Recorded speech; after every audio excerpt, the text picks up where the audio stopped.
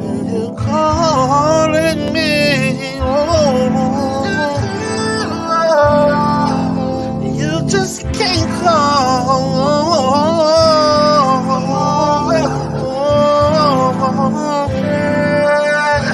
You just can't call me when you need a nigga to fuck on.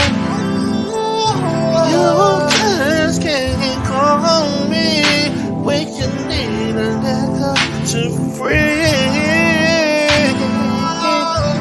You just can't call me when you need a nigga for money. You just can't call me when you need me on Monday and twice on Sunday. What the hell I look like? What the hell I look like? What the hell I look like, baby? Tell me. Tell me. Tell me. You just can't call a nigga when you need someone to feel free with. You just can't call a nigga when you need someone to bitch to. You just can't think that I'll be right there. I will be there for me to share. What the hell I look like? What the hell I look like? What the hell I look like, baby? Tell me.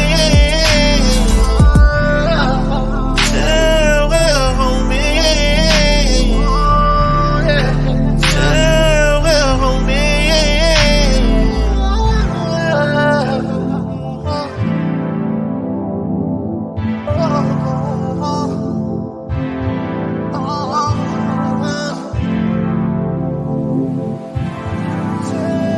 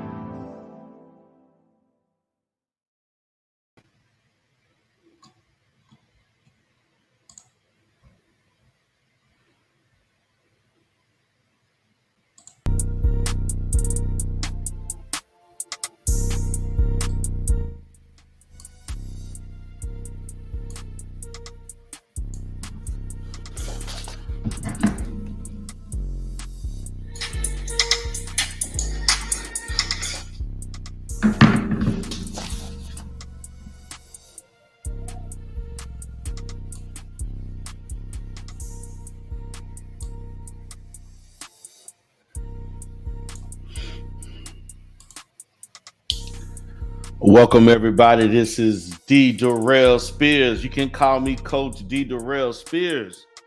Happy to be here once again. We're going to chop it up. Hey, man, everywhere I go, D. Darrell Spears runs into problems. No matter where I go, conflict is inevitable. We're going to chop it up once again to deal with the incels in the manosphere. Once again, D. Darrell got to deal with bullshit. This is another example. Shout out to my brother BMT Black Male Talk for trying to do substantive topics. Unfortunately, Negroes got to come and fuck it up.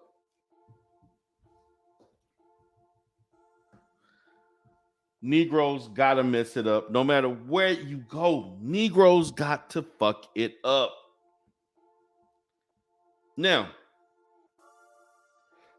I decided to go live because this is the reason why I'm making a decision to do dating coaching, relationship coaching, because our community needs it. And also to legitimize the shit, because it needs someone to legitimize the goddamn. We need someone to legitimize the goddamn arena. What's up, Betty Yolik? What's up, Kenneth Wright? And yes, Kenneth, I will be sending a link. What's up, Conscious Energy? Appreciate you for coming in bright and early. I will be sending the link because we're going to chop this shit up. I'm going to play what I'm talking about. Fair use, and I know BMT don't mind me using the content. That's my brother. I fucks with BMT.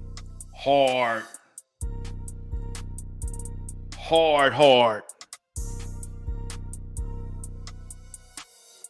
I fucks with BMT. Big time.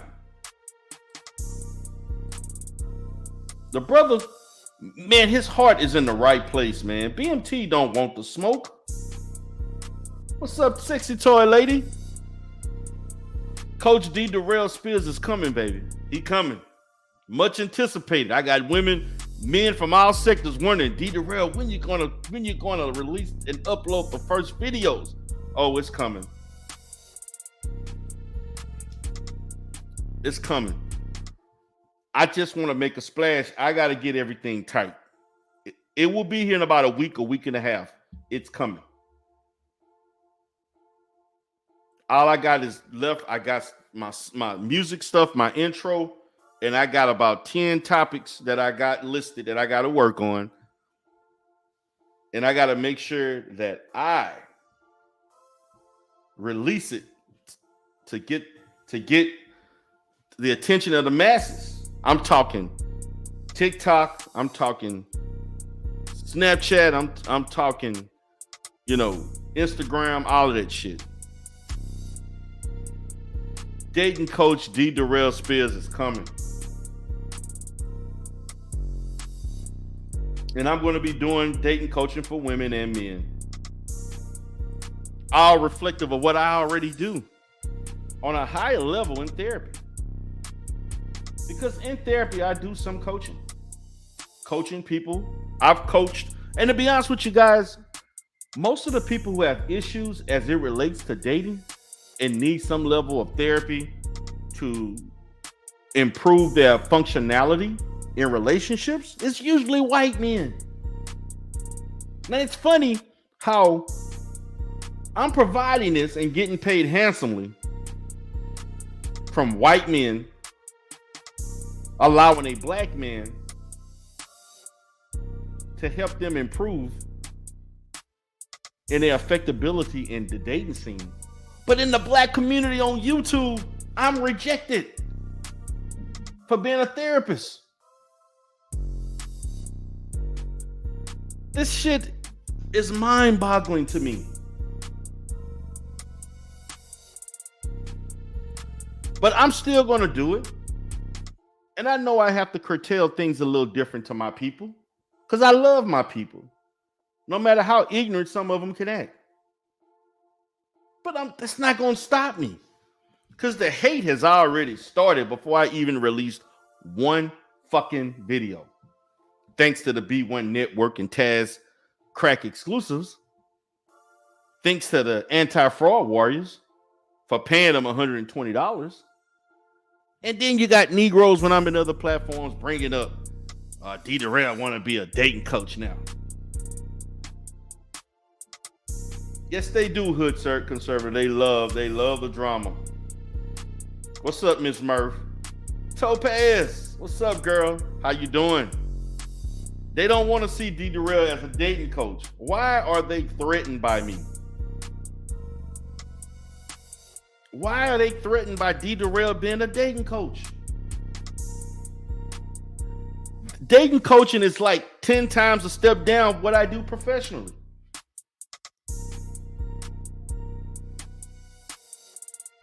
Let me repeat. Dating coaching is like 10 steps down from what I do on a daily basis as a therapist for over 16 years.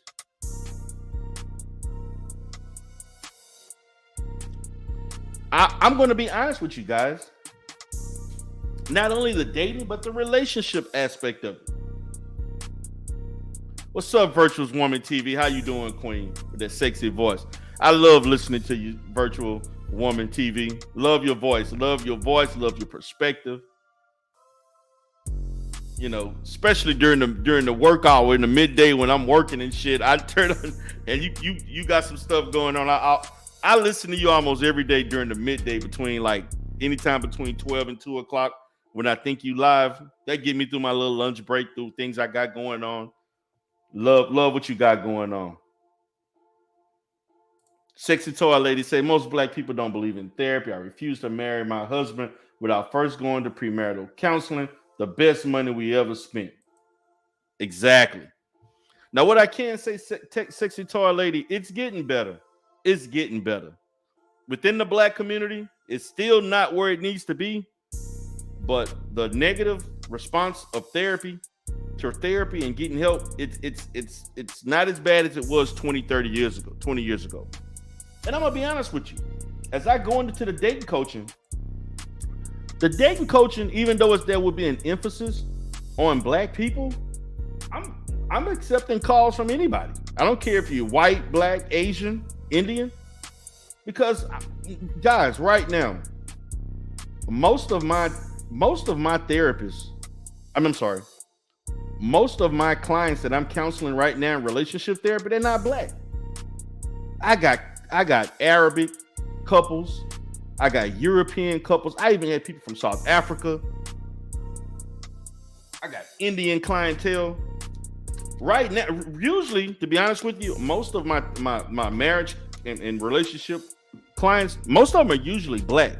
Right? This is probably the first time in the last 2 months that most of my relationship therapy is not to black people for the most part. It's actually to interracial couples of other races and other races of people. It's not black.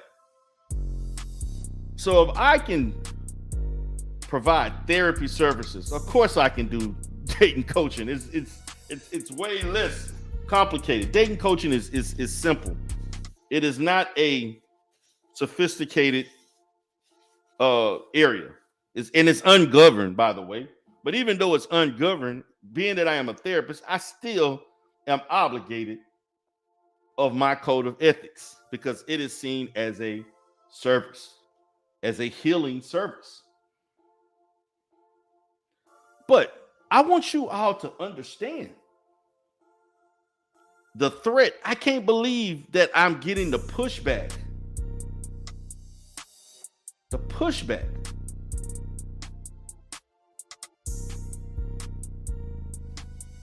The pushback is ridiculous.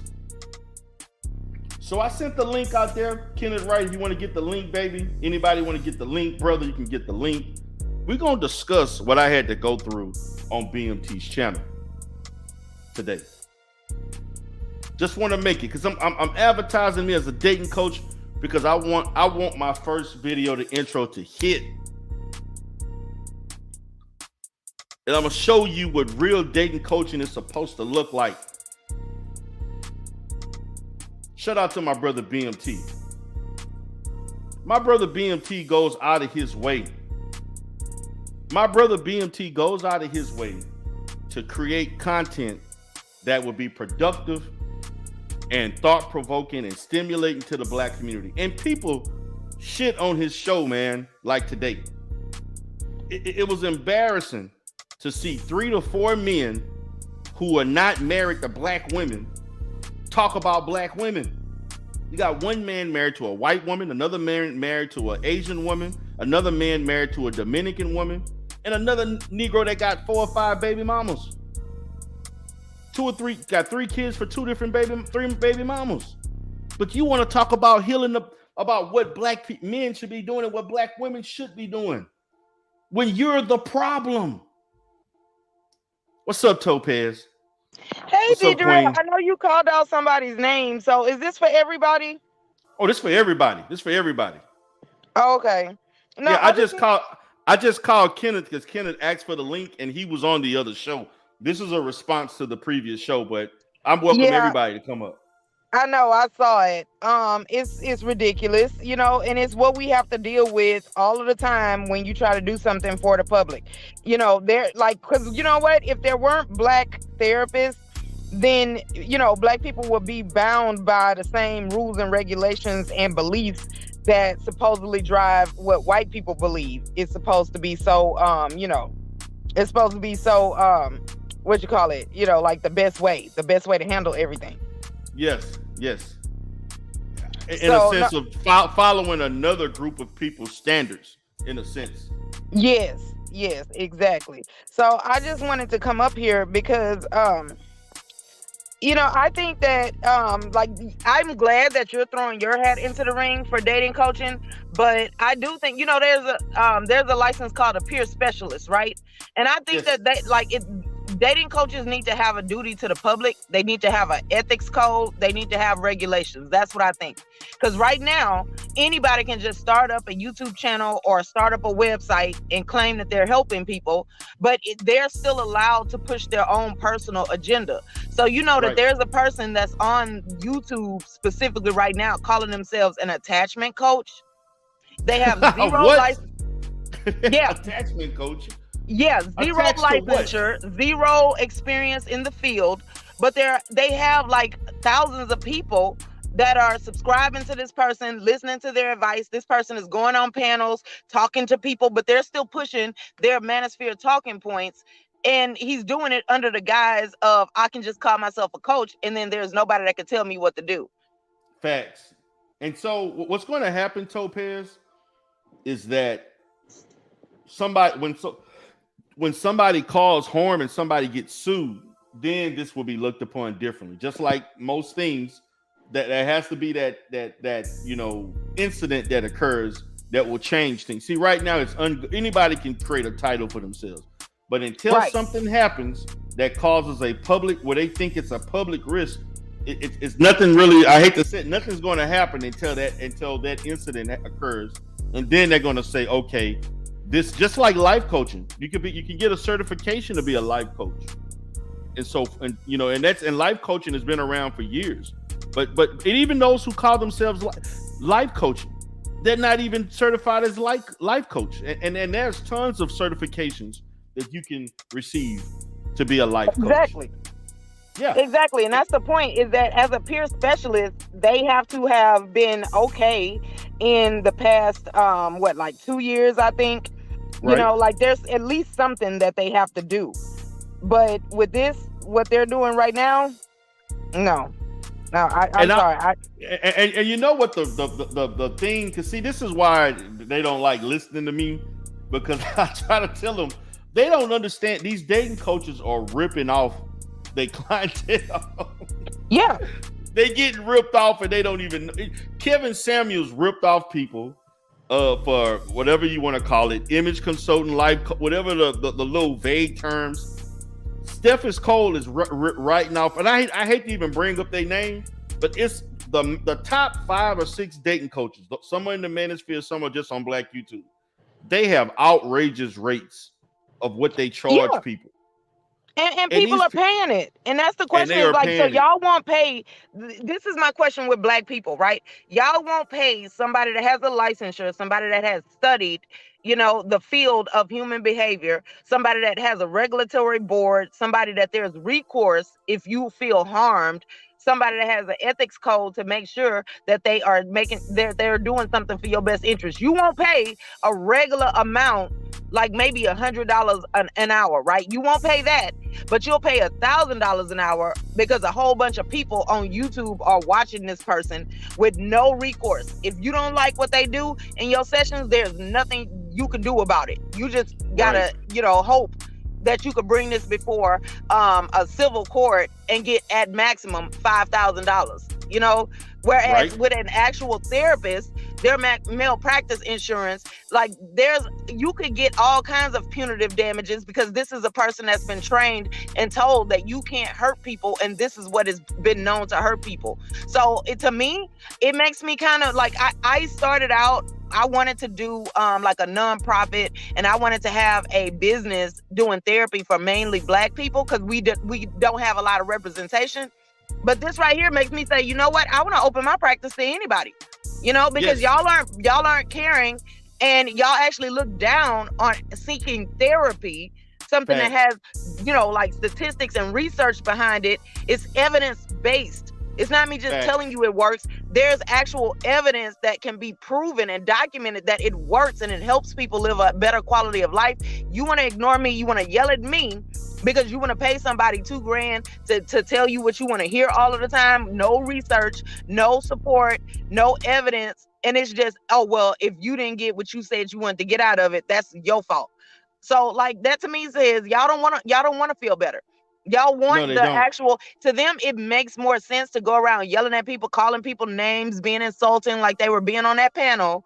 That makes Right. more sense than to actually get somebody that can get you to a place where you will truly and genuinely be feeling better. And the thing about it, I actually regret. It was a white woman about 4 years ago that I interviewed to work at my company, and I was trying to build up my Houston office, and she actually gave me a presentation on doing dating related services, and I shot it down. I shot it down because I was like, "Are you?" I kind of was thinking about YouTube with the dating stuff, and I was like, "Nah, I don't want to get into that," But now I'm regretting that I didn't even follow, because she actually was saying there are tons of high level earning men that are looking for answers in regards to dating. She didn't use incel, but she was like, there are a lot of men and some women, particularly men, because she was focusing on catering towards middle class, upper middle class, on up white men. Yeah. That's what she was focused on. And I shot it down because I'm like, I don't know, because I was thinking about, and this is when I first got into YouTube, and I started thinking about the dating coaching stuff here. And I'm like, nah, I don't want to get into that because, I looked at it as being kind of sketchy, because you're dealing with people with dating and mental health. It's a little different. It can be bridged, but people are looking for. I was looking at unrealistic expectations, but she actually had the services.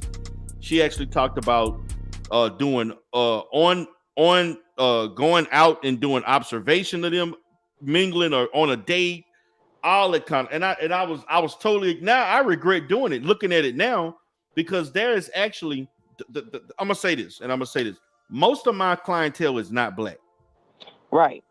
and so I want people to understand my dating coaching is not going to be, even though there will be an emphasis on the African American relationships, it's going to be to everybody, because that's reflective of what most of my clients are actually Hispanic and white, and some Asian.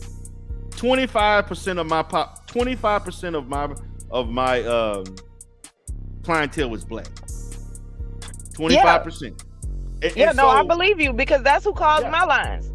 Like I try and I feel stupid sometimes listening to how Black people actually feel about my job. Is because even I could have had like a higher rate of services provided to the community had I not kept some opening availability on the side, just on the off chance that a Black person might need some help. Facts. Same. Man, I'm gonna tell you this. Even though Black people, my Black community is about 25% of my clientele, I provide about 10%, because I have a community mental health agency facility. 10 to 15% of that is free. Wait, so are you LMHA? Yes. No, well, I'm not. Okay. I'm not. Well, I mean, that's the government, but they call the private ones non-LMHA. I actually operate as a non-LMHA. I have to follow the same guidelines. I just completed the credentialing through United Healthcare to become a mental health facility. I actually completed that 3 months ago. So I'm functioning as a CMHC, a community mental health center under United Healthcare. I am. That's what mine is. So I have my 9 to 5 because I'm a bit of a workaholic, right? So I have my 9 to 5, and then mine is CMHC. I haven't gotten to non-LMHA yet with Senate Bill 58 and all of that because I don't feel like it, and I don't want to do CARF. I don't. Well, you don't. If it depends. Now, if are you trying to do case management, or are you trying to do it from a strictly therapy? Because if you want to do case management, you don't have to. So for United Healthcare, Superior, and one more, I can't remember what the other one is. Molina. I can do targeted case management, so I can do skills training, medication training. You don't need CAR for that. Now, if you choose to be accredited, you can do that, but you don't have to have the accreditation for that. No, it's not part of their regulation. I just feel like it'll put me higher on the list. Like I'll get noticed in business. Yeah, you will. True. So that's true. Because I actually just started doing those type of services in December of last year, and I'm doing well in it. I actually wish I would have did it earlier. But my thing is that see what they got to understand. There are other communities that actually appreciate Black therapists. Yeah, they don't care, and this is what they know. And so this whole thing, like, it cringe. It's cringe worthy when I hear guys in this space talk about, well. Because they actually did a thing about, can Black women heal Black men, or can Black men provide therapy to Black women? I'm like, sure they can. They do it all the time. What the hell? We've been doing it for years. Black women as therapists are probably they're way more Black female therapists than Black male therapists, by the way. I've had white men that I've seen for therapy tell me that I understood their problem and I did a better job of supporting them than white men that they've seen as therapists. So like they not only appreciate it, I feel like they like, having a Black therapist better. Yes. And another thing, it gives them a sense of not being racist also. Yeah. They open, gives them a sense of being open to other, which is something that some have not because I've had even some of my workers have told me, particularly the African American therapists, they said they had some clients that would come in, was unsure about a Black therapist, but then after they received the services, they were like, damn, I'm glad that I was open to that. Yeah, exactly. And that's true, because that's what happens. So like initially they're trying to make sure that they aren't racist, so they'll do the consultation. They don't, like, if your name is on the referral list, they don't like take it off or anything, but then there's still a little bit of the side eye, and then once they get the services, now they're like, oh, okay, well, I'm glad that I was open to it. Exactly. But like if they've had treatment in the past from a white male, I was told that the white man tells them, like he's a little bit distant, he's a little cold, because to be honest with you, that's who started psychology, and they were doing all kinds of shit back then. Like some of the early theories, it was kind of inhumane. So like they did lobotomies and all that other shit. Yeah, and put people in fucking cages and let people poke at them and shit. Like, it was just ridiculous. But now, like, so what'll happen is, I don't understand why I could get that from somebody that is my total opposite, but somebody that looks like me, and I fully understand what they're going through because I live it with them every day. I don't understand why they can't appreciate what I do. Right. And to me, I'm listening to these guys. And I said to myself, because once I start going into the full-fledged into this channel, I'm not making myself as accessible on panels like I did today, because I feel like I'm giving away too much. I'm giving away, just like there's a person, another sector told me, they told me, D. Darrell, you're the therapy. You my YouTube. I'm like, no, I don't want to be your YouTube therapy. If you need real therapy, I can give you a referral, or if you want to seek my services through virtual, we can do that. But people utilize us when they know therapists. They actually listen to us, and they want something for free. You know what I'm saying? Exactly. And so I'm not giving my presence has been given away for free a lot, particularly when they ask me to come up and talk about mental health issues, the stuff with the TikTok therapists, Yeah. Another therapist did this, or something happened with mental health. Why so and so broke up? What was the issues? What was I have given away so much free professional services just on a, because see, this could be deemed as consulting in a sense. Yep. I've given away so much free time as far as consulting services. Once I do this, because I'm laying out the whole thing as far as what I'm charging per consulting. We're going to do an intake. We're going to do assessment at treatment planning for me to decide whether or not you're even appropriate for dating. Now you could take the information and do what you want, but I'm going to give a clinical impression of whether I feel you're appropriate for dating. Right. Everybody is not in a place to date. Everybody's not. And I'm going to tell, and if there are people that, you got issues, you're not on your meds, you got mood issues, anxiety related issues, past trauma that you haven't dealt with physically, sexually, I'm not going to refer you to continue to date to bring those issues into a relationship. Because at that point, now you're damaging your partner. Exactly. And so I already know I've Topaz, I've gotten a lot of pushback, and I didn't even do one video yet. No, I know. And to be honest with you, I mean, D-Darrell, I admire your strength. I ain't that strong, because if somebody tell me they don't want something I'm doing, okay, and then I leave. Like, I'm not gonna argue with you about it. I did that when I was younger. There was a lot of fighting, what I would like for people to know is that, yes, therapists are human. We have a past. We have our own shit that we need to deal with. The point is, we know how to separate that, and we know where to get assistance if it gets overwhelming. We also value the fact of getting the right kind of support and learning what we need to do to be genuinely okay, not to just look like I'm okay or just say I'm okay. So that's the difference. That's the difference. That's what happens. Yes, you're coming into an office with a human being that has a life, that has feelings, that has experiences and their own demons to slay. But the difference is, I know how, and I value the benefit of separating that shit out when we in a session and I'm helping you. I'll give my own help after that. But your friends and family don't do that.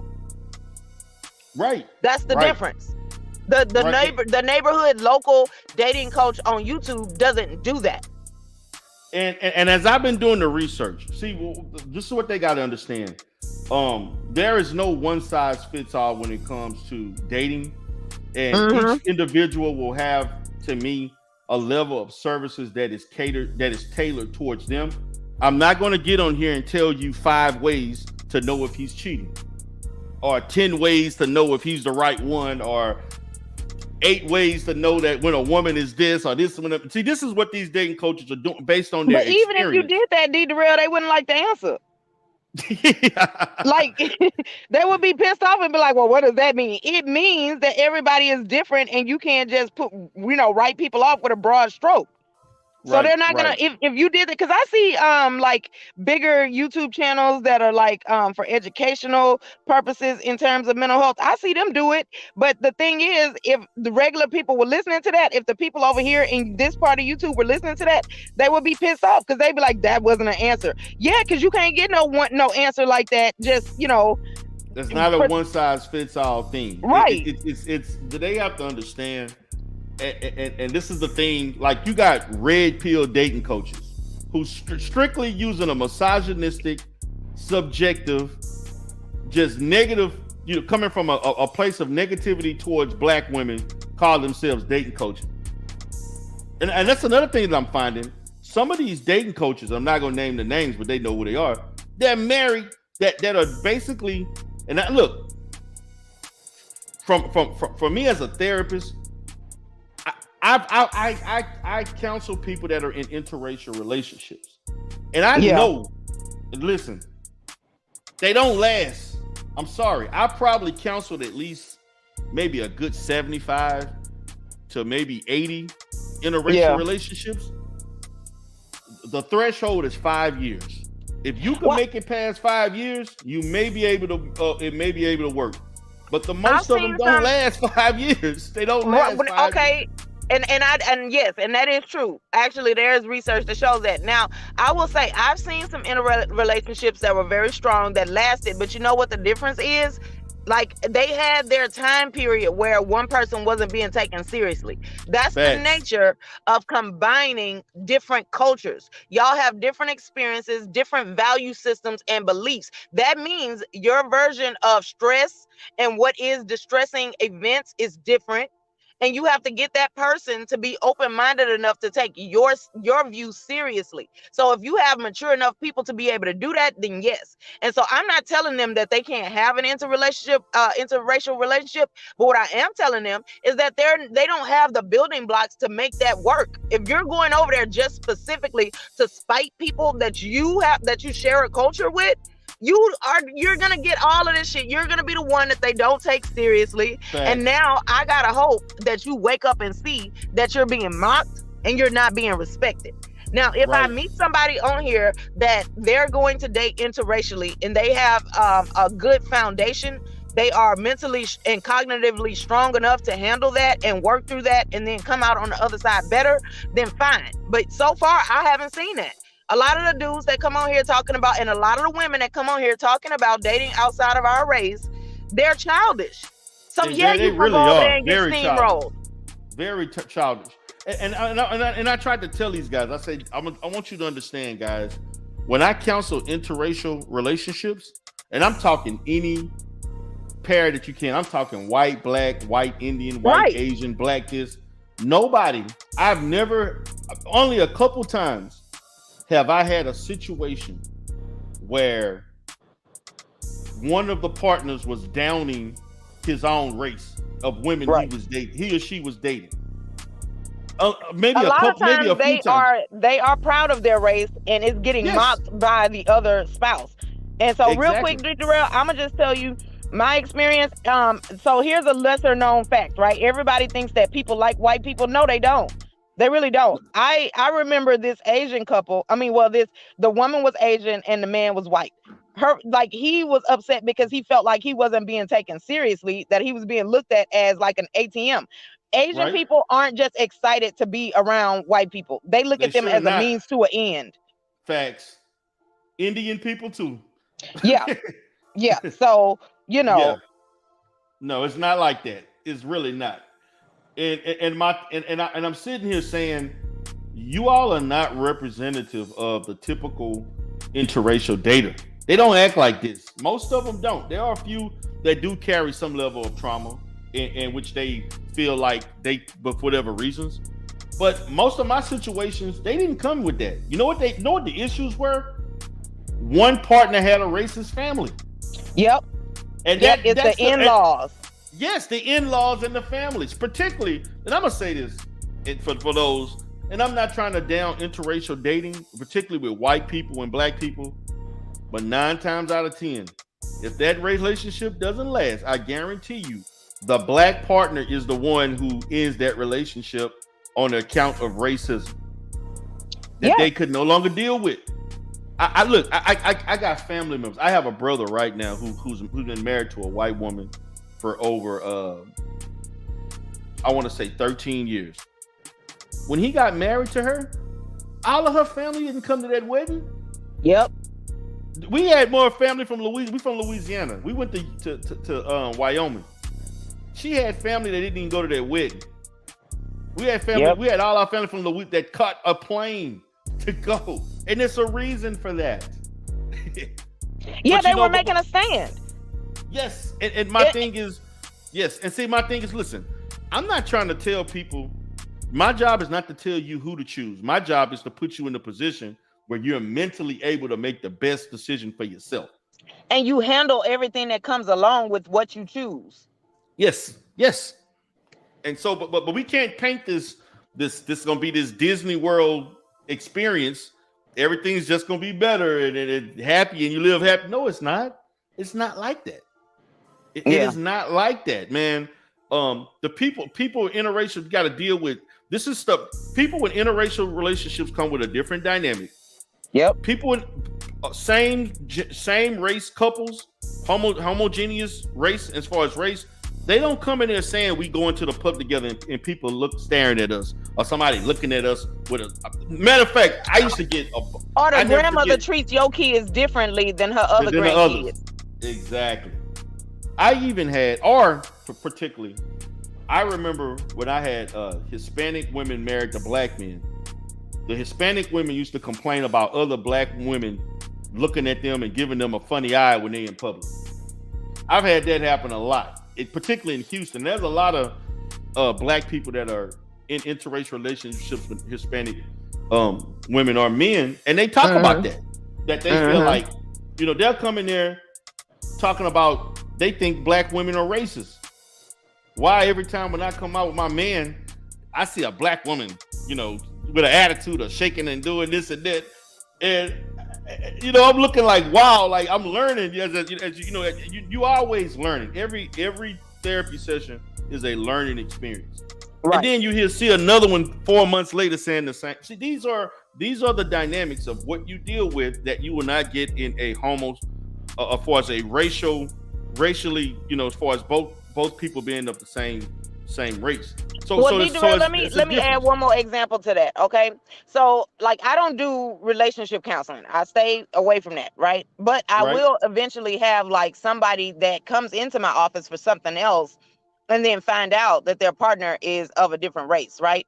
So the thing I hear the most is that the reason why I brought up like being mocked for your experience is because when a black person dates outside their race, one of the things I personally in my practice and experience have heard the most is that a black person will say, oh, it's not worth it. Don't worry about it. We're not going to argue about this. We're just going to go home. We're just going to accept it.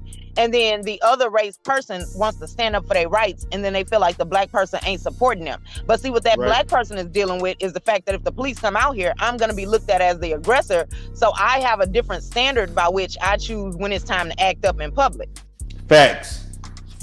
Because we have different coping mechanisms because of our experience, our historical experience. Yeah. Yes. And that's a good observation. And so, listen, I'm gonna say this, and as it relates to this video, and I know you were watching. Yeah. When you got people with an agenda, everybody on there that's against the black family don't have a pure black family. I'm like, why am I having this discussion with you? Like, everybody that got on that panel, for the men that act a fool, they are not with black women. Every last one of them, except for maybe one. And I am proud of you for telling them that no, your opinion don't count. And here's why. It doesn't. You can feel how you want to feel about it. We already know how you feel about it because you've already made your decision, right? And so we're not telling you, oh, your decision is bad. But what I am saying is that for me to listen to you tell us what the problem is with black culture, we got to take it with a grain of salt, because from your opinion, it's already, not worth it. You've already said, I think that it should burn. I think the community should burn. So why would we listen to you? Yeah. I'm like, wait a minute. If you cared about the black community that much, you would have married a woman to strengthen the black community. You can't date out. That's just like Russian politicians telling American politicians what policies they're supposed to engage in internationally. Why would the American politician listen to the Russian politician? Well, that's why countries don't like America, is because like we'll go someplace and say y'all need democracy, and they like, no, we work according to our religious doctrine.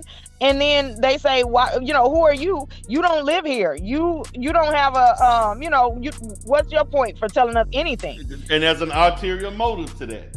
Exactly. There's a motive. There's an economic motive. There's a power motive. And so my situation, you're talking about, well, what if we say the truth?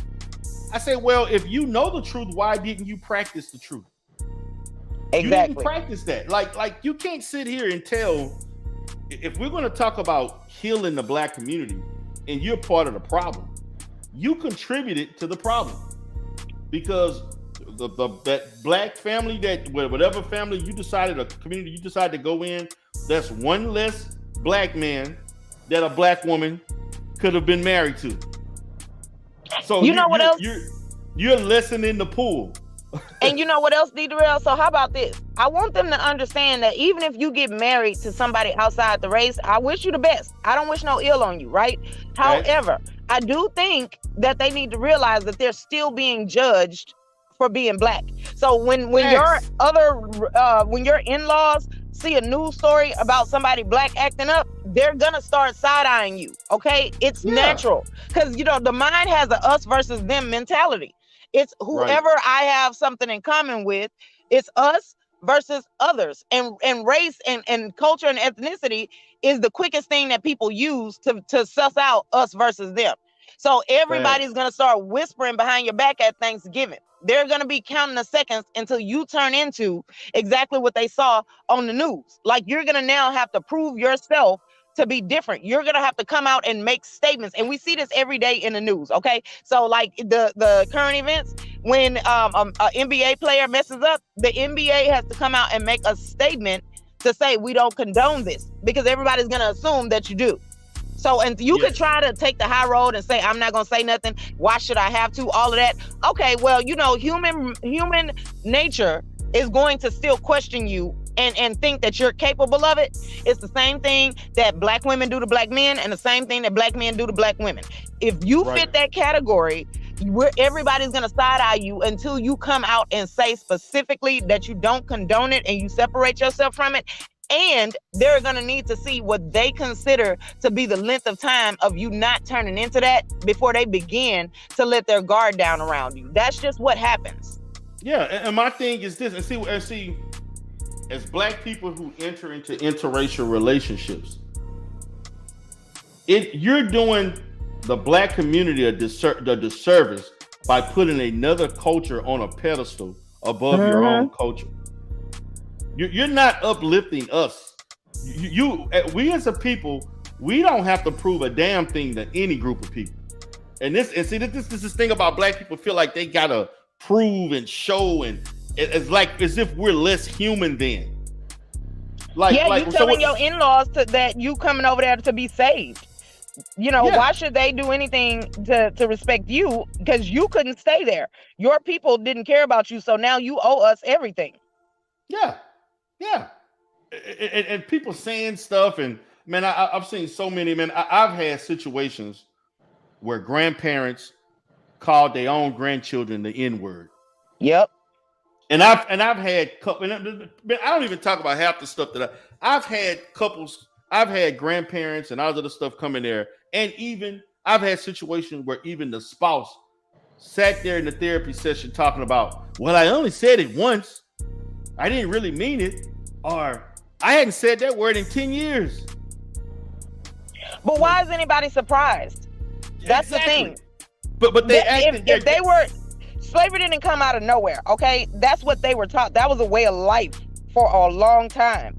So why do you even expect for them to be able to all of a sudden, because they say racism is over, now that you just so accept it? Of course not. They're still looking at you with the side eye. You're not accepted. You're tolerated. Exactly. Between being tolerated and being accepted. And to me, and I'm like, you have to judge people by how they treat you, not by what they tell you. Right.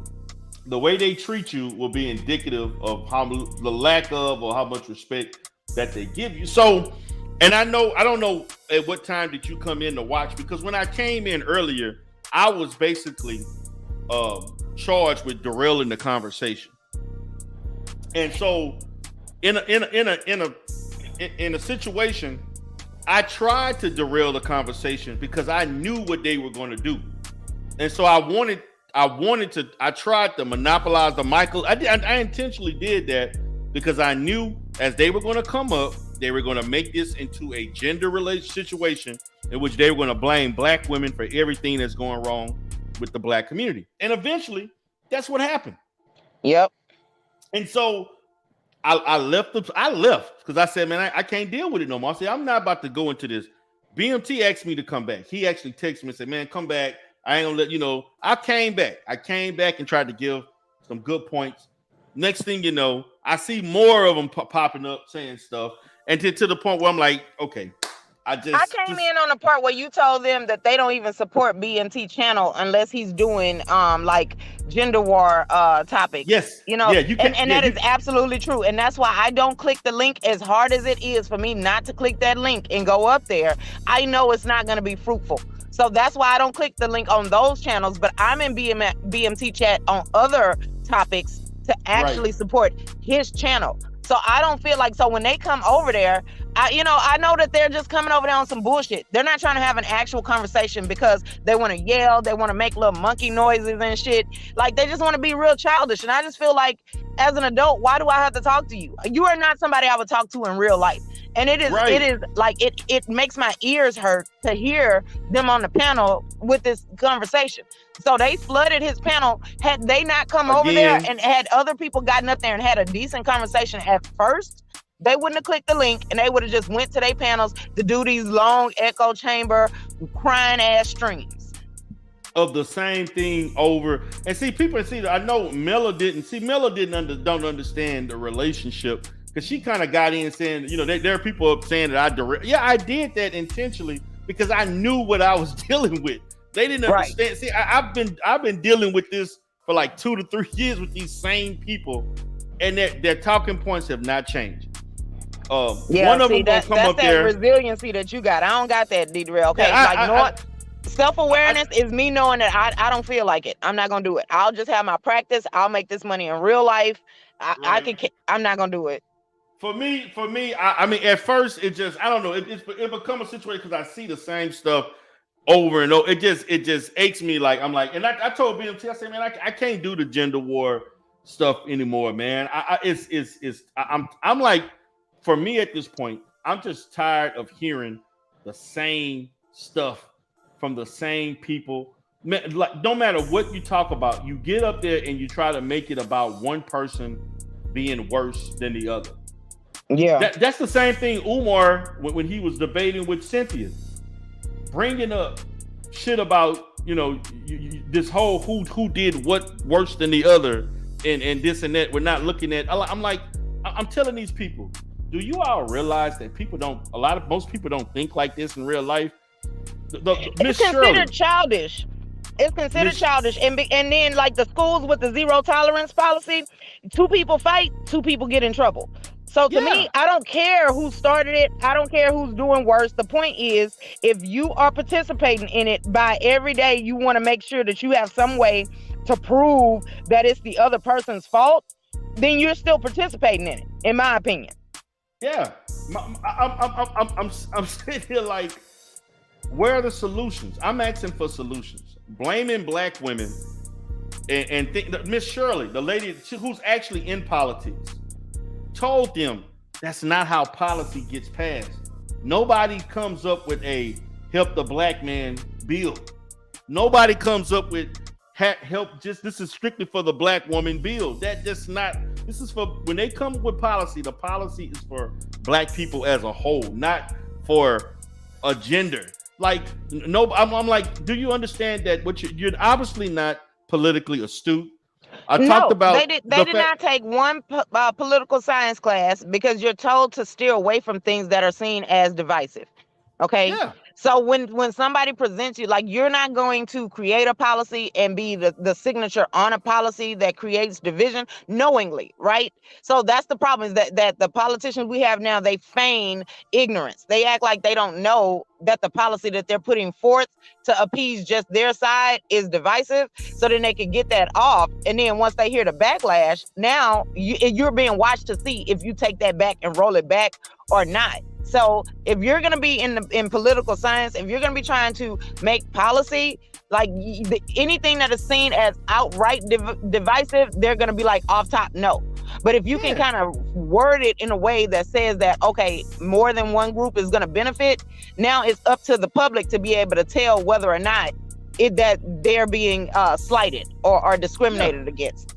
That is okay. So they're not even doing it right. I'm talking about, we're talking about, want to bring up the 94 crime bill. And then they want to tell me, I'm like, you're not reforming. I said, don't you know the president, that was the person who got it passed. Yeah.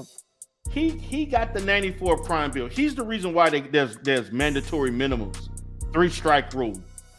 and the over penalization of crack and basically every crime that black people have a high rate of committing, those were were highly more those were more severely prosecuted as opposed to other crimes that were done by other groups of people. That's and also the increase in the criminal industrial complex as far as incarceration of the prison industrial complex. All that money and the contracts that went to companies privatizing jail, that's all part of the 94 crime bill. I'm like, do I gotta really sit here and explain all of that? Something that has happened over like almost 30 years ago. Like I gotta really do this now? Like, no, because they don't care. Okay, they're just trying to get off their hatred and anger. Okay, they're not actually they are not trying to lower crime. According to them, that the black community is done, it's gonna burn, and people should let it. So that's why I'm saying we can't listen to them, because they don't have the same goal as we do. So that truth that they think that they're presenting that nobody wants to hear just because of who they married to, yes, it's not just because of who you're married to. It's the fact that who you're married to indicates your view of black culture. Or we already know what you're going to say. We already know what you want to happen. So if I disagree with that, why would I sit here wasting my time even talking to you? Right. And so, and I'm gonna say this because I've heard this particularly with two people that were on there. Now, you got to understand what the process that led them to interracially date in the first place. It was not a journey of I just found the person I love and they happen to be another race. There's a disdain for black culture. There's a disdain there's an innate disdain for black culture as it relates to how they felt they didn't fit in. See, a person, there's a guy that was on that panel that's from Houston. He had issues with the black community growing up in Third Ward, where he grew up at. But lying, talking about he lived in what's that? River Oaks, but he living in Third Ward. Like, why would you have to lie about that? Brother, why you gotta lie? Listen, as a native Houstonian, I understand. See, this is my thing, right? If they would just say that, I could understand that. I know what the anger is. I get it. I've even felt it myself, okay? So I would not admonish them for that. My thing is what they're doing right now is a emotional reaction. It's not based in logic. Okay, it's not based in a view on what's actually happening in the real world and how the world actually works. And it's based in revenge.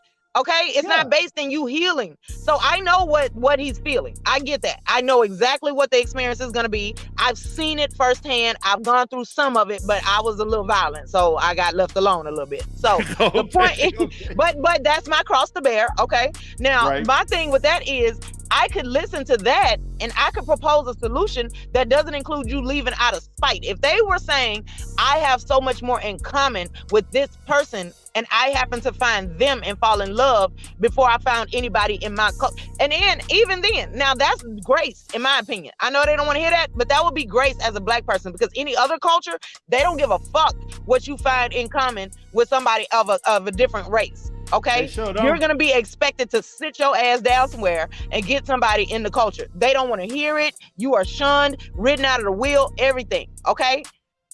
Now I want to bring up another point because it kind of resonated to me, the ignorance when they sat there and said black people, we made a problem of dealing with of dating based on the social construct of skin color.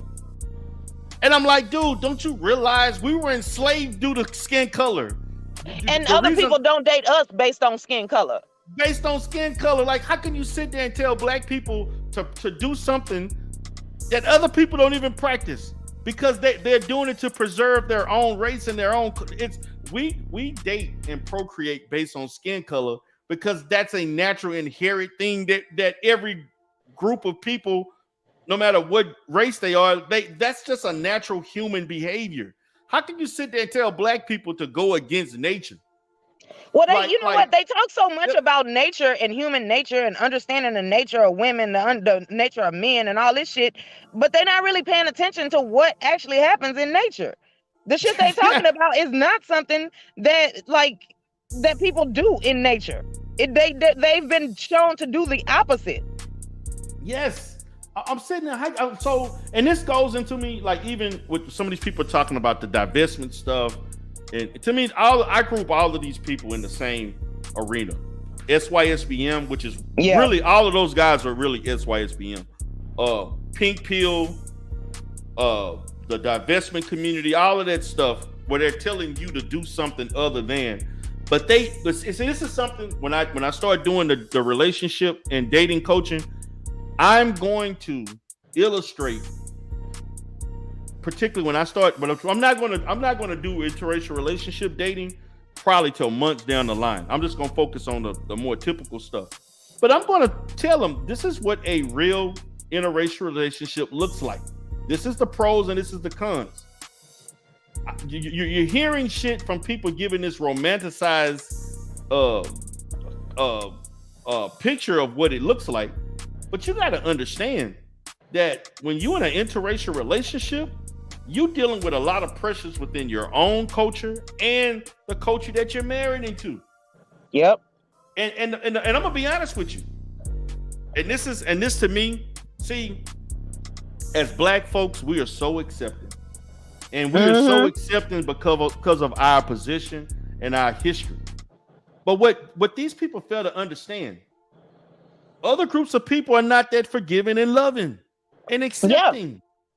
They could be their own grandchildren and they wouldn't give a fuck. They don't care. Yes. Like I hate to say this. And look, man, and there's a guy in here now, the Slater Show. He's married to a white woman. Now, for him, this guy don't go shitting on Black women. He married to a white woman. He got his kids. He promote his family. He loved the Black community. He talked about the story of, he talked to his grandmother about whether or not it was what y'all felt. The grandmother gave him an okay and said, "Hey, that's who you love." But this is Black folks. We like that, especially the older generation.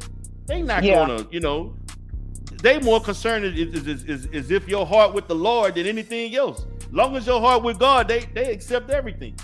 But other groups of people, when you come and let's say that Asian woman say, "I want to date a Black man," you getting questions, you getting vetted. They want to know everything about. They not just gonna sit there and say, "Oh yes, we love you, my daughter, I accept." No, you don't get that. You don't get that from them. And see, this is the dichotomy that they got to understand. The difference between groups of people is that they're not about, even though they're civil, socially civil, but they're about preserving their culture and their way of life. Right. And see, we look, because of our history, we looking at it as we trying to integrate. We trying to show, and we've been down for so long. We don't understand that it's time for us to secure our own situation. And we're not going to get nowhere thinking letting other people in our culture strengthens the culture. No, it doesn't. It doesn't strengthen it. And we have to, the strength comes within, not from the outside. And so I did derail the conversation. I did it for a reason, because I knew what they were attempting to do. What's up, Miss Furlow? I did it because I knew that they were going to make this. They started disrespecting Mella, calling her a daggle, calling her all kind of stuff and this and that, the argument. And then, see, she didn't even know. See, the game changed when I started saying who everybody was married to and who they was with. That's when the game changed. Of course. Everybody didn't know. I know who they all married to, because I've had debates with everybody. I know Trey married to a Dominican. I know SKC with an Asian woman. I know A Truism is with a white woman. I know Hood Conservative got 3 children by 3 different Black women or more. I know that. Damn. So again, you're right to say damn. So why are these people speaking on the Black family? I mean, they can have their feelings, but we don't have to give a fuck. Like I just yes. like what I'm my thing saying. is they seemed irritated because you didn't put value in their opinion. So now you want to control. You want the black community to burn, and then you want me to willingly hand over my mind and support to you. No, why would I do that? That don't even make no damn sense. So like you and see, that's another thing. You could think black people are stupid if you want to, but now I don't have to do what you say. I don't have to care about your opinion. You said what you had to say. I don't understand why they keep coming over there, honestly, because they're not coming to have an actual conversation. They don't do the shit they did on BMT panel today that they do. They don't do that when they go to their own channels or whatever. They don't do that, and BMT don't do that on their channels, and so that's why I got mad and I left. And I'm like, man, I can't be doing, because it's like I'm talking countless interactions with this same stupid stuff, saying the same thing over and over. Then you want to start calling everybody names or start yelling and screaming, and I'm sitting here like, why are y'all so concerned? If you were this concerned about the black community, you would have married a black woman and had black children. Right. Point blank. If you was that concerned, you can't sit here and be in the outside. You chose to be in the out. That's just like me. I could never go into the Indian community and tell the Indian community how to be Indian and what their family should be doing based on my situation. They would shun me out, and they, even if you can't do that. So what makes y'all? What gives you you're right. They have an opinion. You have the right to have an opinion. But what's the value of that opinion? Like nothing, what because they is gave the value of it? Yeah. Like what is the value of you telling me everything that's wrong with the black community? You telling me the black community is done, it's over with. Another thing that I had to point out that offended me was that they were saying that there are no black families in the black community. There's no such thing as a black. I'm like, wait a minute. You got married black men who are head of household in their own family. Me, BMT, Kenneth Wright. We all got black. What do you? There is an existence of effective black families in our community. I'm gonna say this. The reason why you hear more of the negative is because the people who are operating and functioning, they don't have time to prove to you what they're doing. They're just going about their day. The people who have issues are the ones who are crying the loudest. The people who effectively handle their own is constantly doing their business. They don't have time to explain, or they don't feel the need to convince you should be doing what I'm doing. They're just going about their business. It's the people exactly, who are the because what's problem. understood don't have to be explained. And D-Durrell, I just want to, okay, so let me know, right, if you agree with what I say next, right?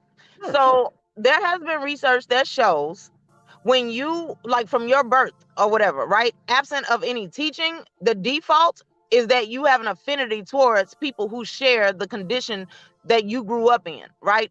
So that's going to definitely be culture, but also ethnicity, because even young children can see, oh, that person looks like me. We have that. We are the same. Their hair is like me or whatever, right? Right. So the thing is, what makes a person not only open to other people, other races and people that don't look like them, but what makes them value that over their own race is a damage. Some type of trauma happened, because normal development, you would procreate and multiply with people who share your ethnicity, your culture. Okay. So there was some damage. So the question of who hurt you is not outlandish. I don't say it because I know the connotation it has, but they can't get over they can't just negate the fact that that is in fact true, because how are you doing something that's outside of regular development unless something happened to steer you that way? And I feel like personally, if they just sit down somewhere, the people that are willing to still be here, we could correct that so that your grandkids could come over. Okay, we could correct that so that the reason that you left will have an impact. If it stays the same, you left in vain. For what? Your leaving didn't matter. Nothing changed. No one cares. So if you just get out the way, we can fix the attitude that drove you out of the black community. But when you come back, nanny boo-booing and being childish and shit, nobody is sad that you left. No one cares. Nothing changes. Like you interracially dating does not have a negative effect. Does not have a positive effect on the community. It's just you just interracially date. Good for you. I hope you're happy. Live your life. Your children have a blessed life. Like, I mean, what's you? But you, it's almost as if dating. It's almost as if they approach it like dating outside of my community gives me a license to talk down on those who choose to want to keep the community going. Right. I'm like, wait, who are you to tell me that? So you want me to not love my community just because it's not in the best condition? I mean, if they were smart, they'd be over there learning the culture that they have decided to align themselves in. And make no mistake, whoever the patriarch of the family of the woman that you are marrying because you left your own community, they have one already set up, and you are going to fall in line. Okay. Sure are. And not only will the patriarch be over you, but their sons, their blood relatives are going to be more valued than you. Okay. Like, so many people have to die before you become in charge of anything over there. Okay. So like, let's be real. Okay. Because that is how cultures operate. Okay. There's a study of how anthropology. There's a whole study on how culture is maintained and what people do, and how much of that is normal and natural, and how much of that is you have to fight to go against. Okay. Yeah. So they can act like, but they're not in control of their household. The woman's father is. Okay. Yeah. Whether they know it or not, the dad might even let them believe that they in control of that household. But one, he's not happy that his daughter couldn't marry somebody already in their culture, because the dad wants he wants the man that's going to lead his daughter to keep all of the things that he taught her. Okay. Sure, so you're just not ideal. Okay. So they're tolerating you. And if that makes you angry, then you need to take that up with God. Okay. Because that's just how human nature is. And however mad at Black culture you are, it's not going to change. And that's the dynamic of getting in those cultures that nobody wants to talk about. I'm all for talking about things in full scale, because I see the things, and you do too, from a certain extent, because people come to you talking about their relationships, and because that could be deemed as a psycho stressor towards whatever situations that they have. They talk about relations, even though you're not doing quote unquote conjoint therapy, you're still talking about relationships to the person that's sitting there in front of you. And so if these groups would talk about things in full scale, I would be more open to having a positive dialogue. But when you start saying all this stupid stuff that I know for a fact, practice from a professional is outlandish. It's hard. I know you say you ain't got the patience. I try my best, and I'm just like, man, this is just. I just feel like I have to say something. It's like I just look at the fact that as a community, we deal with so much miseducation that I just have to say something just to I rest at night knowing that people like you, D. Darrell, are gonna say something, because if I say it, it's gonna be a lot of expletives. Just because I'm irritated and I feel like, why you not paying attention? Like, that's the job of the field of psychology, is a bunch of people paying attention. Okay. A whole lot of research comes from not manipulating anything, just being aware and documenting and finding a pattern. Facts. What's up, Brother Speaks? Oh, go ahead. I'm sorry. You want to say No, I was just saying, like, I appreciate you, because that's the reason why I can rest easy. If I had to be the one to say something, I would. It would go south a little bit at first, but listen, I don't really know. I don't got no other answer than that. I feel you. I know what you're feeling. What's up, Brother Speak? Hello, Brother Speaks. Hey, how y'all doing? Yeah, I saw your response. I saw your response. You had a little bit of a response too about the family, but go ahead, brother. Yeah, it's the whole interracial dating thing. I've said my piece on it a million times. I think, again, if that's what you want to do, that is your choice. Nobody can make that choice for you. Just understand what comes with that. And I think that a lot of times it's not talked about the other side of that.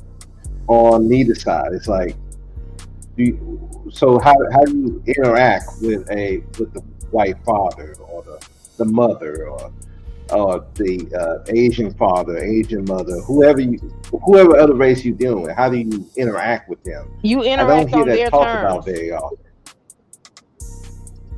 Right. Well, Well, that's what I'm saying. How do you do that? And You gotta fall in okay, and line, or even you won't if be married for long. Yep. That's what happens. And they not well, I sorry. don't know. 'Cause well, I mean, it really depends. I mean, my cousin's been married to his white wife for about 10, 15 years, since as long as I've known them. Right. So, I mean, but they hang with the black side. They don't. I've never seen him talk about they hang with the white side.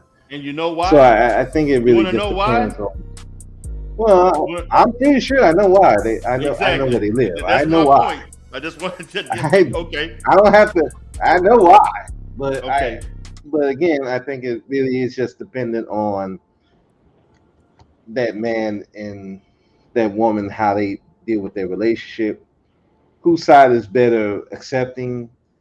It's so many different variables, but yeah, it's just what be beneficial to you and ultimately, but understand how that's going to affect your children in the long run. And but I also don't think like just being with a black family, you shouldn't go into that blindly either, because that's what I see on both sides. It's like, well, you need to get with somebody black, okay, but they still got to have the same mindset, same ideals, and all that before you get into that relationship. Otherwise, you just getting with somebody because they black, but you don't even know who this person is, and then that's gonna fail. Yeah, but brother, speak when you say you're getting with, and somebody else brought that up about the thing about not dating because of the skin color, just because they're black. But you do understand that that's kind of a esoteric interaction. Like if you're around black people and you're black, you're gonna have an affinity for black people. That's like with any culture that we people Yeah, get with each other initially because they are the same. Now is that yeah, gonna be the primary reason? No, but you know, but you're for a gonna lot of date. people, it is the primary reason. Yes, Primary reason is they black. Not are they compatible? It's because they black. I don't know about that one, brother. Speak. Now as far as the initial attraction because they black, yeah, but as the relationship grows, there has to be other things that have to be seen and experienced for the longevity of the relationship. Now, if you want to talk about the initial, because hold on, I'm gonna say this because do you also know that applies to some fetishizing of other races? There are black men who typically date white women because they white. There are white women who definitely fetishize black men. There are white men who fetishize dark chocolate black women. They will not date anything other than a dark chocolate black woman. Right. On the basis of physicality. And I'm sorry to interrupt y'all. I'm gonna drop down. I'm gonna let the men have y'all conversation because I feel like y'all can do this better. But I'll still be in the chat. All right, Topaz. Appreciate you for being here. All right, Topaz. Thanks for letting me up, D. Darrell. No nice problem, meeting Queen. you, Bro Speaks and Hood Conservative. All right, sister. All What's right, up, bye, Hood y'all. Conservative? All right. What's up, brother? What's up, D. Darrell? Look, I just wanted to say, y'all, he ain't talking about me, when he said hood conservative. He talking about hood conservative. Yeah, hood conservative, yeah. Not you. No, I'm not talking about you. It's two different people. I'm sorry, but I call it hood conservative. I just wanted to make that joke, but I just wanted to get my thoughts on actually those two brothers, Trey and hood conservative, because I actually had personal interactions with them. Like when I first got into YouTube, right? And they was kind of like in the little circle, and I mean I didn't know much about SYSBM and all that because I'm not in that particular movement. Mm-hmm. And I was doing my own political thing, and Trey was kind of on that. He had a video that was blowing up, and he showed me how to use like StreamYard and all that. I didn't know how to do none of that, so I give him that. But when he started that SYSBM, that talk with me, to me a lot of it just didn't make sense. I'm like, you saying Pookie out here beating you, but he ain't got a job. You know what I mean? He out thugging in the street, and you saying all the black men want Pookie, and then now it's all the black men want Pookie, but now it's all the black women want cats with money, and Pookie ain't a cat with money. So to me, I never understood, you know, the movement itself and this idea that, you know, well, I'm gonna just go be with a different skin color woman, and that's just gonna automatically change, you know, my relationship, you know, with women and my interactions with them. And I thought that a lot of it had to do with, you know, like that movement carrying a lot of weak men. You know what I mean? Like it's really a lot of weak men that are over there who really just want things handed to them, and they don't want to do, you know, no work. There's nobody that's gonna be in a relationship that's not scarred, that's not dealing with somebody, you know, that left them, or they left somebody, you know. That young boy that was a rapper, he just you know, he just killed himself, R.I.P. But you know, a lot of they were saying was, you know, because, you know, the girlfriend broke up with him. And I think that like a lot of what we need is just, you know, is really just therapy, man, to be honest with you. Nah, if he killed himself, he didn't kill himself because of the girlfriend. He killed himself because he had other mental health issues that probably wasn't treated, that which led him, untreated depression caused him to commit suicide. That's the reason that happened. Right. See, we got to get out of this. My thing is this, man. My position. Oh, go ahead. What you say, brother? I said that probably was the tipping point, because I had a coworker that X'd himself out over his ex-wife. Yeah. So. Yeah. But he had a long history of manic depression. Right. Yeah. That was just that's a result of lack of treatment and the fact that those mental health symptoms were surfacing in a negative way. And see, when you got brothers saying this dumb shit, this is what I'm talking about. Slow death by Daggle is a real thing. See this is what we're talking about, the immature shit. You can't have a real conversation with guys like A Truism, because they come with this name calling shit. Now, my thing is, you're so concentrated on black women. You're calling them Daggle, child, these little names, and these black women are not thinking about you. Like these black women are not hurt that you married to they care less that you married to a white woman. Nobody cares. Like, their life is going to go on. They're not going to lose any sleep behind that. But you're going out your way. There's something that has to say something mentally wrong with you, that you are obsessed with women that you claim you don't want. Something's wrong with that. Right. If you don't like, look, I'm saying this. Look, I love black women. I'm married to a black woman. All I dated was black women. You don't see me telling, well, you know that Hispanic woman, she's a this or that. Well, I don't care. I have no thought process about other women because I got my own. I ain't got to worry about nobody else women. Like, but you're going around saying this stuff and it makes no sense. Like, every time, like, the thing was supposed to be on the black family and politics. And to speak to Brother Speak, you made a good point about having black families alone is not enough. We also got to look at having power. The economic power, political power that can facilitate that black family. Like, the black family has to prosper, and we have to create legacy through obtaining that power. Right. It just can't be that simple, just simplified to just having, which to me, having black families is a good starting point, but it has to graduate to other things. So, I mean, I'm like, let's see, now you sure do splashful. See, this is what I'm saying. You can't have a conversation with these guys, man. And so people want to sit there talking about, well, you derailed the conversation, and you did. Yes, I did. I didn't intentionally, but I already knew what they were going to try to do. I already knew what they was going to do, and they end up doing exactly what they intended to do. You disrespected black women that were.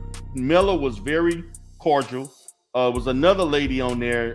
She was respectful. and you start calling them names and all that other stuff, man. Yeah, Ridiculous. surely. You know? Yeah. So let's see. Narratives and Dialogue says D. Doretta Rebirth. They do it behind an avatar because they know you will never see their faces. A few of them already got caught slipping, and they found out what these trolls are. Yeah, they have gotten caught up. Damn, somebody came up and they came out. So Brother Speak, oh, he left. Damn, Brother Speak left. Okay. So yeah, so No, I'm here. oh, that's you. Okay. So man, I caught your live stream you was on and stuff like that. What led you to the response? You just felt like you had more to say, or you just wanted to give your own spiel, or what? Because it was Well, I pretty didn't. Yeah, well, I didn't get a chance to speak, so I just wanted to give my opinion on what happened, and my thoughts on the topic itself. So that's really Right. what it was, and but like I said, BMT means well, and I know he respects a lot of those guys, but it's one of those things where you can't have certain people with certain people. You know how that's gonna go. Right. Tourism with a black woman, you already know how that's gonna go left. SKC can be very cordial when he wants to be, but then he start trolling. So Yeah. and then Right. Trey, yeah, Trey wants just the smoke. certain people can't be. Trey and Hood Yeah, Conservative well. they want the smoke. They come there with the intention. And I'm sitting there like, man, dude, man, it's funny to me because they do this same playbook, man. Like BMT will talk about a topic of the family, One right? of them said it. Huh? Well, I think Good Citizen said in the chat like who I'm gonna piss off before he got up there. So I mean, yeah. Right.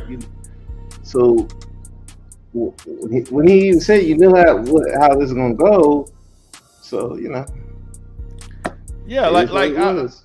I came up because BMT sent me the link, and he told me, hey, I'm gonna be doing this stuff on Sundays. And I told BMT some Sundays I'll come up, not all Sundays, depending on what I got going on.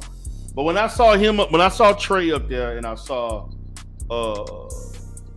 Hood Conservative up there, and what made me decide to come up was before Hood Conservative came up, and I'm gonna show it on the screen. Before Hood Conservative came up, it was a cordial. They were talking about politics and family and law. Soon as he came up there, but see the black woman was the one who went against us politically, the whole conversation changed. And I'm like, oh hell no, I gotta come up there because I already see what he's doing. Yeah. Then I look in the chat, you see all these people saying stuff about this and that, Daggle this and the Mango, and I'm like, oh my God, here we go. And so that's why I came there with the vitriol that I did, because I already knew what was going to happen. So I want you to sit back, because were you there for the whole show, or you were there part of it? But for the whole thing, I came like in the middle. I think I came before you did. So okay. So I'm gonna play what happened. I'm gonna show you. This is how it started off.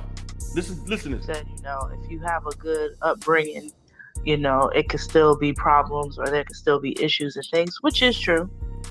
But at the end of the day, a lot of times, if you are brought up in a decent home, preferably with both parents, maybe a sibling or two, I don't think that's a problem. I think that's honestly pretty good, especially for society.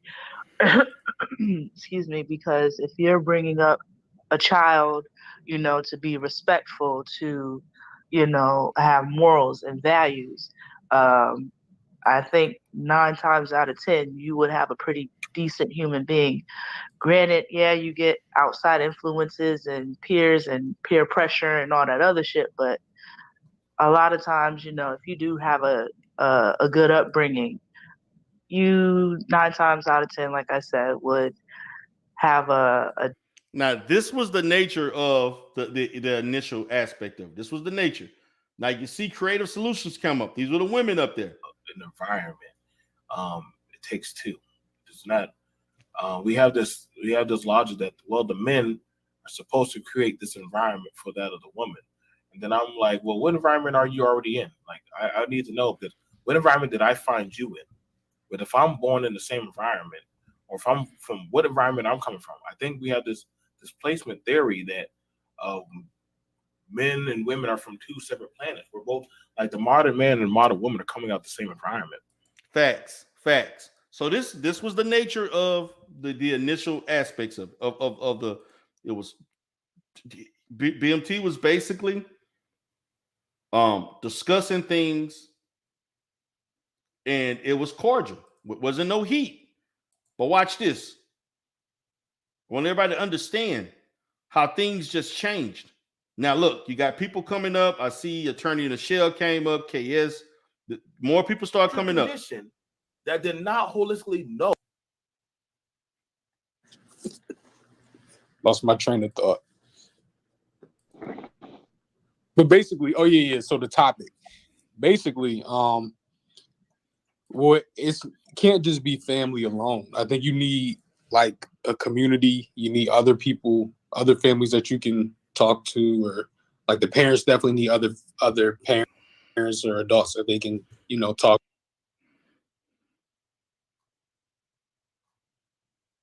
to, bounce stuff off. If you're low on something, maybe you could reach out to someone and help. Like it's not just the family alone, but it's like the environment and all that. And that kind of speaks to what you were saying, brother. Speak as far as you got to have more than family alone.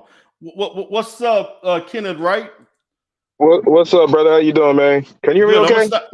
Yeah, good. You good? I'm gonna stop here, but I'm gonna kind of go through it. But yeah, you can come along. What's up, brother? Yeah, just give me like 2 minutes, and then I'm gonna be ready because I got a lot to say. Oh, go ahead. Okay, I'm gonna go ahead and play this for the next minute. Give me a second.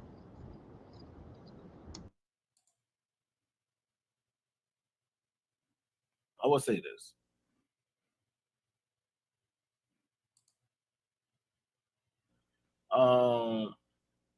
One can grow up in a viable home. And again, you can raise a child to that of the best of your abilities. In this day and age, children are going to do what they do. Children are going to do what they do. Again, this is a cordial exchange. What I mean by that is that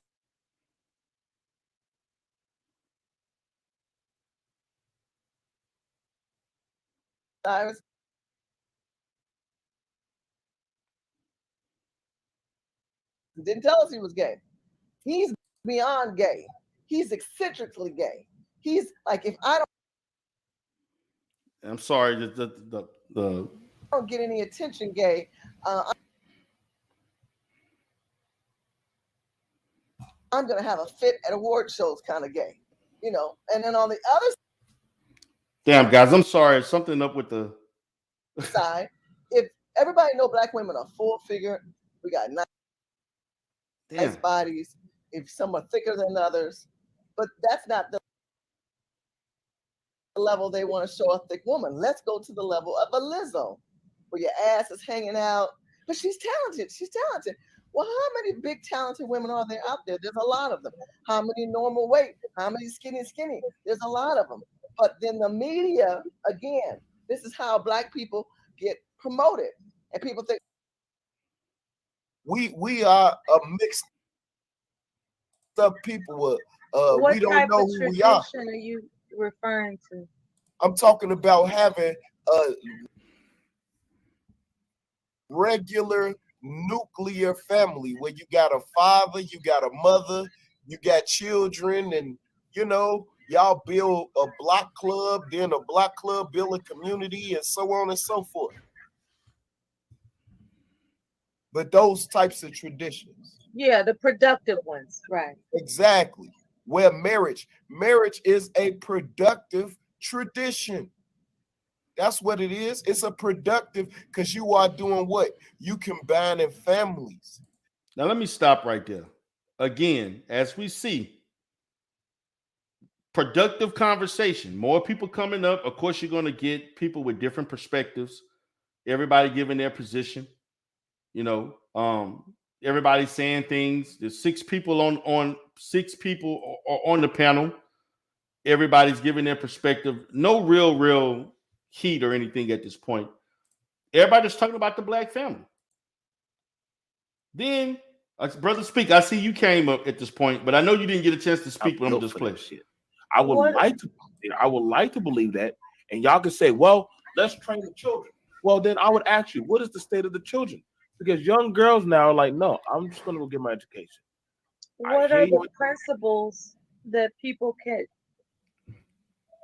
adopt to deal with conflict?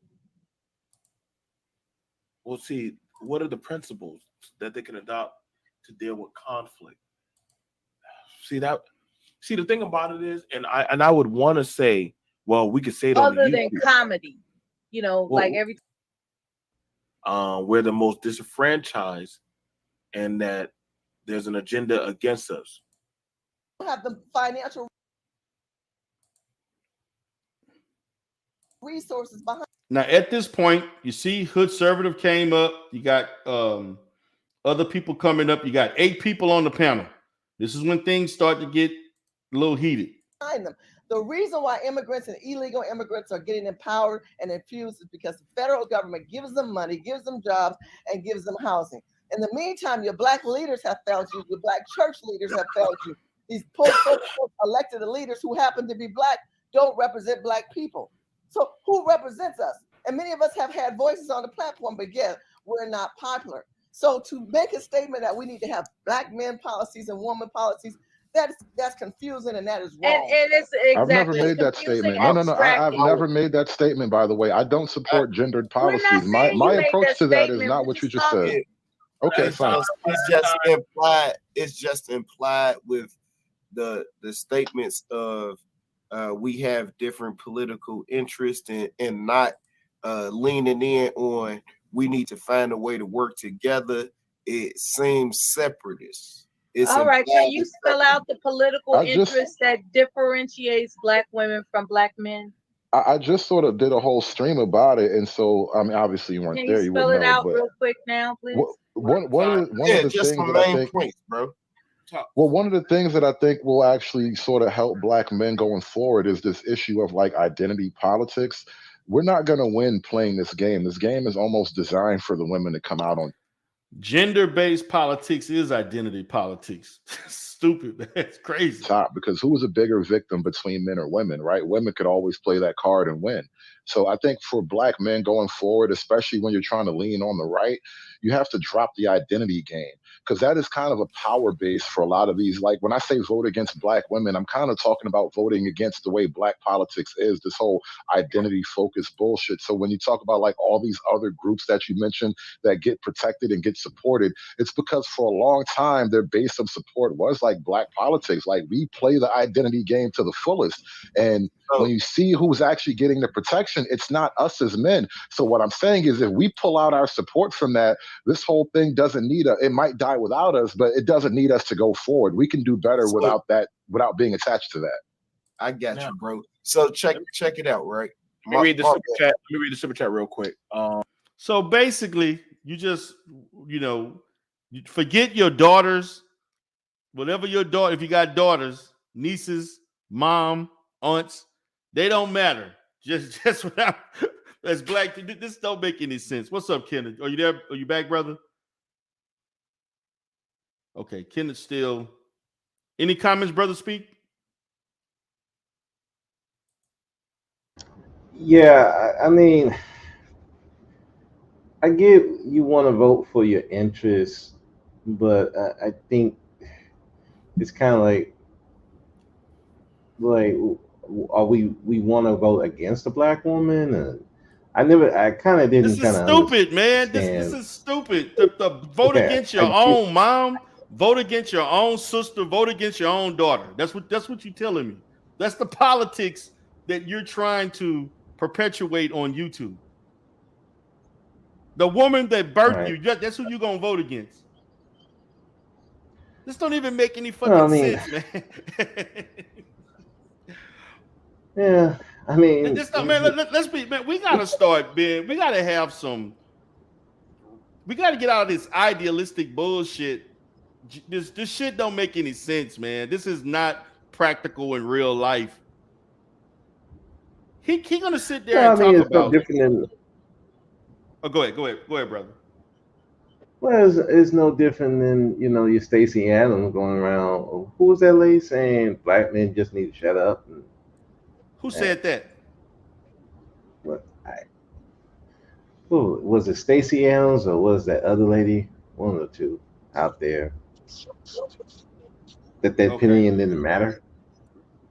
I mean, that's no Okay, well, different she was wrong for saying than what that he was too. talking about. But Yeah. again, what policy you think you're gonna get to legislate? I just want this for black men and nobody else in the black community. I mean, let's Yeah, that's gonna be process this. Let's process. This is some dumbass shit that they talking about. Like, this sounds stupid. It's a waste of time and money. If they got any money, if they have any money at that. See, but my thing is, it's one thing to put to express your thoughts, but if the shit don't make any sense, I mean, you got to be called out. It don't make sense. That's my point. What's up, Woman Sphere? What's up, baby?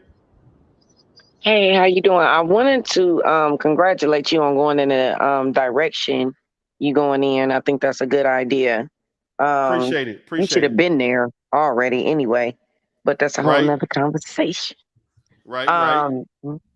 As far as this black community stuff goes, because I just wanted to come up and say that and show some support and also speak on the topic, but I want to say that here's the thing with black men. They have a very difficult time hearing the truth about the collective.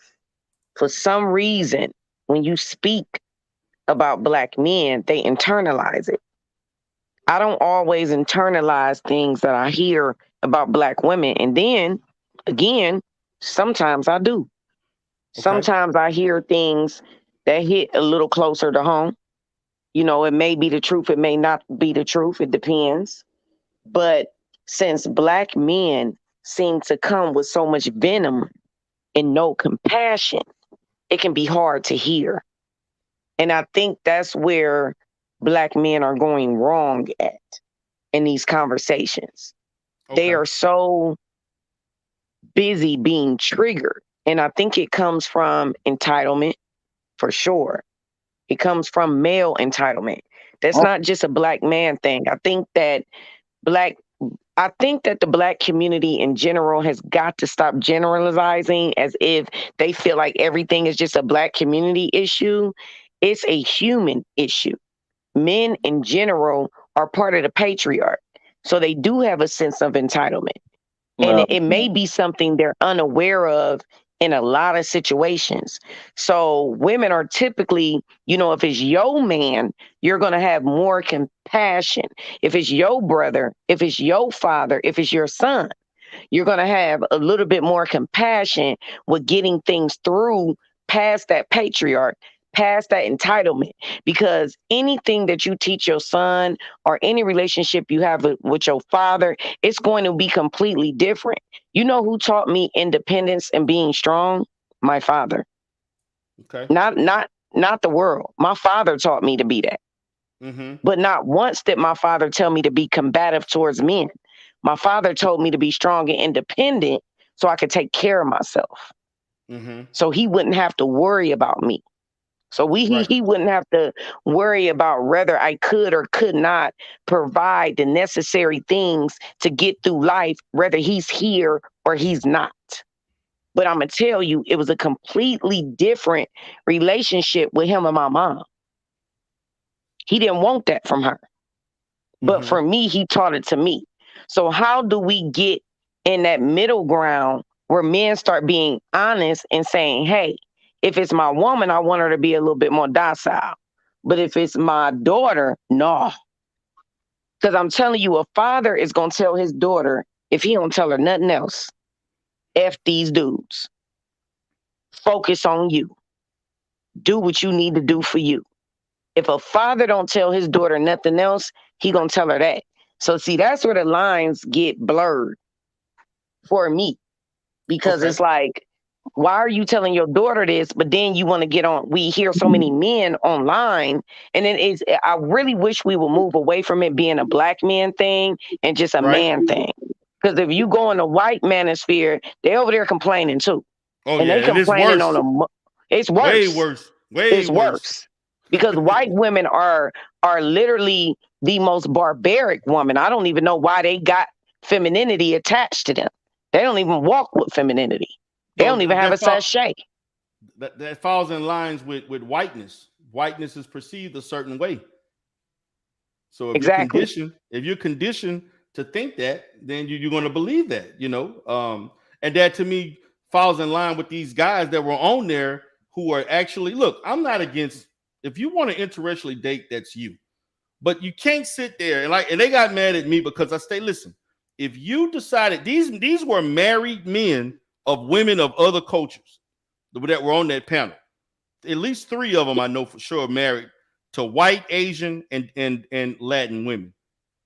Now, my position is, if you claim you hate black women that much, why are you concerned with the community? For those black men who love the community, we're going to stay and do what we want in the community. You can have an opinion, but your opinion means nothing to me based on your choice. If you love the black community that much, you would have married a black woman. That's my position. You need to be honest.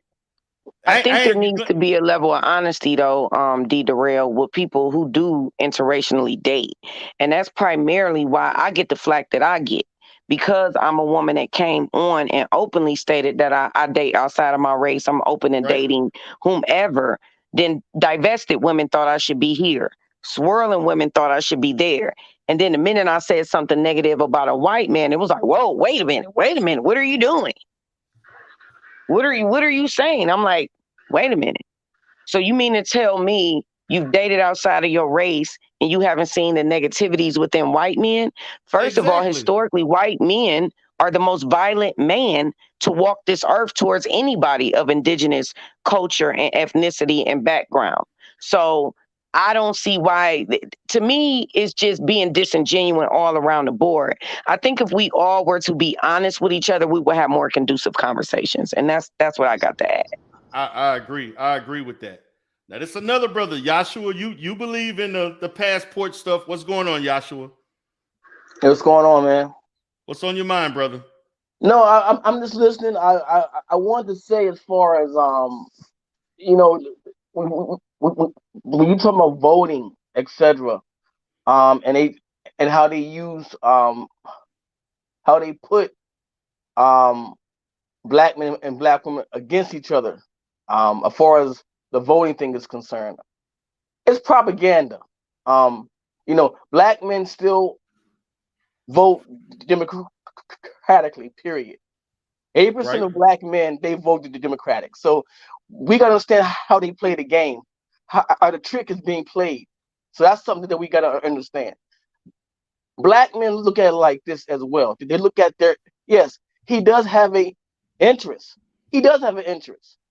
And if he feels as though that he's been with the Democratic Party for so long and he doesn't see the results, he's saying, God, no, so maybe we need to switch up and start thinking differently. And there's nothing wrong with that.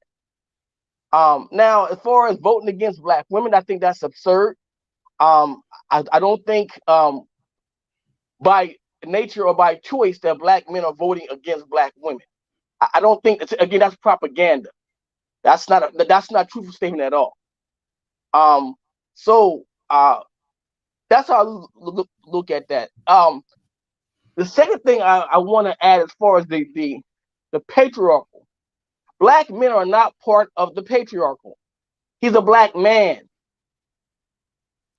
Okay. I don't know about that. But go ahead. Well, go ahead. The only reason why I'm saying he's not part of the patriarchy, because he has a history of being murdered by the same men he's trying to align himself with. So he's not part of the patriarchy. He's part of his own so-called patriarchy, which again, that's propaganda. Because black men and black women, for the most part, historically, has worked together. That's a fact. Okay, so black men have not been part of the patriarchy. You can ask any black psychologist or a sociologist, they will say, well, he's right. They have not been part of the patriarchy. It's impossible for him to align himself with racist white men who have murdered him in the past and still doing it right now in the future. Yeah, but the patriarchy is not just relegated to white men. It's no, that's not what I'm saying. What I'm saying, the dominant patriarchy here in America is perceived to be who? White men. White men. Okay. Right. So I'm saying, so if that's the fact, because black man in the so-called patriarchy, he can't get no justice in the judicial system. He can't get no justice in the economic system. He can't get no justice, et cetera, et cetera. He can't get these justices. So he's not part of the patriarchy. You see, so that's how I look at it. But I understand the science of propaganda and how it works, and they've been using propaganda to do this between black men and black women for a long time. Now, recently, the sister on, I think she was on MBS. I think she was on what was the news station she was on, and she made a statement about black men not getting the respect, etc. She talks about it on MSNBC. She talks about it. Yeah, and she made that kind of a statement. Stacey Abrams came out and they were trying to say that she was blaming black men for the low turnout rate and within Atlanta. Now, again, that's propaganda because we didn't hear her say that verbally. Did we? Did anybody hear her say that? I didn't hear her say that. Can anybody attest to that? I didn't hear that. Right. And so that's my point. So I'm saying if we didn't hear from her mouth, again, that's how the system of white supremacy uses that as propaganda tool and say, well, she said no, she never said that. Now, unfortunately, you have brothers on one hand who was kind of leading to that. I'm like, well, brother, if she didn't say, you can't say that's not what she meant. You can't say that. That's being disingenuous. You gotta let Stacey Abrams come on somebody's platform and let her explain what she said. Because if she didn't say it, then you're wrong. And what I believe, I don't think she will say something that dumb. Okay, I don't think she's too smart for that.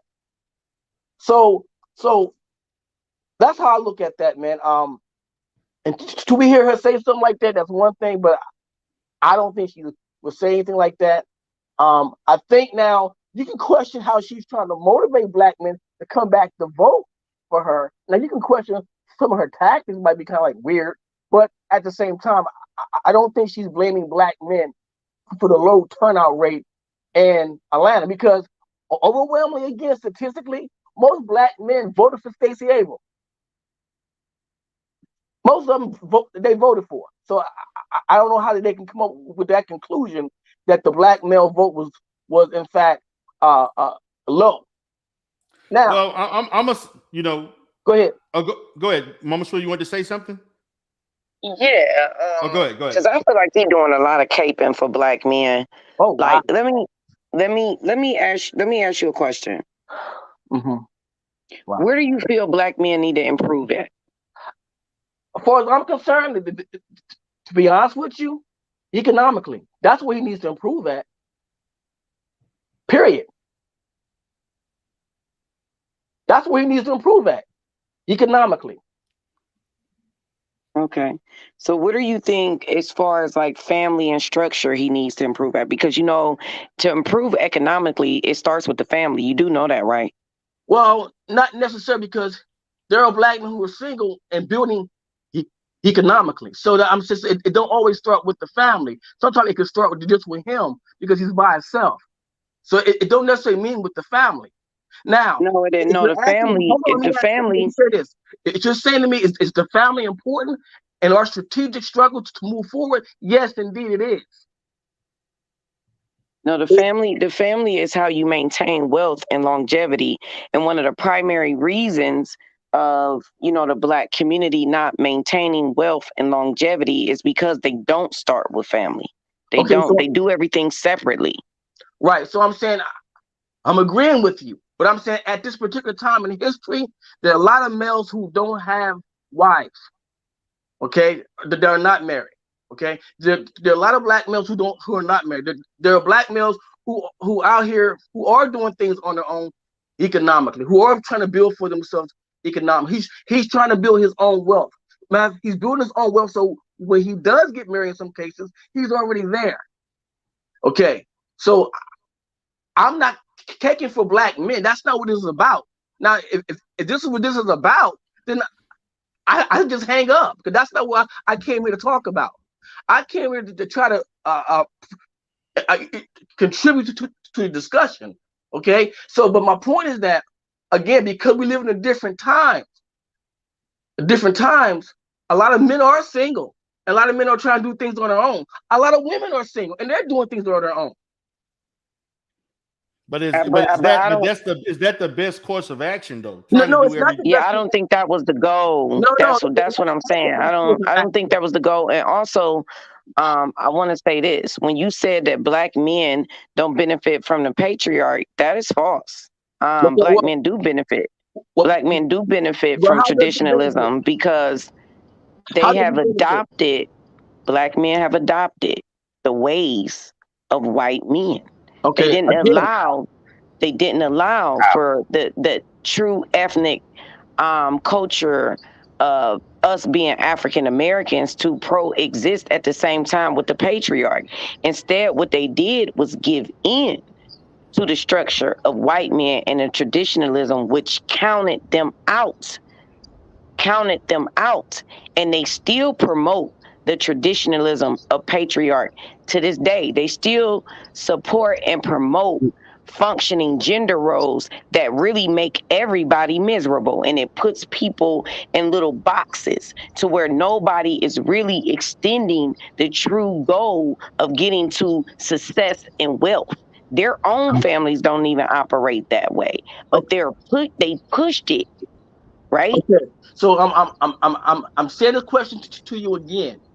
Okay. How did black men benefit from white male patriarchy?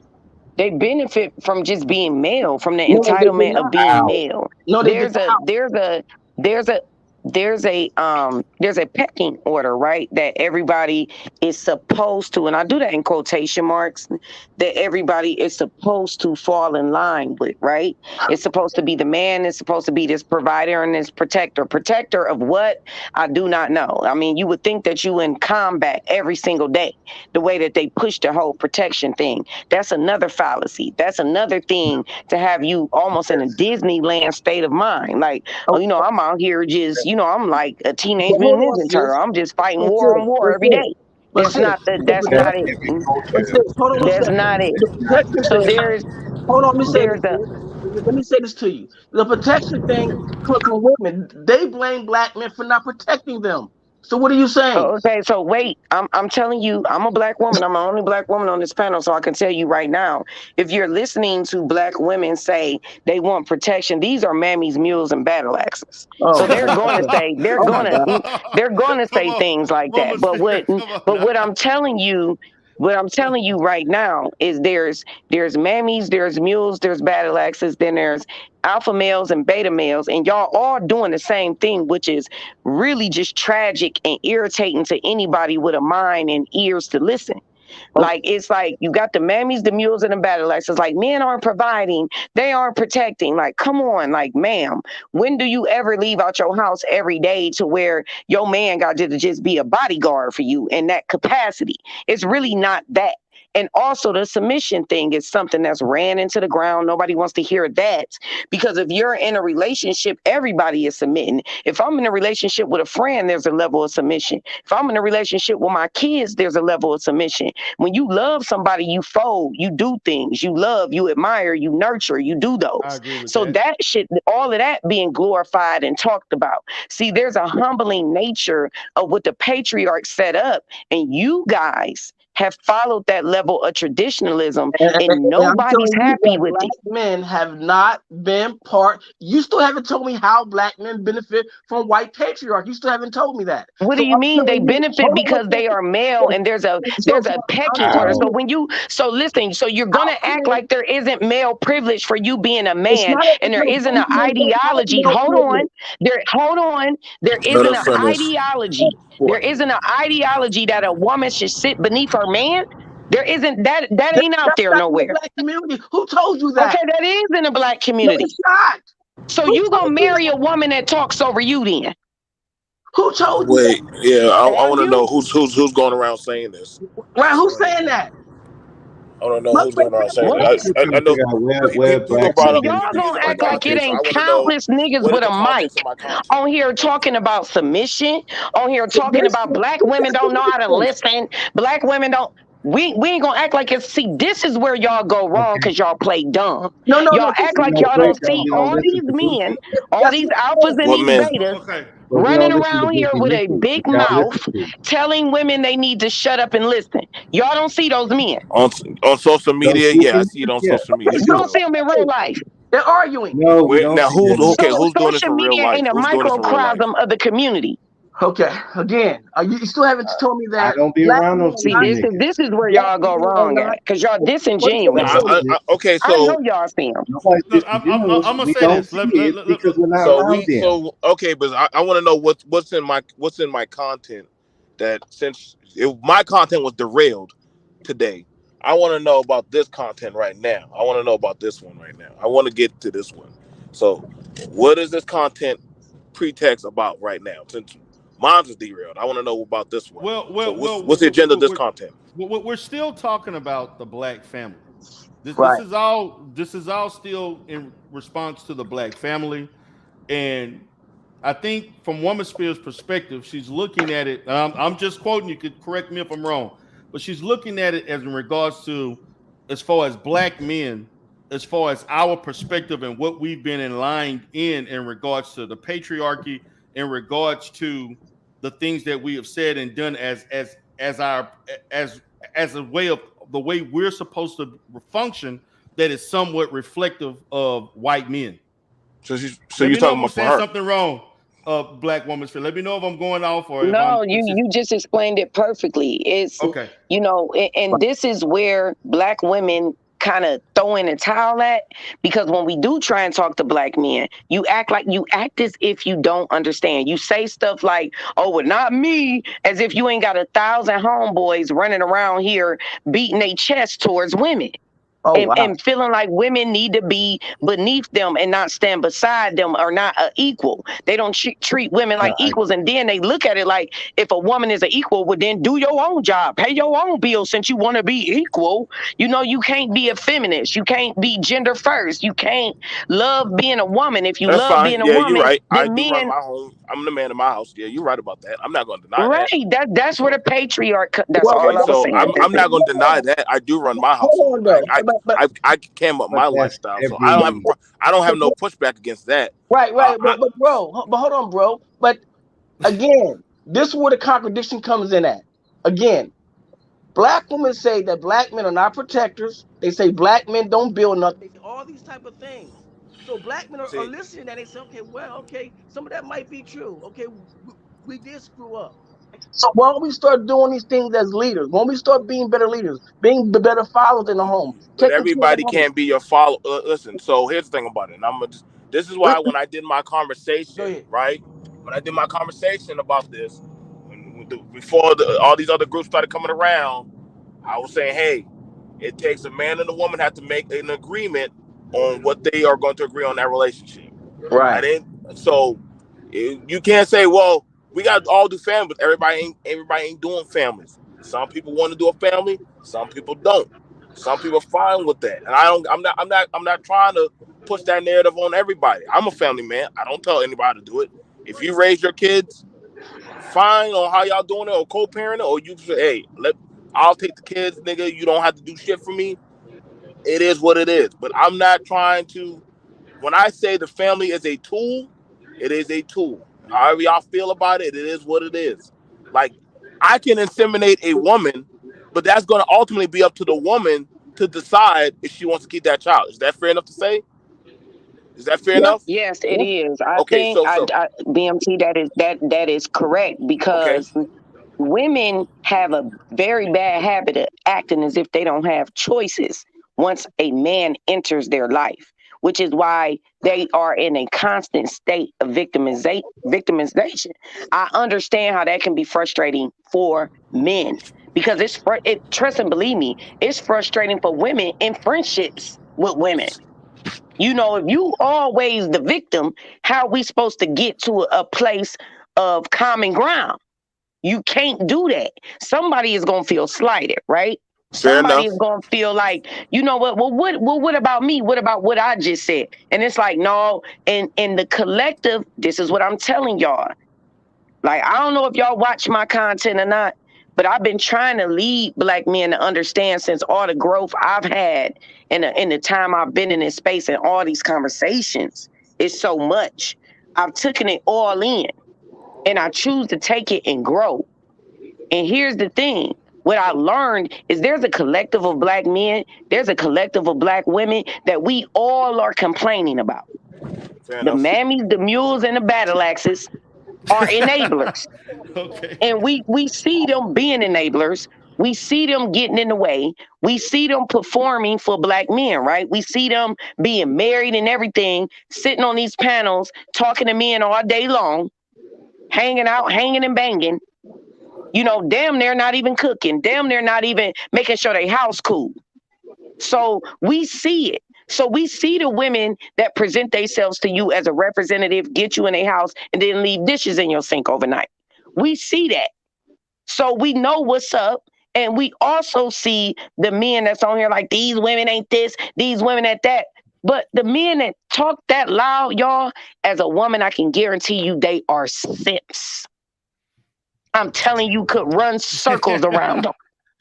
So it's like, we know what the problem is, but the problem is, at the same time, there's a disingenuous conversation happening. So we aren't identifying people and labeling them and recognizing it and casting it aside. What we doing is putting everybody in the same melting pot. So now we sitting on panels like yap, yap, yap towards each other with no solutions, because we all Black.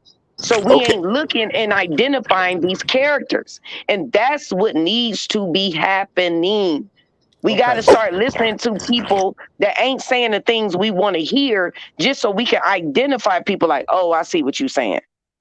I see exactly what you're saying. No, I got no pushback against you on that one. I don't. If it's right, it's right, and I don't have no pushback.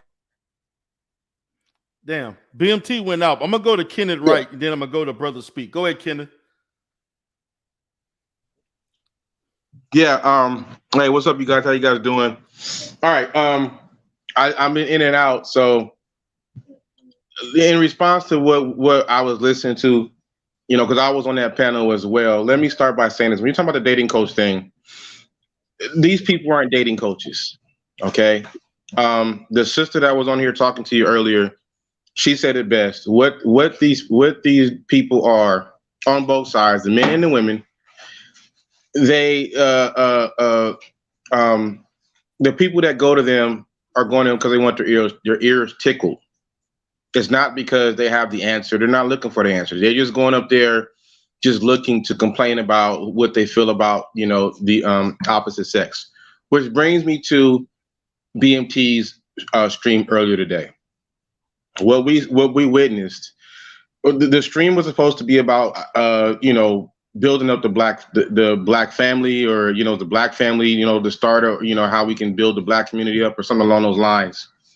And what we got was a bunch of individuals that, and I'm not against interracial dating. You know, I still think you can have an opinion on, you know, on the Black community, even if you know, if you're dating out or whatever. We got on the subject of relationships and marrying, you know, Black men and Black women, and you have a bunch of men up there that have moved on and decided that they wanted to get with somebody else. And what they were doing to me, you know, and I took exception to it. I didn't want to disrespect BMT's panel, you know, by really going off on these dudes, but, you know, I take exception to hearing men or dudes refer to black women as daggles.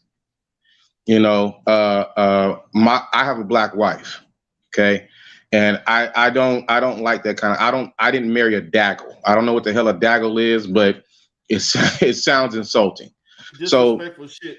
That's what it was. Right. You know, I mean, and to me, it's like, well, you got your wife, worry about what's going on with you and your wife. And because, you know, the flippant, you know, way that they presented themselves, like when I said, well, you know, I think I said something along the lines of, you know, getting with somebody that looks like you, because he tried to say that it was just a social construct, like we done somehow been misled to believe that, you know, as a black man, you want a black woman. That's some kind of, we were set up, you know, like that, or, you know, because of the powers that be. And I said, well, what's wrong with us, you know, wanting to be with somebody that looks like us? And he said, well, that's creepy. See, it's that kind of flippant ass talk, you know, where I guess what he's saying is, I want to find a woman that looks like me, Kenneth Wright, right?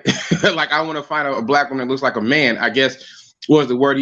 But see, they're not even up there really to edify the conversation. They up there to derail the conversation, to basically, you know, spin it on its head, because for whatever reason, you know, I agree with you, D. Darrell, when you say when you're I've heard these brothers say the black community, you know, set it on fire and, you know, and all that stuff like that or whatever. If you feel like that, cool. Nobody's keeping you here. Didn't nobody call up them dudes and ask for their opinion? They voluntarily got up on that panel to degrade black women. Facts. You know? Facts. And it had nothing to do with being constructive, because they weren't being constructive. All they wanted to do was just it was childish. We up there, like you said earlier, D. Darrell, we was having a nice, you know, a conversation that was moving along and get to a point. Something that I don't think we really have often when we're having these conversations is, what we gonna do to fix the problem? We can sit here and talk about, oh, what a black woman is and the black man is or whatever, but at some point, okay, now that we done aired out each other's grievances, now what we gonna do to fix the problem? And all I kept hearing was the black woman, the black woman, the black woman, the black woman. And again, as a black man, and that's why I was asking hood conservative. Well, until you can't point fingers at somebody else until your shit is tight and right. Oops, I'm sorry, my grandbaby's walking around somewhere. Until your stuff is tight and right. You know, I mean, until black men have put themselves in a position to where they can no longer, and it don't mean that sisters don't got things they got to work on, because they do. But for us in city, well, sisters got to do this and the sisters got to do that. It's the black women, you know, that stuff is not constructive. All it's going to do is put the person you're talking about, the people you're talking about, on the defensive, and they're not going to hear nothing but vitriol. And if they hear nothing but vitriol, I hope everybody's listening. If you want to, they didn't come up there to make things better. They came up there to make things worse. And that's what you're going to get. And that's what they got. They went up there to tear down that conversation, and they accomplished it, because nothing really got done once they went up there, and we had to start arguing with them, and you know, and it just went to a whole bunch of minutia, you know. So right, yeah. So I get what you're saying, and I agree with you wholeheartedly. That's the reason why I act the way that I did, because I knew what they were trying to do, and I got flack for doing it, but I already knew what they were going to do. Now I want to kind of go back to women's fear. When you talked about, I want you to expound a little bit more as you relate to black men functioning in, to me, a Eurocentric form of patriarchy. And I want you to give me your perspective on, as a black woman, and just your conversation with other black women that have issues with black men acting this way. What do you feel the common ground should be? If this is the wrong way of what we're doing, and we're seeing the negative aspects of this, what should be, where should that change, or what would you like to see more of as far as getting away from that? Okay, so let's start with where I formed this opinion from. Okay. Okay, so I actually think that buck breaking was successful. We see a lot of black men presenting themselves as bucks. And I don't think that they know they're doing it. I don't think that they're aware they're doing it. But what it has done is created a trickle down effect because we all were kind of permeated into Western society. You know, Right. so it's like, well, once I started seeing black men refer to black women as the Western woman and, you know, the modern woman, I started referring to them as the same. I'm like, well, you do know we're looking at this on opposite ends as well. So what's happening is there's a breakdown effect because, like the man said on the panel earlier, he said, we don't benefit from the patriarch. That is true. You don't benefit from the patriarch. So why would you ever uphold the standards of it was the point I was making. So it's like when black men started upholding Western culture, they removed their culture. One of the things that I noticed with Christopher Columbus when he so-called, because we all know that's a lie, right? Discovered the earth or discovered, you know, United States. He said that the indigenous people were some of the nicest, kindest, loving, structured people he had ever met.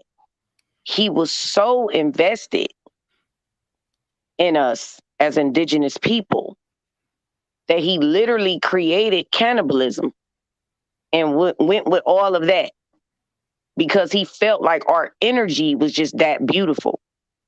So where I think black men went wrong at was adapting to the brutality of white men and how they used their patriarch and their dominance as a way to create masculinity and what it should look like, which is now what we define as what?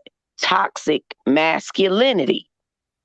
Because that's not masculinity, and it puts a burden on the shoulders of men that causes men to have rage and anger towards women. But see, all of that started with the Europeans. White men were literally locking their wives up in insane asylums for talking back to them. I mean, literally writing them off, taking the kids and running off into the sunset. Child support was created because white men did not want to take care of their kids. So adapting to the traditionalism of the patriarch, which is I'm a man, you're a woman, I'm supposed to protect and provide, it removes the divine femininity that black women naturally carry. Black women have a strong spiritual essence that protects black men. And y'all know that because y'all lay in the legs of black women and y'all come out the legs of black women. Y'all already know that. So to deny what was put here to spiritually protect you, and not in a physical sense, but spiritually, which is really powerful. When I can warn you, when I can feel you, when I can tell you, hey, I don't think you should go to that party.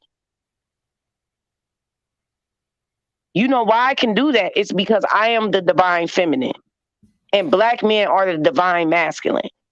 And all of that was removed with the patriarch is what black women have been having a very difficult time explaining to you. But that is what it is. That is what we are trying to say. It just has not been stated in that way. There is no other more powerful spiritual source than black women walking this earth. And guess what? She's your natural counterpart. She's your mother. She's your daughter. She's all of those things to you naturally. Why would you ever denounce that so you can have a weird, barbaric dominance over her when you don't need to do that with her? She's naturally feminine. She's naturally submissive, unless there's some things going on. But more than likely, we see black women. We see black women being submissive to the Pookies and the Ray Rays. So that should tell you they are fiending for you to be that divine masculine in their lives. But since we aren't barbaric, grotesque people like Europeans, which fed our babies to alligators, since we don't have that nature, it doesn't look like that no more because we've been colonized.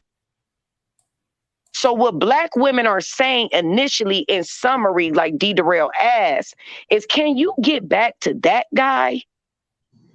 Because I'm telling you, as a Black woman that dates outside of her race, I see it all the time. I see white men fighting to have that natural leadership and visionary energy that Black men have. They don't have it naturally, which is why they use physical force to get it. And that's just real. That's where we trying to get back to. So we looking at y'all. We don't want to see y'all shuck and jive with white men when y'all come in the house and complain to us about them every single motherfucking day. Mm-hmm. You want to come in the house and complain from work, but then when Billy Bob say, "Hey, Billy Bob," you turn into a whole different Negro. What is all of that about? So there's a lot of confusion. There's a lot of anger. You know, you don't want the code switching. Code switching is out because that's what that is. Yes. Like when it comes to a man, that is very, very prominent. When we see y'all do that, we're looking, we're watching, even if we're little girls, even if we're middle schoolers, even if we at, high school and we see the Black teacher that all the Black kids love and like, and then when the white principal come in, hey, how you doing? What's going on? Just bucking and fought. We pay attention to y'all because to us, in our mind, we view you as not even a king. That word need to be did away with. A pharaoh. So when we see y'all buck and fold, it's like, wait a minute, wait a goddamn minute. What is this shit here? Well, sister, can I? Okay, so what is that masculinity you're talking about? What does it look like? I think it's compassion. I think it's understanding. I don't think it's as forceful as people say it should be. The physical essence of it. I think that is something that was perpetuated by the patriarch. And I think Black culture has adopted it, which is why they go so hard on protection. Oh, you must protect, but in our everyday lives, niggas ain't out here fighting like fucking Power Rangers every day for their wives and their girlfriends. It's just not happening. But protection is more so of just defending the image of who I am as your girlfriend or your wife or the mother of your children. Being respectful to me and me being respectful to you, that's protection. That is protection to me. It's not that patriarchal bull crap that was put out there like we all got to be out here with swords attached to our hips and shit. It ain't that deep. But to me, I think the sisters are more the ones that's perpetuating that kind of. To me, I don't even call it protection. It seems like from listening to what they want is they want attack dogs and they want revenge. Right. I'll give you an example. All that comes from the patriarch. That's what I was just. Trust me, they have adopted it too. That's why I said it's the mammies and the mules and the battle axes that's gonna send their son out to go and fight on Lamar Tavius that they've been effing on for the past 6 months. And because he done took her income tax check, they gonna send little baby Lamar Tavius out there to fight him, and then Lamar Tavius gonna be on a t-shirt, and then they're gonna be crying on the news. See that's what I'm saying. That's real shit though. That's real. The problem. Real talk. Well, yeah. I mean, that's true. I'm sorry. Just real quick, brother. Just real quick. That's true. I just think protection from a leadership standpoint. I've never felt it looks like going in and like you said, Lamar Quavius having to go and step in because your ignorant ass boyfriend took your tax return check. I think protection is more if you're going to appoint me as being the leader, then let me lead. And, like I give you a prime example. Like, I think back to when that woman got into got into it with that guy, and the guy put out a gun and I think pistol whipped her, and she was at the club like in the middle of the night, like three in the morning. If now she's very well within her right, she can come and go, she please do whatever she wants. But if I say ladies, and you could tell me what you think about this. If I say ladies, being out at that time of night, this is what I see as protection. Being out at that time of night, right, is, you know, and being in that situation is not smart. Don't do it. Would you see that as a form of protection? Yes, but I also see one of the things that I tell Black women to do all the time is to call the police. Stop calling your cousin.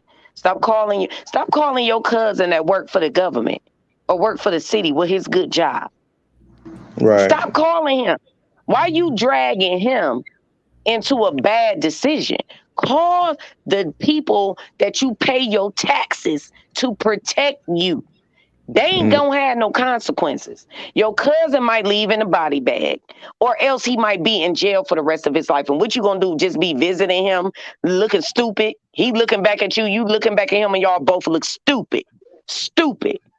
Call the police. So Black men have got to get behind that too, because if you don't want to be out here risking your benefits, everything you don't went to school for, or your education, your whole career, because your little cousin Nene or whoever then got caught up with Jethro, then you need to start teaching her that to remove that ideology of not calling the police on Black men.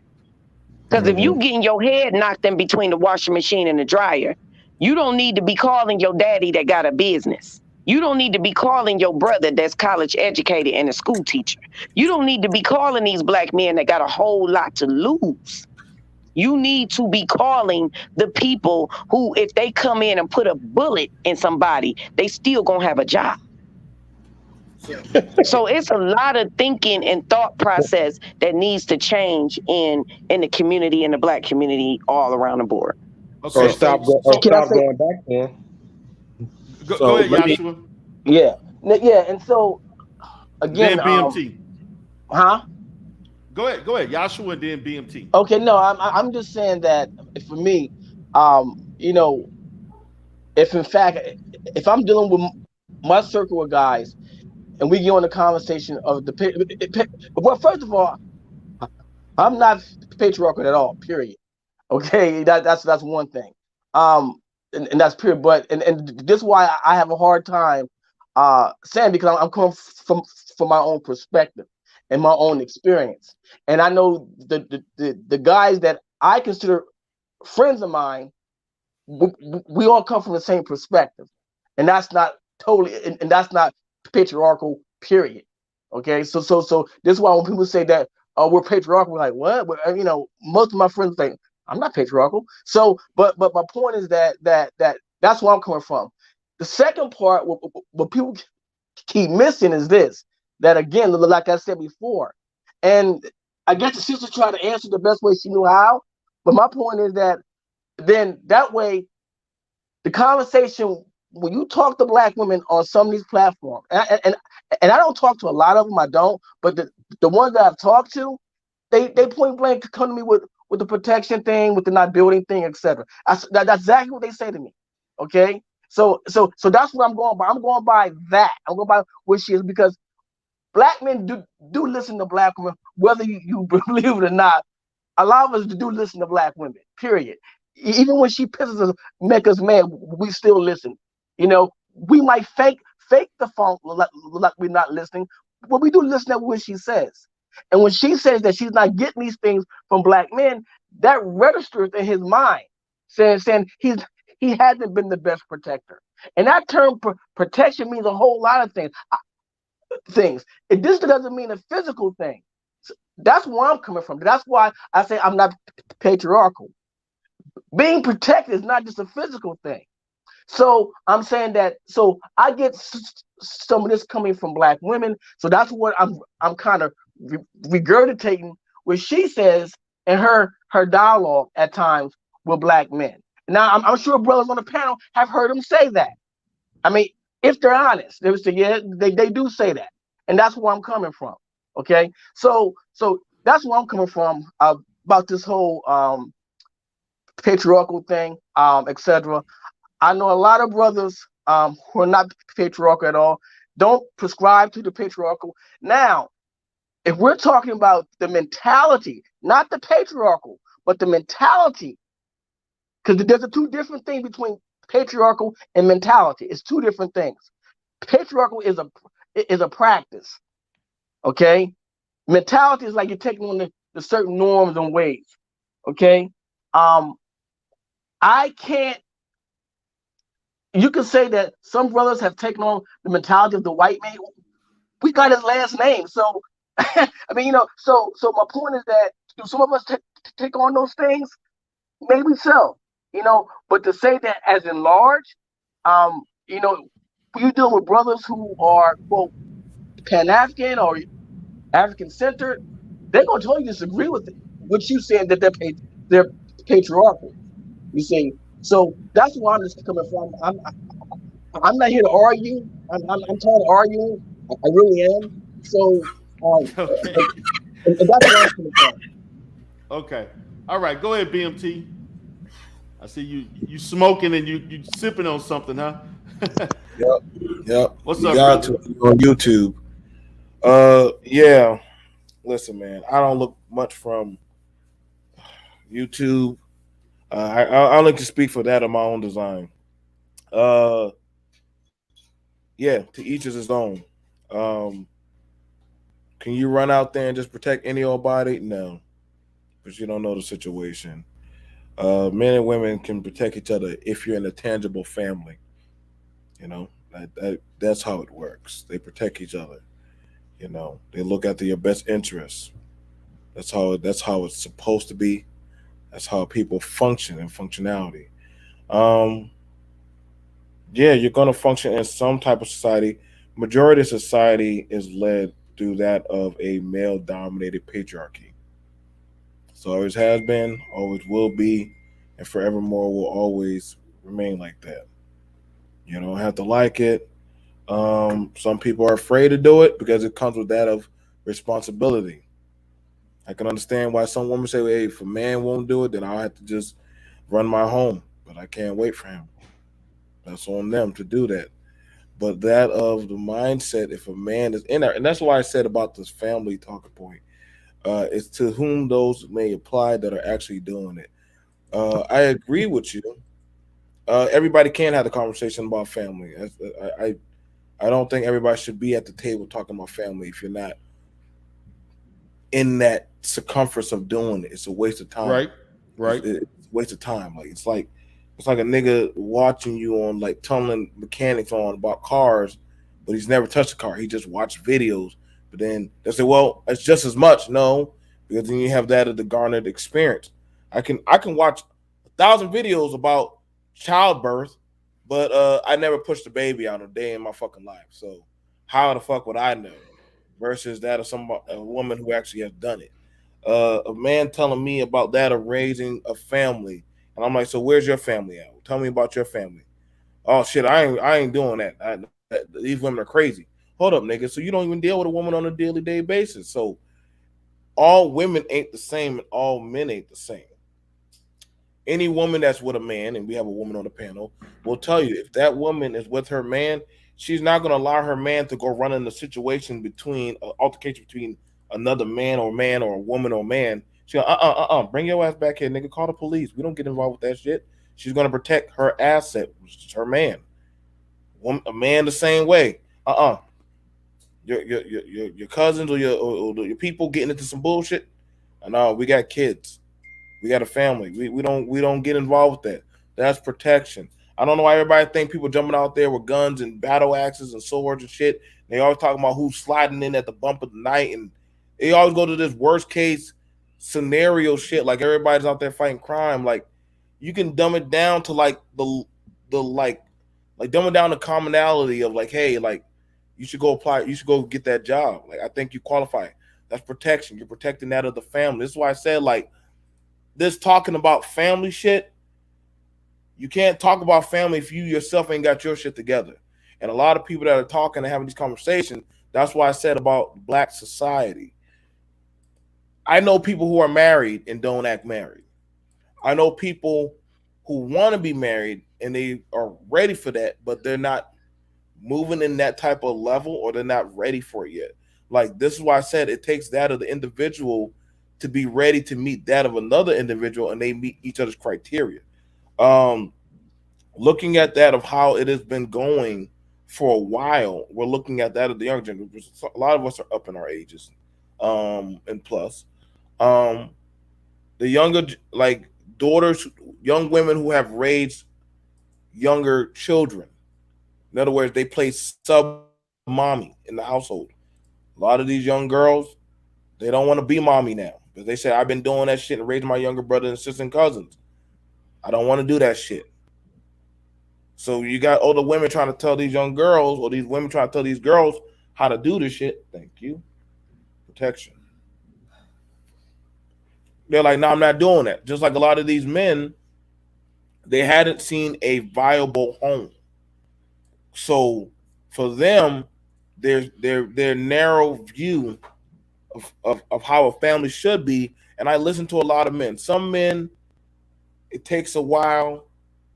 Takes you can never like. That's why I said, like, I'm very wary of motherfuckers coming around talking this submission shit. Nobody in the logical world is running around saying submission. If they are, you sound crazy as fuck. Like you do. I have I ever run around you saying submission and shit? Do I ever run around doing that dumb shit? Okay, so nobody goes around doing that dumb babunki shit of submission shit. That sounds like some kind of predatory, like, control freak. Or like some woman say, I need a man to control me. She's not in her right fucking mind. And a lot of people will jump on that.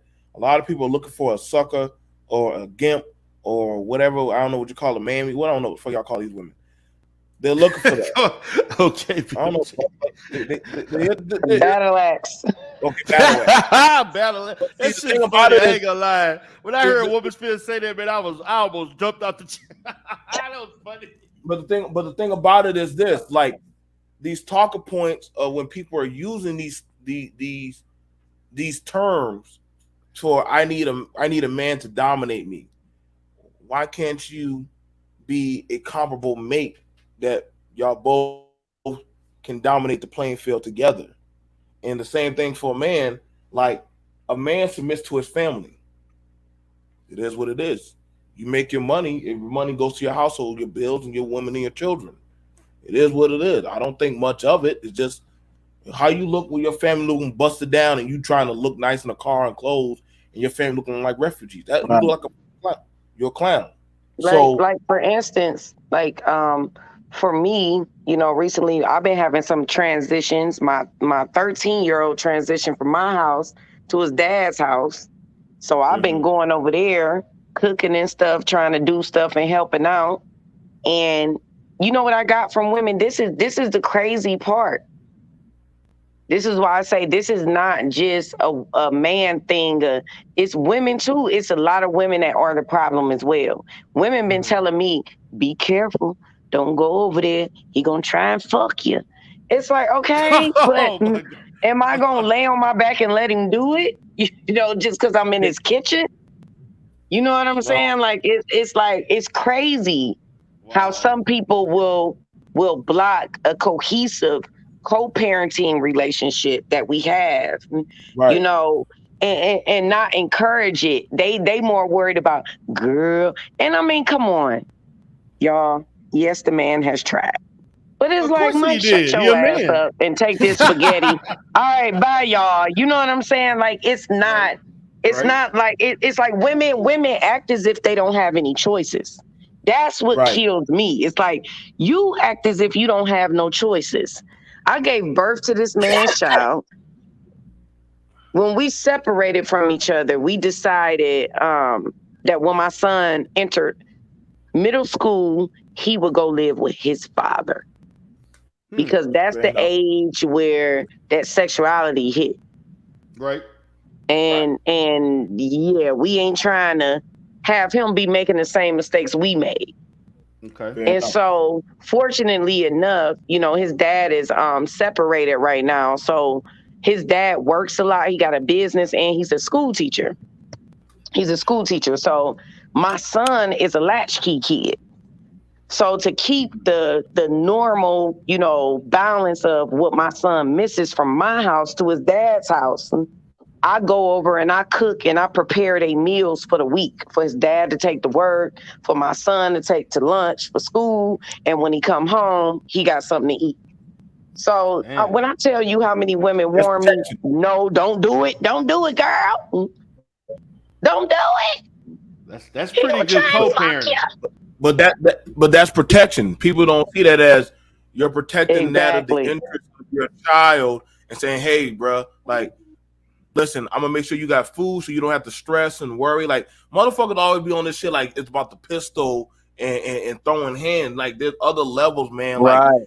you know, like there's been a lot of us grew up as latchkey kids, man, left to the wolves, man. Like, having to figure out, okay, we're gonna make some peanut butter and jelly sandwiches, or we had to figure out how to make some rice and pork and beans and shit, and that wasn't right. So it kind of skews some of our narrative or judgment how we are with family and how it should be. This is why you hear a lot of these motherfuckers talking this stuff like they the age of conception and all that stupid shit. This is why I'm glad that we have a woman on the panel say, "Hey, I go over there, but I know my son, he's going to go into that hypersexual phase.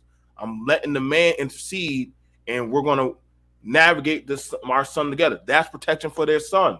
So that way, you know, that's what I'm saying, man. Like, you got to get the people who are in the mix that are fixing. And thank you. These people want to write you off. They don't want to listen to you. Listen, they want to be like, "Oh, she the chick that got the baby daddies." I'm co-parenting with fathers of my kids actively. You could probably listen to me and learn something. You could probably do that. So it's like with this, I got a key to my oldest son father's house. I have a key. I know his alarm code. Like, you know, the last time he came, I was in the basement washing clothes. It was some shit to do, and I did it because he works a lot. So I'm more at his house. It's actually like, you know, it has been some questions of, you know, what do y'all think? Y'all think y'all gonna end up back together? We don't know. All we know is what we doing now is helping each other. Right. That's it. So that's what's going on. And it's like, I've been getting a lot of flack. And so I was like, you know what? I may need to start, like, I got a little third channel on here, like a woman's group for women that co-parent actively. And it's like, not the women that, because I'm going to tell y'all, to be honest, most people be speaking from a place of no experience, like BMT just said. Facts. No Big experience. Facts. They ain't co-parenting with no man. They ain't got no man that's in their life like, you can play with me if you want to. I will take you to court. Right. Don't play. My son's father has a bachelor's degree in education. He is a school teacher. He was paying me $1,300 a month in child support. We have to go to court to get that rearranged because everybody was like, "Why would you do that? Just give him the card." What do you mean? Give him the card? The child support card. Yeah, I know. That's what I'm saying. Like, this is why I tell y'all, these mammies, these mules, and these battle axes. Why wouldn't you understand why this man will want that order to be reversed? Yeah. Why wouldn't you understand that? Yeah. You get what I'm saying? Yeah. Right. I get that. But women are saying, "Why you got to give your money yet?" What do you mean? That's the child money. That's not your money. It's his money. But this is why I say, y'all, it ain't just, that's why these conversations need to be had in a full circle. Like, men need to be telling the truth about other men, and women need to be telling the truth about what they're hearing too. Because trust me, I got women that's like saying stuff to me. Everything is money based. Everything is, "Oh, girl, I don't care. I ain't got nothing to do with that." Women love to act like they don't care. They love to act like, you know, they were a victim, like they didn't know he was slanging Johnson all around the town, and they wanted a piece. You just wanted a piece. Just say that. Just say you wanted a piece, a little dirty perk to squirt. That's my little indirect slang. Perk to squirt. Just say you wanted a little piece. That's all you gotta be is grown. Right. You feel me? Be grown. Right. Just be But see, grown. Just say, here- hey, he was looking real tasty and I wanted to try it. We damn near 40 and 50 on this thing. You still lying like he lied to me. He didn't tell me the truth. Girl, shut up. You knew. You wanted it and you did it. What's wrong? I don't get what's wrong with that. Let's just be real about it. Be blunt. Just straight up about it. Just straight up. Like, Go it ahead, ain't nothing Yashua. wrong with a little casual relationship, you know, and that's the thing about being grown and sexy. Them casual relationships be hitting. You know, y'all go to the jazz club together, to the movies, hang out, but ain't nothing expected. You at your house and I'm at mine, and it's gonna stay that. But here's the thing about it. This is why. Hold on. When I brought up that, like I said, the whole content of the conversation that me and some of the ladies were having before everything, and it just started going off to something different, was that of you got to know yourself before you start talking about that of a relationship. Is that fair enough to say? Like, you hear a lot of people like what was Spirit just said, like, hey, I understand myself and I understand my limits. So how people think that I'm just gonna lay on my back, I have a different mindset from that. Some people say, well, I want a woman and I want this, but hold on, bro. Like, you don't have your shit together. You got a lot of stuff you need to work on. How you talking about taking on a woman and a child, especially after all the shit that been going on with COVID and shit? Like, right now, they having an issue out goddamn state EBT cards for children. Because they know a lot of families are hurting. See a lot of these men that they so-called had the ear to the ground, they would know about that. They would know that a lot of families are getting household EBT cards for the kids because inflation's so hard and it's getting hard to get school supplies. But motherfuckers don't want to talk about that. That's a realistic thing that a lot of women in single households are dealing with. So when you're having these type of conversations, you got to ask, where's the mind of a lot of these men and women that are talking about these, adventures and shit, versus those are the people who are actually doing the therapy, actually have put in the time of work and raising their children or in a family mindset. Not saying you can't have a conversation, but sometimes you got to know when to take the back seat or say, hey, I'm not there yet. You know what I'm saying? Do I believe men should be a prominent leader? Yes, but I also understand that do we have women that are leaders? Yes, we do have that. I do recognize that. If a woman is better at the finances in the relationship than a man, fellas, it doesn't hurt you saying, hey, my wife is good at managing the bills. It doesn't make you less than. Versus sometimes some men, hey, I know how to do this. I can cook really damn good. I know a lot of men that can cook on Thanksgiving. So y'all better start learning these compromises of how to work together. But then again, that sounds like some sucker shit in some channels and panels. This is why I stay myself. That's incel talk. Yeah. They don't like when I say incel, but it's the truth. Hey, I just wanted to say that I'm pretty much single with no children. So, but I think that I'm listening. DMT, he was saying that you got from your experience, and so I want to ask him because I don't have those married and children. So you want to go back and talk about the family?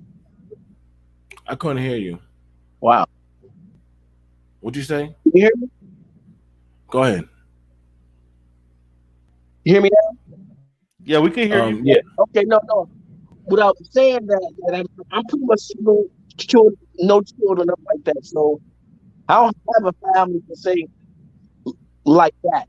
Okay, I do have my cousins, my nieces, stuff like that. So, but I just want to make sure that BMP understands that because I'm single, I can still contribute to the conversation of family. Okay. And I thought that the way he was coming off, like if you don't have it, you should be quiet. Like, oof. But no, that's all I wanted to say, man. I mean, you know, Okay. I didn't mean to bother. I was just thinking about it. Let me say this. Okay, but I hear this a lot. Yeah, Bimty, I just want to say this. After you speak, I want to go to brother speakers. You've been quiet. Fair enough. I do apologize. Okay, go ahead. So No say. problem. Okay, so let me say this. There is a vast difference of raising your biological children versus that of I am supporting children that aren't holistically mine. There's a vast difference. I know people who do it. You know, shout out to the stepdaddy, stepmamas, uncles and aunties and grandmas and all the other stuff. There are people who do it. Fair enough. There's a wholesome different bond that of I as a parent have watching a life that I manifested and produced do things that literally are that of my imagery off of me. Whenever D. Darrell's child does something, him and his family look at it like, damn, which one of us was that? You did that when you was 11 years old. Yup, that was D. Darrell. Whenever Woman Spirit's child, son, whenever he does certain things or certain mannerisms, her and her child father can say, you need to go talk to him because that's something that you would do. And they can coach it. It's a different night and day thing. See, we have this thing where people, I get they say, well, I can put an input. You can voice an opinion of how you may think you know it, but I'm actually in it. You weren't feeling that of the feel of how a lot of us parents were feeling during COVID. There was a different feel for a lot of us. You don't know that feel of watching a woman bear your child's life on the table, or she understanding that, hey, I might have gestational diabetes. See, those are things that somebody on the outside, whenever you get tired of that kid, sometimes, here you go, take your kid back. I can't do that, niggas. I can't give up with kids. My kids, listen, the only time people call me is during tax season. Hey, man, can you go and claim that other child? No, nigga. No, I'm claiming all of them. All of them. See, I don't play that game. I put in the sweat and blood and tears. I lay by their bed when they're coughing and sick and puking and everything. I wipe their asses and all that stuff. So I get it that we got shout out to the uncles and aunties. I'm not taking no disrespect, but this is why we have a big problem. This is why we have the latchkey issue. This is why we have a lot of deviant people out there in the community now. A lot of kids are not being raised by who they should be raised. I'm not going to pass my kids off. Mind you, my mama asked me, fair enough, BMT, I'll take your kids for you, you know, while you and you and the missus, y'all can go off on your career. No. We made the kids. We just have to figure out a different way. I had to take a back burner. Everybody doesn't have, there's a lot of women, they got kicked out, they got put out on the streets with their child. Y'all know the homeless rate with single mothers and children? It's pretty scary. It's pretty big. Well, BMT, but you know, one thing the single life and being quote by myself has taught me. It's taught me to like myself. It's taught me to evaluate myself. You know what I mean? And but Joshua, I can't do that. No. I'm not saying you can do it. That's not what I'm saying, bro. I think what you got going on is great, bro. I mean, don't get me wrong. I would love to be a father, but it just hadn't happened. So I think what you got going on is great. I mean, sometimes as a single man, I look at the brothers who got children and are being fathered, and I say, damn, That look fun. I gotta look fun, but I don't have that right now. So, but I'm saying, so I'm not saying what you got is great, bro. That's a blessing. Okay.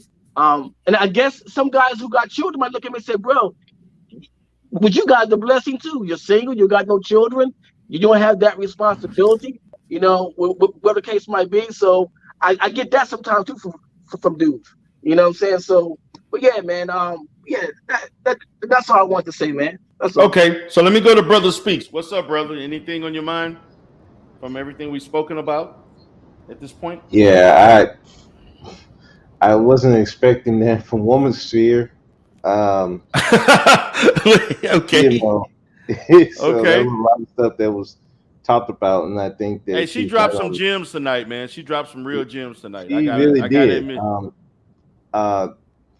Especially on the when we talk about like on the women's side, it's like men, especially that whole thing on the Fox Soul panel when they were talking about do black women need to date outside their race, and the whole thing went to just black men. It wasn't about what the women need to do to date out or how they find nobody. It was still focused on black men. So it seems like it's just let's blame the black men and just take all the accountability out on our end, which that's a problem. Same on the men's side, they're doing the same thing. Let's put all the thing on the black women and take our accountability out of it. Yeah, And but I want to say something because see, my thing is the problem is not black women because as I've stated before, statistically, black women are the second to least likely to date out. Then the only white men are number one, black women are number two as far as the least likely. The numbers, to me, the biggest statistic that's never talked about, and this is something I argue with, is black men with a college degree or higher. Over 35% of those black men date outside their race and marry. Not only date, but marry. That's the issue from my perspective. Now, that's just my opinion. So the issue to me, even though they talk about that, like you just talked about with as far as as far as just looking at it they got over 25 million black females in this country. About 80, I'm gonna say 85% to 90% of those black women are not going to date out. Only 10 to 12%, 13%. That's not a big number. As opposed to black men, you're looking at 33%. We're like the highest outside of Asian women. You know what I'm saying? So that's a black male interracial dating. If for those that are against it, or those that think that's a black man's problem, as far as and see the issue with that is the fact that not valuing. To me, it's nothing wrong. In my opinion, if you want to interracially date, but even if you are interracially dating, you're putting another man's woman above the women in your own community. That's the perspective that to me is hurting the community. But go ahead, brother, speak. I just wanted to kind of put that in there. That feeling. Yeah, well, I can understand that. If you're saying that they're putting another woman above them, it would be different if they were going around saying that these women are better. Then yeah, I can see that that's a problematic. But if they just going around just dating, period, and that's who they have more access to, I don't see how they're taken away from the community if, again, are the women seeking them in the first place? Because guess who's least talked about out of everybody is those college educated black men. They literally not, when we talk about the conversation about black men that those women are having, those men are not brought up, or if they are brought up, it's like they're non-existent. So if we're going to talk about where they're dating out the most, and then what are you expecting to do if they're not talked about, celebrated at all? Right. But see, that's the issue. Who's not celebrating? Because I went to an HBCU, and the majority of black men who have degrees went to HBCUs. They didn't go to PWIs. So, and then I want to speak on that too, because go ahead. Yeah, we was just talking about co-parenting, and my oldest son's father has a degree in physical education from West Virginia University. So he's a college-educated black man. He comes from a family of educators. His mom is an educator, his sister is an educator, his brother is an educator. They all have degrees in education. They love children and all of that. But these two dudes still be doing their thing. So I don't know what you talking about. Don't nobody glorify them, or don't nobody. That is a lie. Actually, black women see them, but my son's father, he would never date outside his race. That ain't his thing. But women see them. I don't know why black men, educated black men, are going around lying, saying black women don't want them. No, the black women that you want don't want you. That's what it is. Because that is not true. That is just simply not true.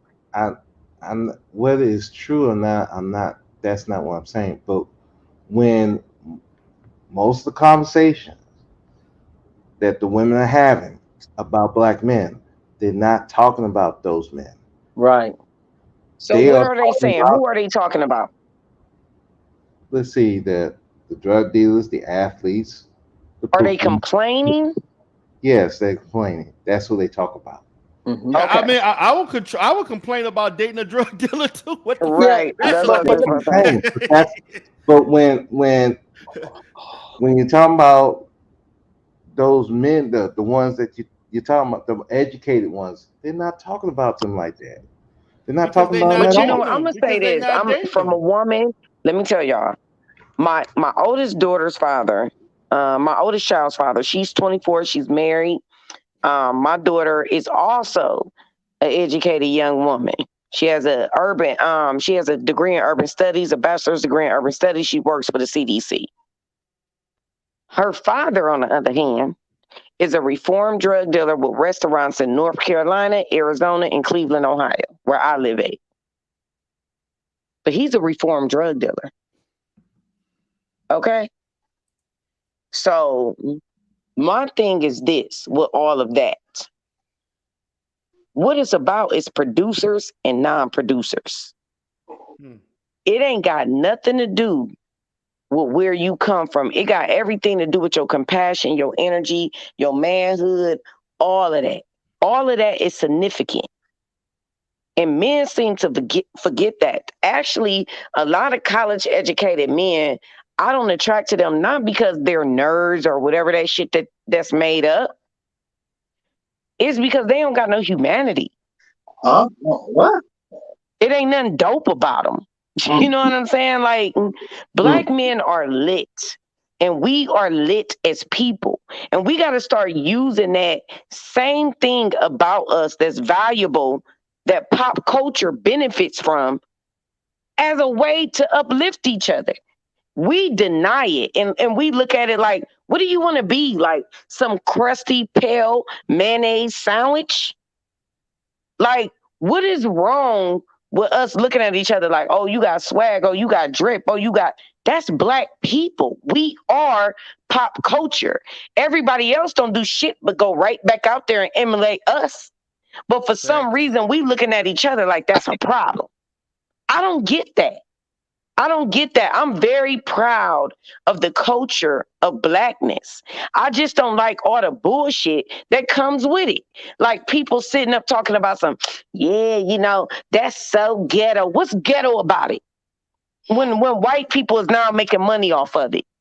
When we was wearing our long nails and our weaves and our hair extensions, y'all talked about us like dogs. Now white girls is out there making money off of it, getting their nails done, creating nail shops, doing all of that. When our bodies is now being emulated by white women. Everything is being emulated. Now we got white boys out there. We got Asians out there creating the grills and all the jewelry because black people like to be blingy. Anything that we do is viewed as ghetto. But do y'all not recognize that other cultures are picking this shit up and making a whole lot of fucking money? Can I say something right quick? Goodness gracious. Like what? We just gonna stay broke forever and watch everybody else run off into the sunset with our shit. And we just gonna keep calling each other ghetto and acting like crabs in a barrel. It don't make sense. I agree with that. Hey, Darrell, can I say something right quick? Yeah, go ahead, brother. You No, logged I in just to wanted 2 accounts, but go ahead. I just wanted to say what the gentleman just said was very poignant and very true. He says in most cases that a lot of times those brothers are not brought up in the conversation. A lot of times those brothers who are considered to be that type of caliber brother, in some cases, they're not even recognized as young men to come up in the black community. Okay, they're not even recognized. They're not even supported most of the time. Hold on, and let me tell you why I'm saying that. And so I think a lot of times that a lot of those dudes who go to college, and not just black colleges, they go to all different types of colleges. I've met brothers when I lived in California. I met brothers that could go to Caltech. You know what I'm saying? And you gotta be a damn near genius to go to Caltech. You see, so it's what I'm saying that a lot of times those caliber of men are not part of the conversation.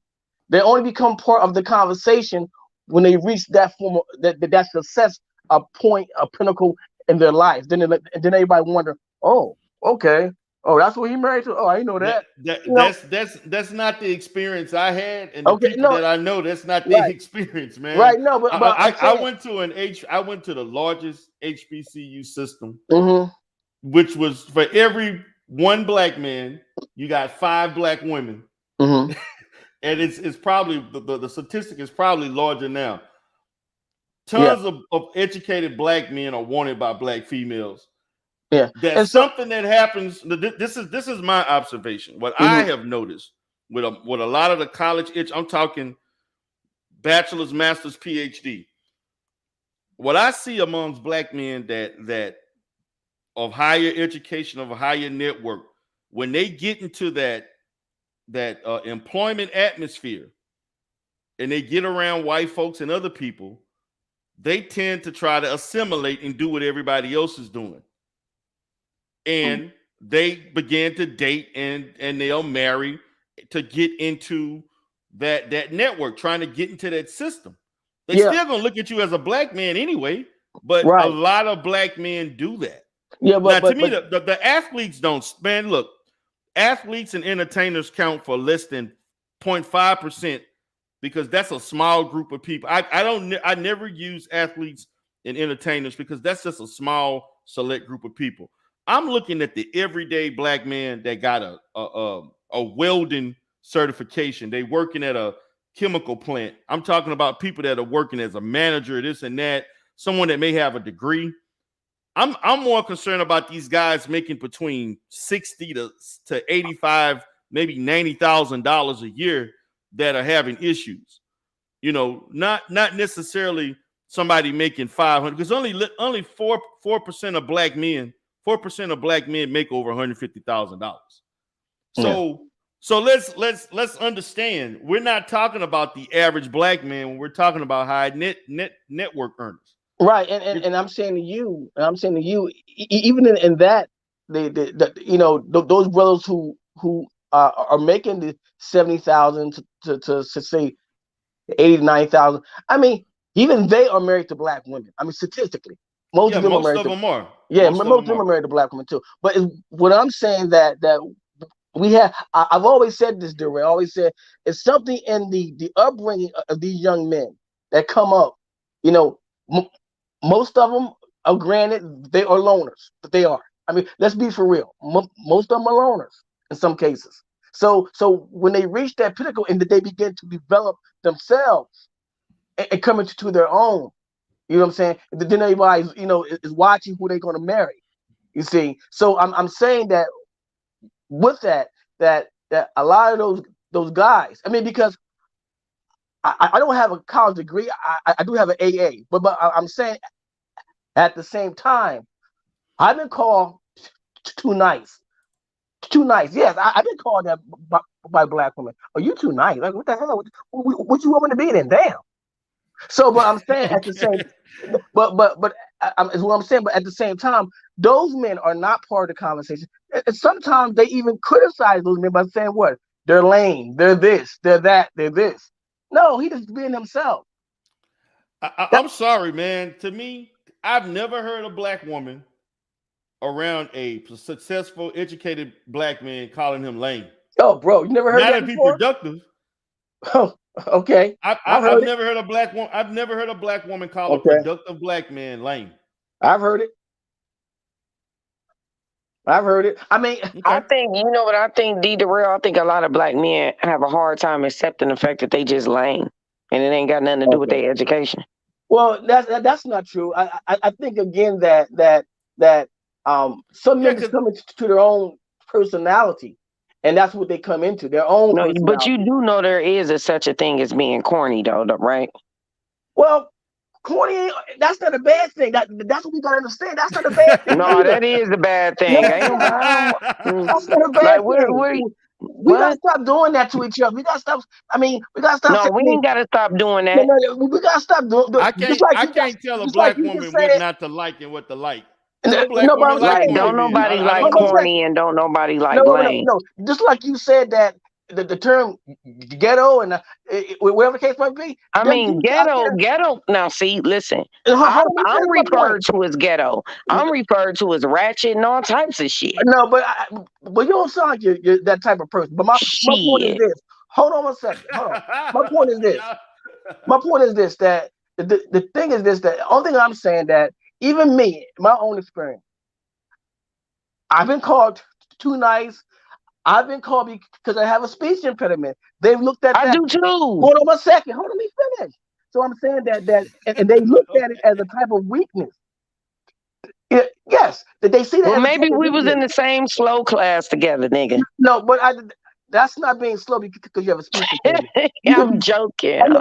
I'm playing with you, man. You're smart and have a speech impediment. It's just that you're talking fast. No, I know that, but I get made fun of on YouTube all the time for my speech impediment. So I'm kind of happy to meet somebody else with a speech. Maybe we can wear our helmets to the park together.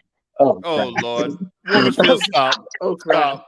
Stop. Yeah. But yeah, I'm joking. No. I know. I'm not mad with you. Yeah. But I'm gonna say this, Joshua. Go ahead. Is that what led you to go to Brazil and Colombia? That's what I was about to say. No, that's not what led me. Well, let me say this to you, Darrell. Okay, that's a good question. Did that lead me? No. I'm just asking. I'm not trying to trigger nothing. I just want to ask. I think what led me was me coming to my own and realizing I was 30, then I was 40. Then I was 50. Then I said, shit, you know what? You look good to be 50. So maybe I should start just traveling and enjoying the single life that I do have. Just enjoy it because where it is, okay? That's just how it's going to be. That's how it's going to be. So that's what I started doing. I started to say, you know what? Let me just get, save some little money and start traveling a little bit every now and then. I'm not a rich guy. But I'm saying I can say, you know what? Let me put some money to the side. I'm gonna go travel and just enjoy myself. That's it. That's all. Yeah. Okay. No, I was being actually honest with you. I know it sounded like I was joking because I play a lot. I'm goofy, but I have a speech impediment too. I took speech classes all through elementary school and middle school, and I still have it. People make fun of me about it all the time on YouTube. So I have a speech impediment as well. So that I was just joking with you. Like, don't feel bad about yourself. Don't beat up on yourself.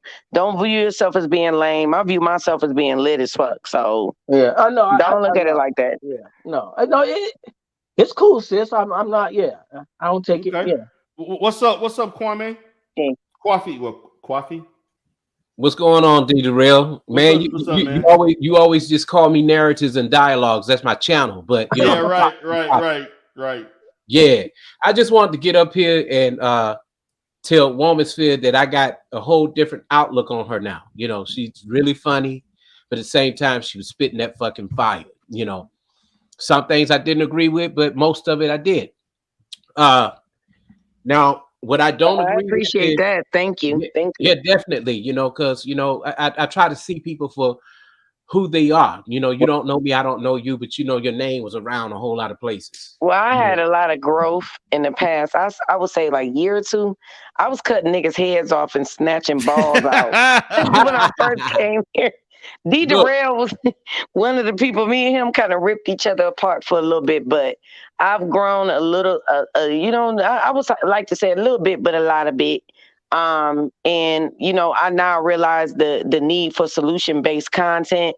So I've been trying to inflict that in the space and encourage people that are trying to do that as well and trying to wipe the slate clean. You know, let's get some stuff going because we got a lot of people watching us. And we got a lot of people watching what we saying, how we up here just act. Y'all know I act a fool. Well, that's true, but let's say this. Look, I put it this way. You're a very smart woman. Thank you. Addition to Faith, because y'all the only two that I've seen that used to be hanging out in those places where the women are just arguing and shit, you know. But y'all know how to, you know what I'm saying? But they more intelligent than those, you know. I don't believe that just because you speak a certain way, you speak country, that you're being ghetto, you know. But you do have some hyenas out there that are just like that. They're super loud. They don't know how to cut it down. You know, and where men could have men and women could have, you know, a decent conversation, you know, and that's the problem. Now I want to get on Yeshua a little bit. Yeshua, you got to stop going into this. Well, people think that I'm lame. People think that I'm trying to act white. Or people, man, stop. I never said that, bro. Hold on. Let me finish talking. Okay. Because you do that a little bit too much. You know what I'm saying? Move on. You know, find somebody who want your corniness. You know, so what if Womansphere wasn't playing with you? Because you've done it every time you come up here. Okay. You do that every time. You, a couple of other guys. I know this is the talking point. It's getting old. We got to get out of that. You know, find somebody that's your equal and be happy. That's all you got to do. Oh, okay. Let me. Everybody ain't meant to get the 8, 9, and 10. Okay. And he said he ain't got no kids. Well, listen, I'm the resident baby mama. You want these kids? Hold on a second. Let me. First of all, I never said none of the stuff that you said. I didn't say that I was lame. I never said that. That's what I did say. I said that I've been called too nice. Okay, that's still considered the same. No, that's what women think. She was being nice. Wait, hold up. She was being nice by saying bro. That's considered lame. Bro, I let you talk. So my point is this. The second thing is too, bro. I'm grown, bro. So I be damned if I'm gonna let another man tell me how to be. No, bro, that's not happening. I don't tell you how to be. What you be is your own experience. What I be is my own experience. Okay, but who's telling you how to be something? Wait a minute, bro. So you come on here telling me you gotta stop doing that? No, bro, I'm grown. I would never come on a panel and tell a man what he got to stop doing. No, that's not fair to you. Well, then, if you don't want people to critique it, if you don't want people to critique it, Yeshua. See, you want to say what you had to say to me. Okay, go ahead. I'll shut up. Go ahead. Now that I'm responding, now you're trying to talk over me. Okay, so I'm saying to you, bro, as a person I don't even know, because I'm just talking to on the phone. No, bro, that's my own experience, and that's where I come from. That place. Okay, I come from. It's like Darrell comes from his own place. Okay, let's not talk about D. Darrell. Let's talk about you. Let's talk about you. So right. So I'm telling you, for me, I'm good where I'm at right now. Right now, bro, I'm good in my space in life. I'm good. I said that. That's the point that you didn't talk about. When I said I'm good right now where I'm at. I like the life. Let me just say something really quick. So that's what I'm trying to tell you, bro. I'm not here to try to argue with you. But one thing I'm not arguing, brother. I'm just saying. I was one of them that was rooting for you on D. Darrell first two segments where. Hold on. I'm one of the brothers that was rooting for you on D Darrell 2 segments that he did fully about you. You know, and I understand. Listen, I understand. Listen, he don't want me to talk because he don't want me to say what I'm about to say. Well, say it then. Say what you want to Okay, say, then. bro. Okay. What you want to say? Okay, can you just be quiet for 1 minute? Okay. Now, I was one of the brothers that was rooting for you because I'm okay with a man being who he is. I mean, you're right. We don't know each other, but we sat up on a panel for hours, you know, on 2 segments. He did fully about you, a part 1 and a part 2. And you said you wasn't a part of the Passport Brothers, but your behavior was somewhat like that. And the pickup artists and the tricking, you know. And Okay. that's yes, if you want to go out there and buy pussy, I'm sorry, I just had to laugh at this. Listen, and the thing is, if that's what you want to do, that's fine. Do that, but don't go over there and then come back and you're still complaining and you're talking about. See. This is why we're not gonna get nowhere in this conversation because you come on here and you just attacked me. That's what I did attack you. Yes, See, you did. now you Okay, gas yes, you did. like the You rest just of those attacked me. coons out Okay, there. now, You're doing what this the the coons point, do, bro. brother. Hold on a second, bro. Stop This it. the point. Stop it. No, don't tell me to stop it, bro. I'm telling you, I'm not gonna allow you as a grown ass man. Well, and what you should do is have some class for yourself to say, you know what? I Oh, I'm shouldn't even very say that classy. because Have you been to my channel? no, because I'm not going to your fucking channel. That's the point. Okay, see, So, look, I'm see telling this? you. You don't have this smoke. Hold on Okay, a second. woman, fit, get his ass. Right. So, I was about to I'm say. telling you, no, I was about to say. right. See, But he ain't as corny. He ain't corny because he said, I ain't give a fuck about your motherfucking channel, nigga. Fuck your couch narratives. Fuck your couch is what he said. Hey, I'm okay with it. I know what he do. You know, it's all good. No, you don't And I'm know not what here I to do. disrespect you him or don't know what I do anything, because but first thing I he just came on noticed the his field. talking points. His talking Okay, points hold always on. First thing he talking came on about, the field, you came know, over here. what somebody thinks, saying that, oh, the women think that I'm lame. And you had 4 I women didn't up say here that, bro. and I sat here tell and you, talked to that's you not that what I time said. and told you exactly, you know, how Bro, their I grandfathers don't need and how you. other men have been able to get women. Again, I don't need you to tell me about myself, bro. I'm not telling you. I'm just making a statement. No, but You do what the fuck you want to. it's fucked up and ignorant, bro. That's my point. Your statement You is know what? ignorant, bro. Maybe I should have just came up here just getting all on you and No. talking all kind of ways because I've been Just pretty shut your nice. damn mouth. That's what you should have No, did. you hold up, bro. You don't tell me shut my No, mouth. bro. If you That don't ain't have happening. nothing to say positive about me, bro, to me, don't There are a lot of touch good me. things about you, but that's But one of don't the talk things to me, that you bro. have done. No, You I'm always get up asking here you. You and talk about what women have done to you, and if you don't have anything to say that positive, people bro, think you're this, you're I'm that, saying and to the you, other. I mean, if you don't get have off anything that. to say positive to me, don't say Can you nothing at move on all. from that? Period. Can you move on from that? Okay, Period. guys. Okay, Don't say guys. nothing to me. Let's Fuck. go ahead and cut it. Let's cut it. Yeah. Damn, you motherfuckers are stupid. Don't say nothing to me. Shit, don't say shit to Okay, me. Yahshua. Fucking ass brothers, black men. This shit I'm talking about black men. They do dumb shit like that. All right, you'll be in the next Pookies and Ray Ray's You know, part 2 documentary. Just know Shut that, the fuck okay? up, man. Shut the fuck. You You'll be sound in the dumb next. as fuck. Okay, guys. You sound dumb as fuck. Real, give me permission to use those 2 clips. Yeah, you can use any clip you want, brother. I Yeah, don't care. you sound dumb as fuck. You sound Okay, dumb that's as fine. fuck. I'll be dumb. I'm All not right. dumb You with are. 4 degrees. You just dumb. All right, let me go back to brother you're speak. stupid ass stuttering and can't get your words out. How about that? Yeah, okay. Oh, see, he went. All right, let me mute both of y'all. That's Okay, what brother speak. You got anything you want to comment on as we move forward?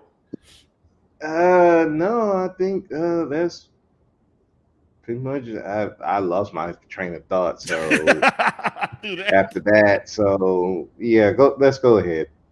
Yeah, man. Okay. Well, my thing again, you know, we're talking about families, and I do think that it's important to look at the as far as the motion that the black family is going, which is not really in a good way.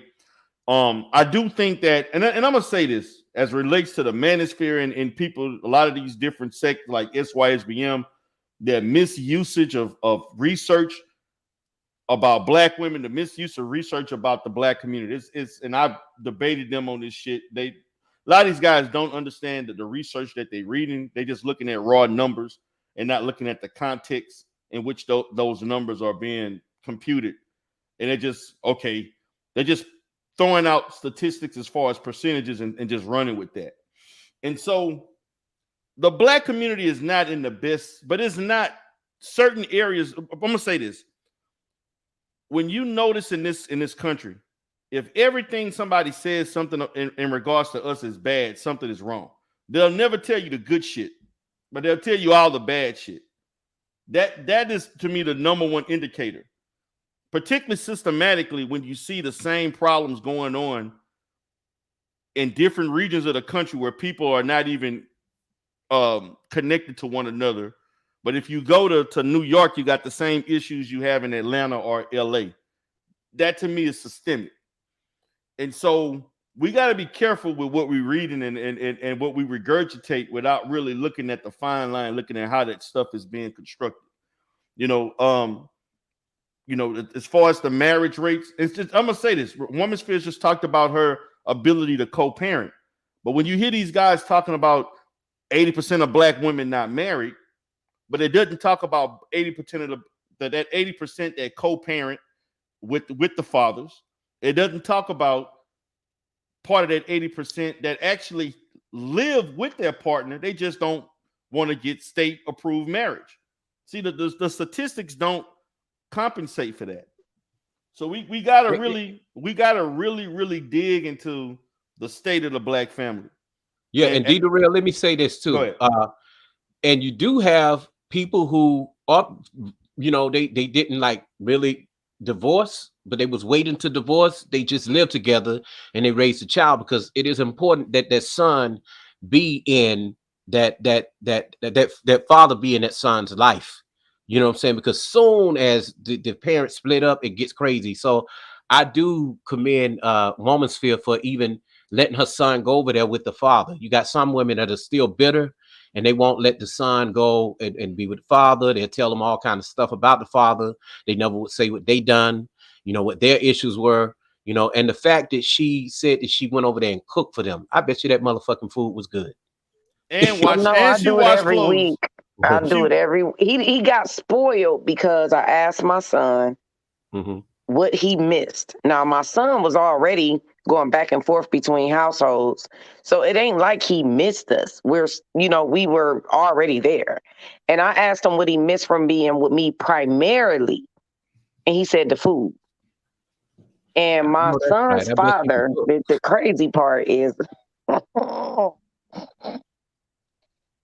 I'm a petty bitch. Y'all already know that already about me. What but you do? Tell us. I want to know what you did. What did he do? My oldest son's father, when we first separated, we had a house together, and so he would come. The house was like, it had a lot of problems.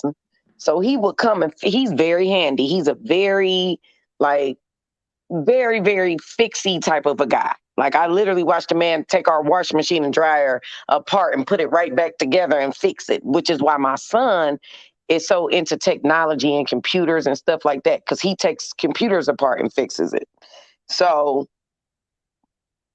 everything that go broke, I call Mike. I call him, Mike, because I know he can do it. He can watch a YouTube tutorial, boom, it's done.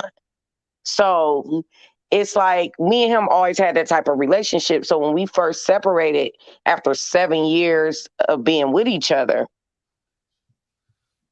he met somebody.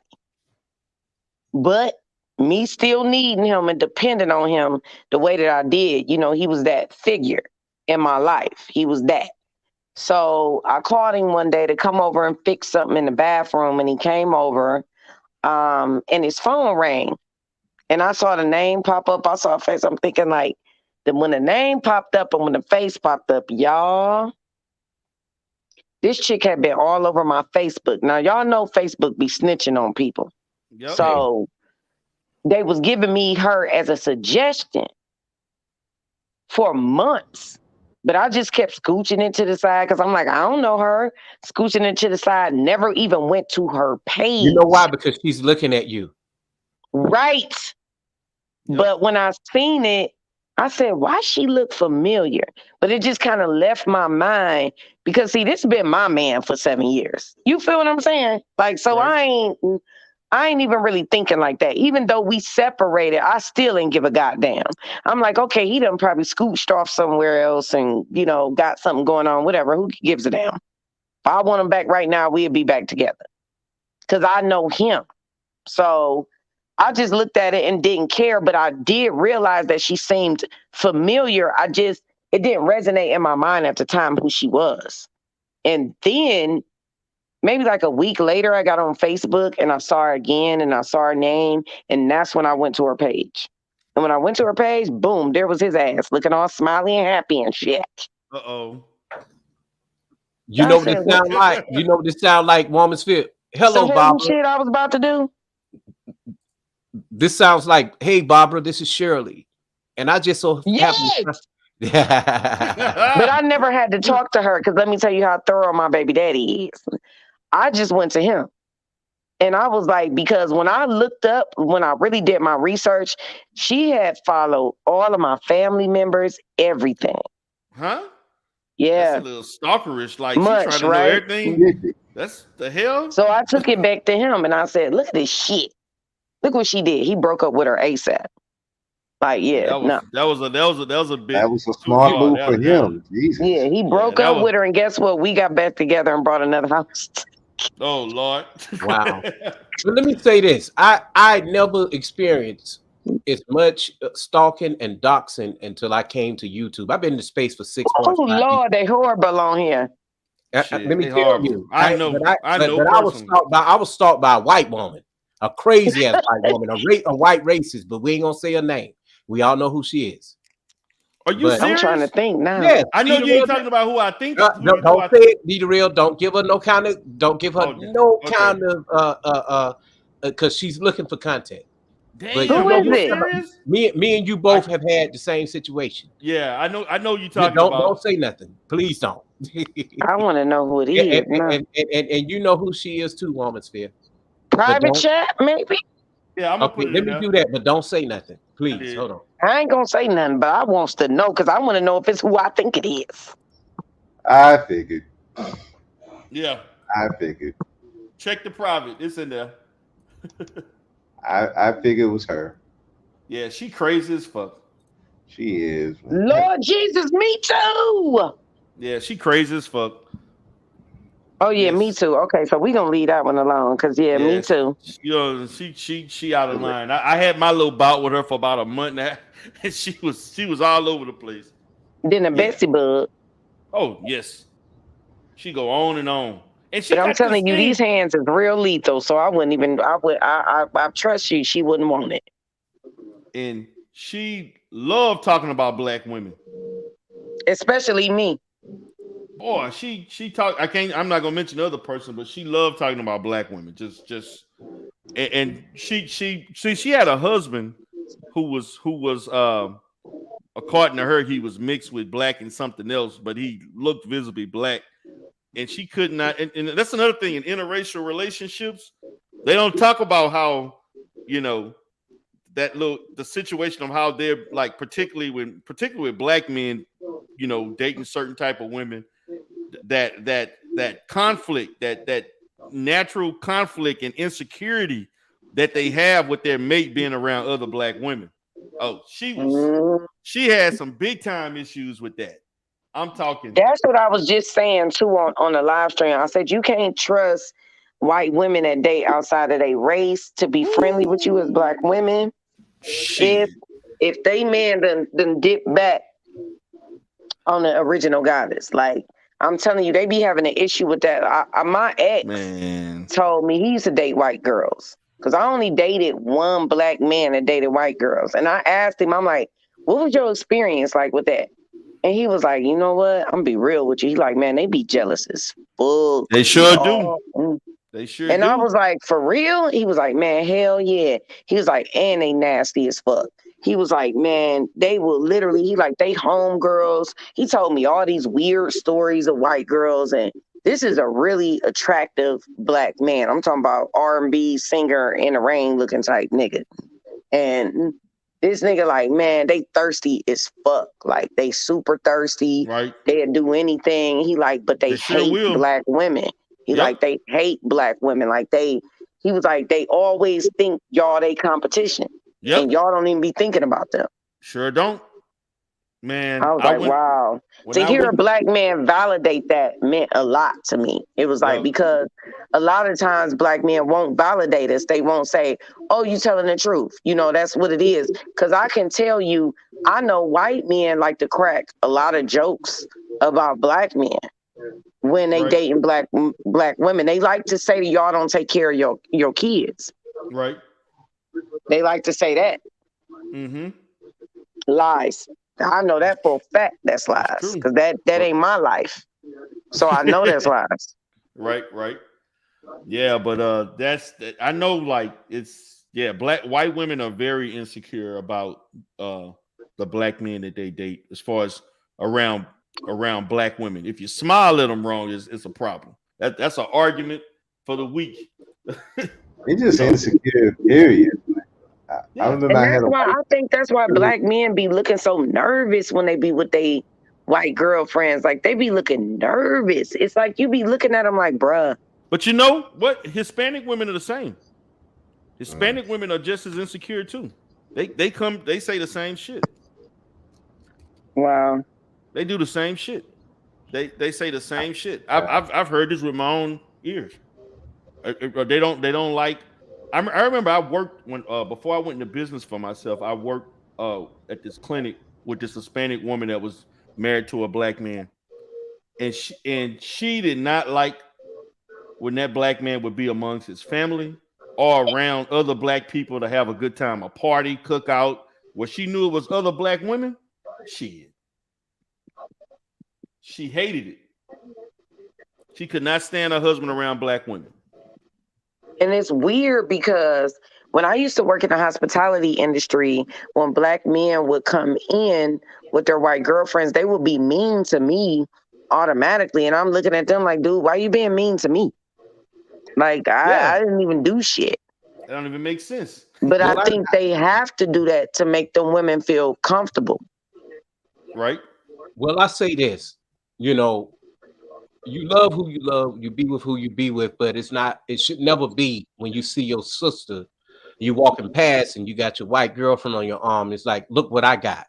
Huh. Yeah. And you got to be super nasty towards her. I don't believe in that. I'm not going to do that shit. The cards just laid where they need to lay. My ex-wife. But they laid, exactly. Yeah, my ex-wife is a Puerto Rican and Mexican, you know, but she looked more on the black side, like Evelyn Lozada, that more like that, you know, and I never done that. You know, that's just what the cards laid. I love beautiful black women. You know, dark, light, it doesn't matter who you are, you know. It's just so happened that that's just what the cards laid. You know, I'm not going to disrespect you. I'm not going to do that. Right. All right, guys, I'm about to wrap this up. And any last words? I'm going to go with Brother Speak and make my and go clockwise. Any last words, Brother Speak? Yeah. As far as family goes, you got to be about your legacy, your lineage. If that ain't the most important thing to you, I would not even attempt to have a family, because you're going to be lost in the sauce, and you're not going to be able to do your part in the family. And so whatever you plan to do, date out, date in, it doesn't matter. As long as you know yourself and you make your legacy the most important thing, and everything should turn out all right. But thank you for having me up here, D-Durrell. All right, brother. Appreciate it. Okay, Joshua, what's going on, man? You occupying space. You got two different I know. panels. I don't know why I did that. Two different channels, man. But go ahead, brother. No, man. But thanks again, bro. I caught your show. Call me, bro. I mean, let me know sometime when you on. Yeah, I've been pretty busy, man. Yeah. I haven't been doing a lot of content. Only on weekends. Okay, that's probably why. yeah, I got some stuff going on business wise. I got to take care of. I just reopened. I basically moved my business back to Dallas, and I haven't been doing a lot of content lately, man. I got a lot of business I got to handle. But for me, I'm pretty much relegated to just Friday, Saturdays, and Sundays for the most part. All right. Cool. Yeah. All right. So yeah, but we'll link up. Well, next weekend I'm gonna be going out. I'm going. You know, to some casinos. I'm going to gamble a little bit. I'm gonna be out in Louisiana. So probably the following week, man, I will we'll hit you up and we can do another show. But I'm actually, man, to be honest with you, I'm releasing my new channel with the dating coaching stuff, not next week, but the week after. So somewhere down the line, I'll fit you in. I'll let you know. Yeah, and I want to say too that that those 2 shows we did, that wasn't just about me. I just got caught up.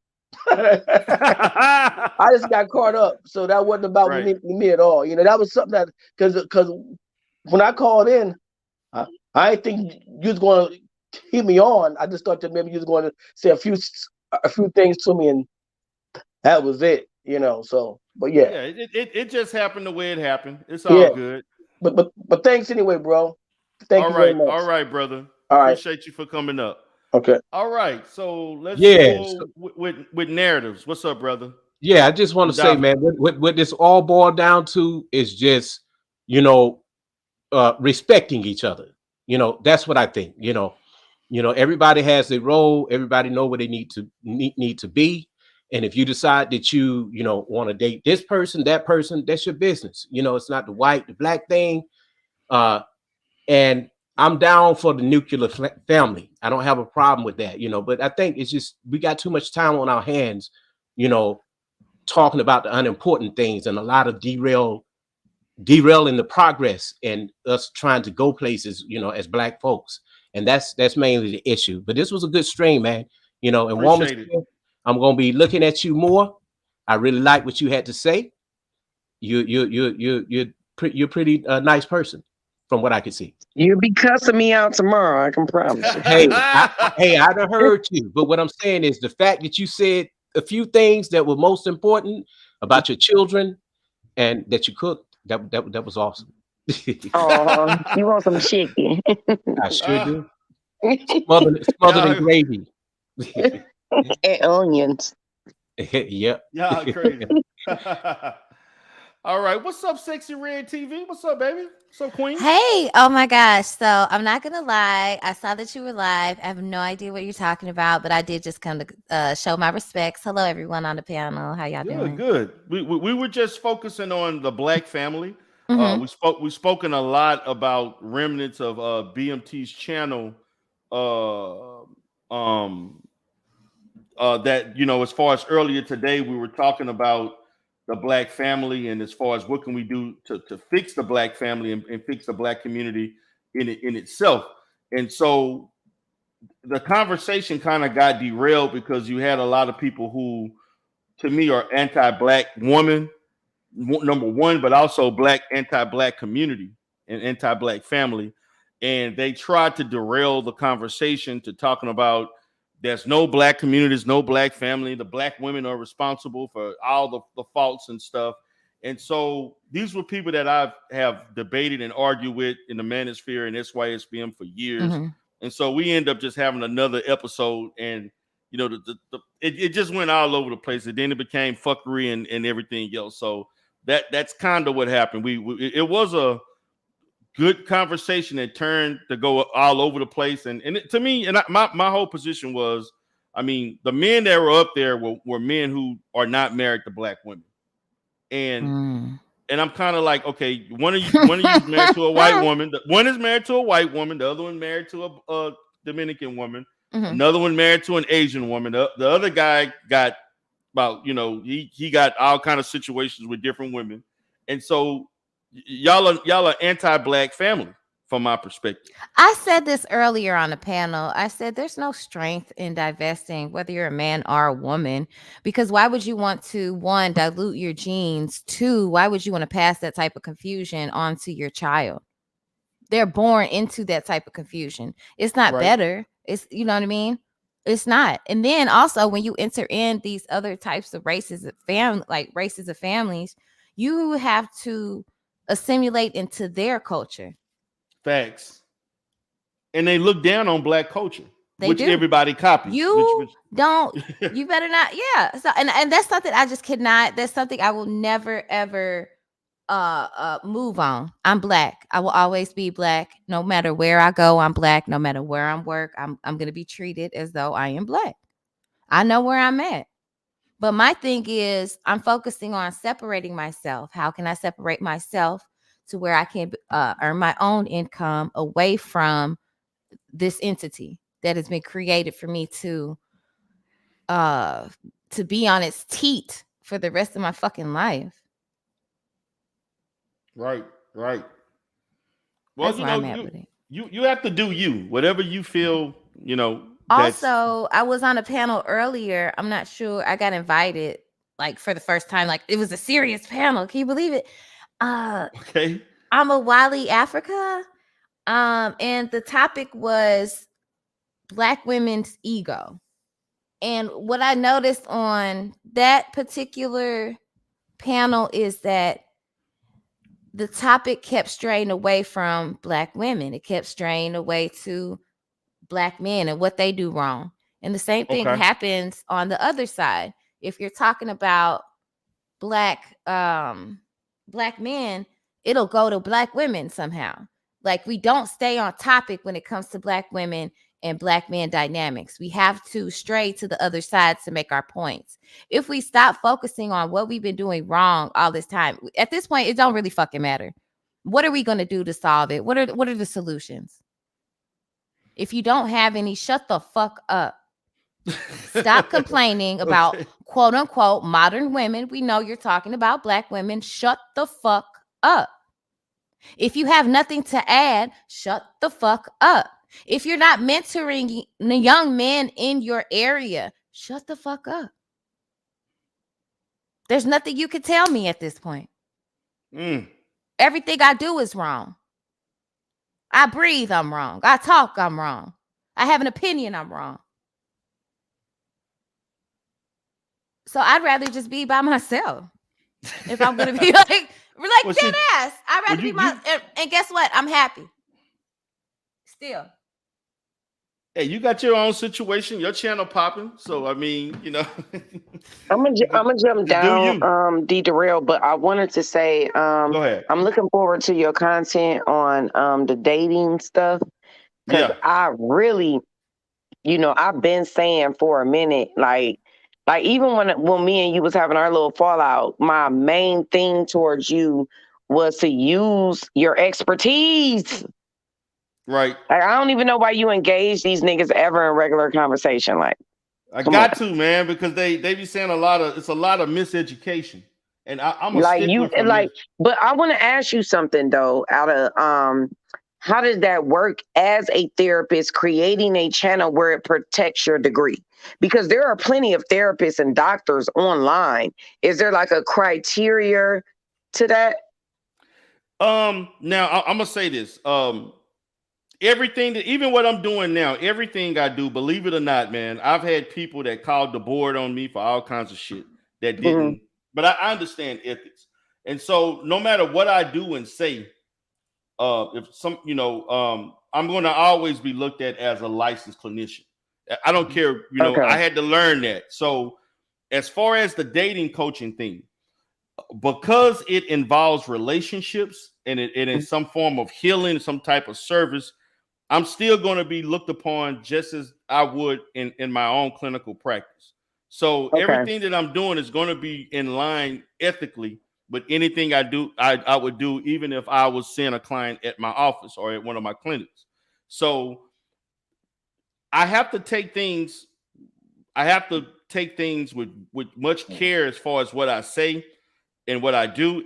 I have to follow ethical guidelines. Now, part of my dating coaching was not look like what I'm letting everybody know this right now.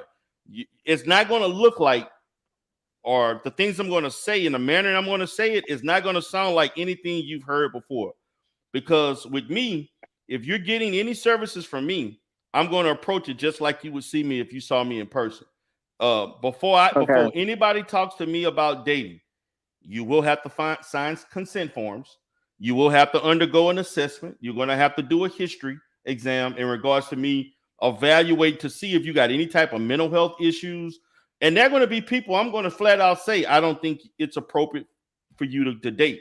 So everybody that seek I'm not going to just basically yield to the fact that I'm going to help you through dating and relationships.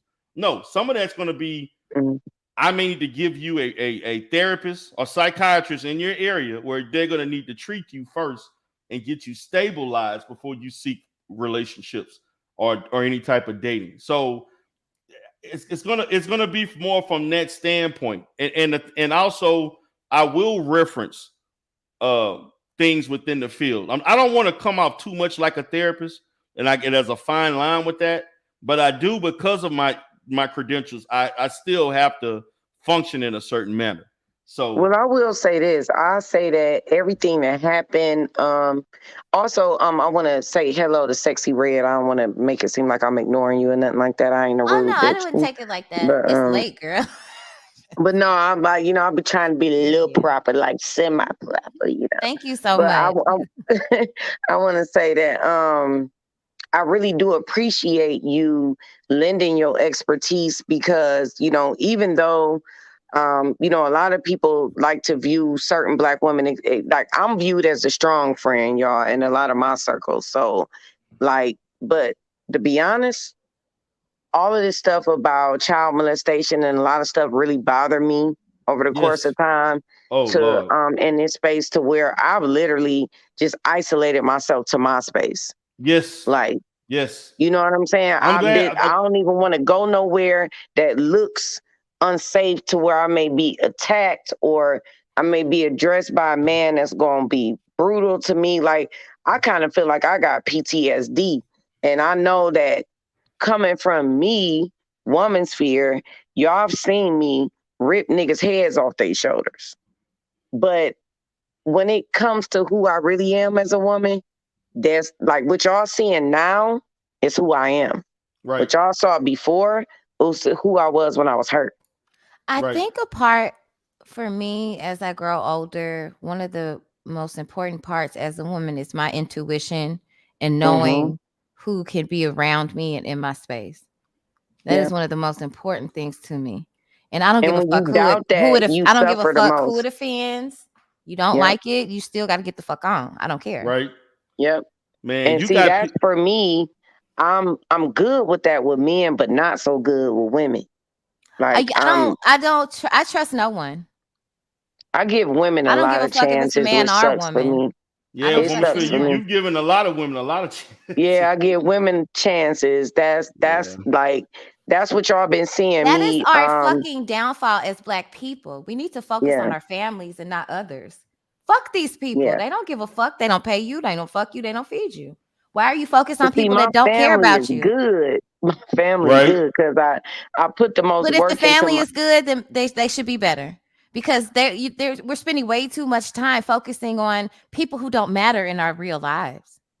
I know, but it's to me, my activism is Black women and children. So I can't just Black say women care about you the same. I don't care if they do or they don't. I'm just telling you, that's my activism. And that's an issue. Yeah. That's my business. No, that's my business. That's what you've been doing. I'm gonna say this, man. A grassroots organization for Black women and children. So I can't just say fuck Black women. I can't. No, I'm not saying fuck Black women. I'm just saying, is it being reciprocated? Is the energy being reciprocated? It is. For me, it's reciprocal in some ways, but not as much as I would like. But that's still my passion. I got you. So I can't. I didn't mean to offend you or anything like that. No, you're not offending me. You're just being honest. A lot of people tell me they like fuck them, and I'm like, I can't necessarily do that. I can't do that. You know what I'm saying? I'm like, sometimes I be wanting to, trust me, but I can't. I got a lot of. I speak to young girls in middle schools, and now I'm doing consultations. Oh, I'm sorry, I didn't know it was that deep. Yeah, my bad. Excuse, I don't know what the fuck I'm talking about. That's what it is. Yeah, I have a organization now for Black women that are abused verbally, mentally, emotionally, physically, sexually, financially. And now I'm consulting over 28 Black women. Mm-hmm. You know, I just hit 28 today. Oh wow! So Congratulations. Yeah. And that's all from YouTube. So I can't just say fuck them. You know, Yeah. I do care about them. But it is. I would like rough. to retract that. No, that's okay. That's okay. It is I didn't rough. know you were that so involved. So Oh, yeah, that she was very that was involved. my that was ignorance on my part. My thing is, if I'm wrong, I don't mind. I will always apologize. Girl, it's or say okay. that I'm wrong. It's You know what I mean? it's okay. It's okay. I was wrong with D Darrell quite a few times. Trust me, he got the footage. But, yeah, but you know, I think it's good to be clear about, you know, shit, I had it wrong. And shit, It's okay, girl. know. It's okay. I ain't tripping. But it's rough though. So I do understand where you're coming from. It's like some shit that hurts you. Walk away, bitch. What the fuck is your problem is? But it's it's hard. I think when that you might be my problem. I'm ready to go. I don't, you know, to avoid That's being my hurt. life. My life calling is Black women and children. So, you know, that's why I went as hard as I did with a lot of situations that people didn't know about. You know, with the whole Yeah. those people over there. That would actually It's because they change my tried to mind take about my you. life calling. I'm like, God damn, you just gonna take what God gave me, huh? Good for you, bitch. When you had that Goddamn. situation with that network and the shit that happened with that's what changed my mind about it. I was like, damn, you did all of that. I was like, oh shit, I was like, damn. And that wasn't even like. But I it's can a new tell day y'all, and today. this is You know no what I'm cap. saying? It's a new What you day say, today. Stacey? It's a new day today. It's beautiful. We don't need to, you know, mention people. But I'm gonna just say this though. I'm gonna say one more thing, Stacey. I know, but the petty streak just kicked in. You started it. I did not. I'm innocent. Listen, I'm gonna tell y'all. Before that even happened, man, I was well over 100,000 helping Black women on YouTube. I swear for God. No lie, no cap, receipts and all. Like That's impressive. They never said a word. They never Damn. said shit. All they did was move to different states, get away from disrespectful niggas, get out of abusive relationships, get out of homelessness. I helped so much shit. Mm-hmm. And they was the couple that just came in and acted a goddamn donkey. And when I realized that they had did it with so many other Black women, I was like, oh shit. Oh yeah, definitely. Oh, so it's a pattern. Message. It's a pattern. Hell yeah. Oh They've been doing it for yeah, it's a years. pattern. That's why I always had And so issues when with I it, 'cause knew the realized bullshit they was doing. I gave them a message because remember before me they was not BWE. Yep. Right. So I felt responsible to Black women. I'm like, oh fuck, I done Oh, so fucked they up. hijacked your shit. Yes. And then started. Now they over there making money. Black women got their purse strings wide open for these niggas, man. Yep. Big time. And I felt like bad as fuck. Like people don't understand why I did what I did. I'm like, it ain't even about the money. I got resources out the wazoo. Like straight up, I'm connected. This is what I do. This is what my family does. My father has a business for Black men, getting them the rights to their children. Like we've been and my family is about activism. Mm-hmm. So it's like, It's in your blood.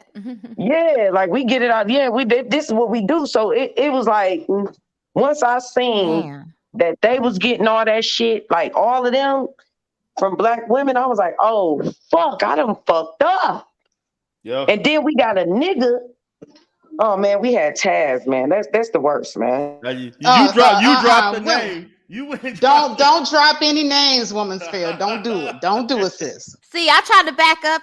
I was like, get to the Buick, but you know, she said I'm gonna be petty. I was like, I'm innocent. Yeah, man. He actually did a video on me over the dating coach thing out the blue.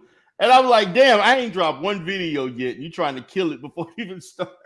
But see, that's what I'm saying. what they like do. all we need to do is wipe the slate clean. How we wipe the slate clean is keep doing what we doing, because this is what we really do, and this is what they don't do.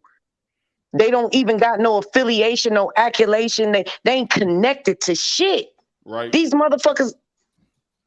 Man, I will go in. Go ahead, Faith. Nah, let's go ahead. No, Let's cool you down. I don't want No, you to hold on a second, y'all, because see, I wanted to say something to D Faith. Darrell. What's so sexy? Hey, girl. Hey, Girl. Sorry, y'all.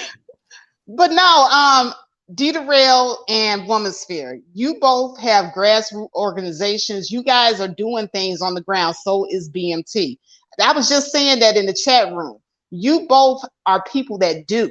The people that's coming at you, what do they do for anybody?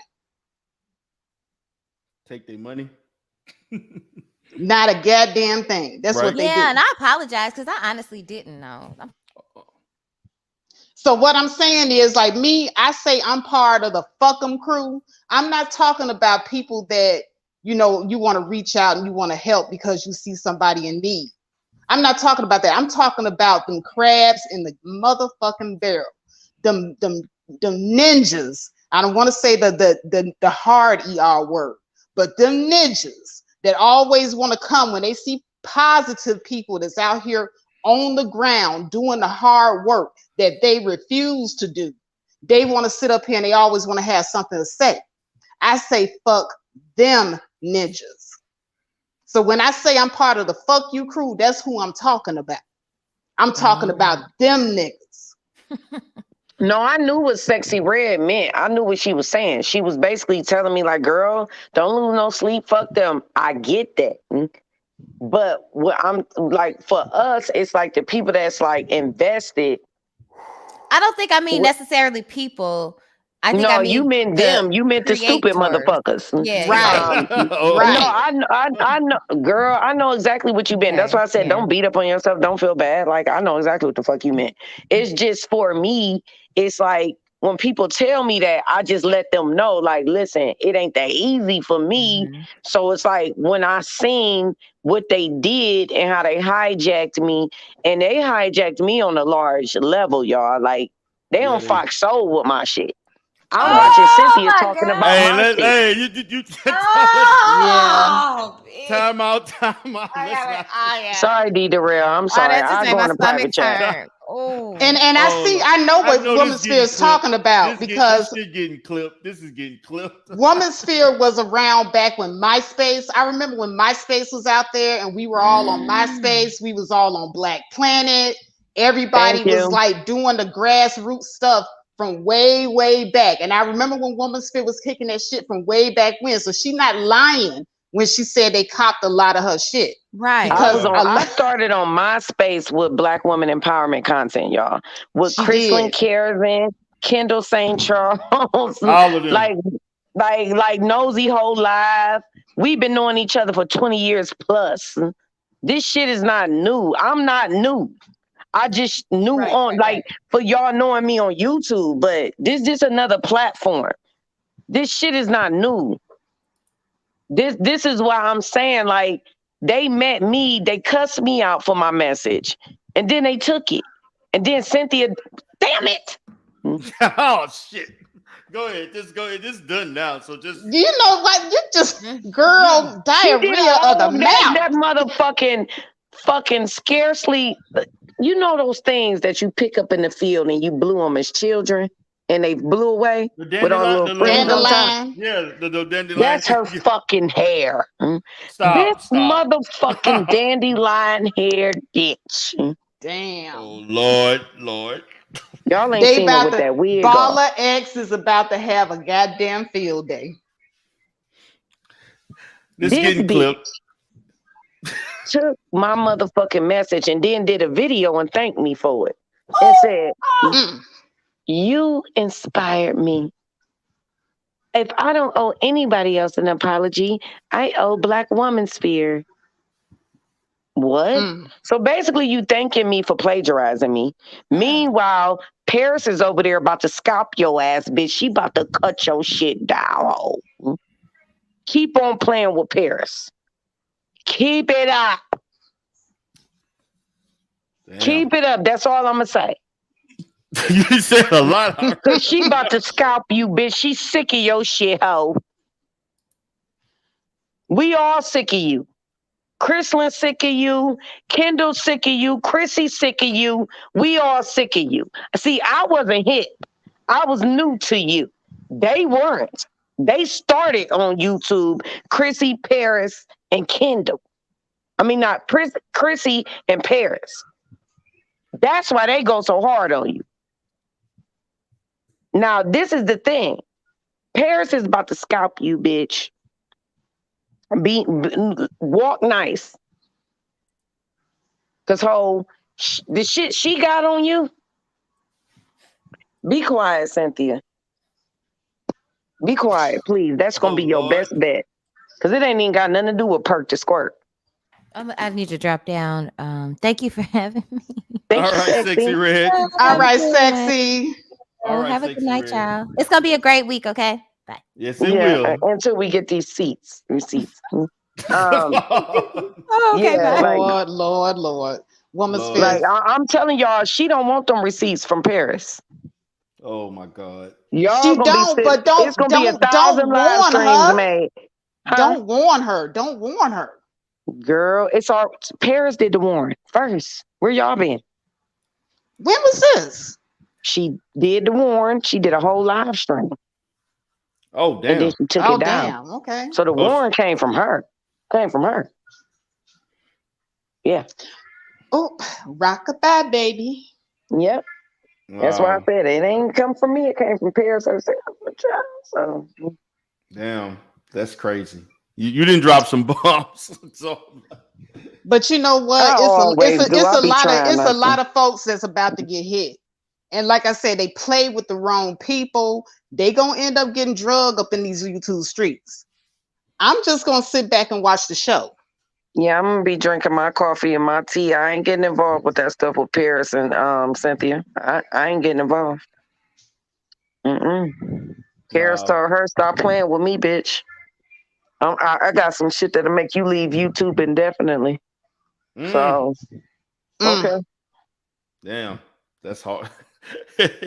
But I And will we- say, Woman Sphere, you are very patient, extremely patient with a lot of these people. Now, you said some stuff to me earlier today, and I had to really think about what you said. Not gonna, divulge the whole conversation or whatever.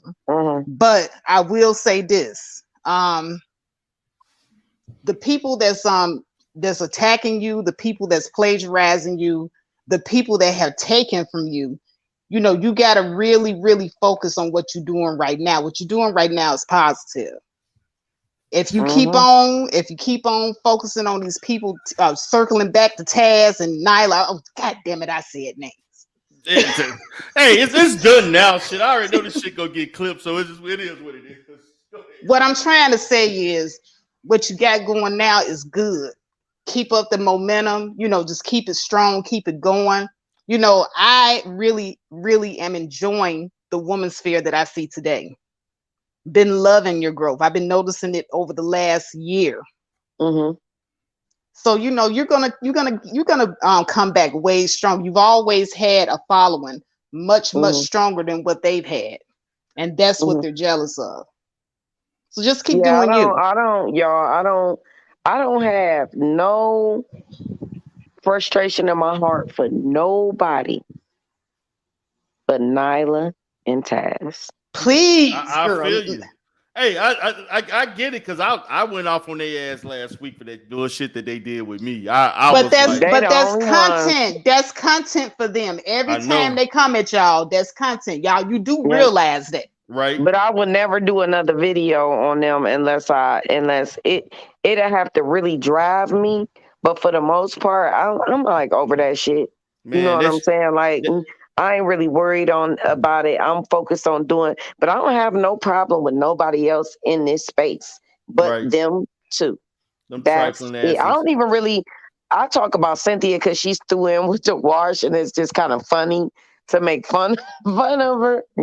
But at the end of the day, like I really don't have too much of an issue with her.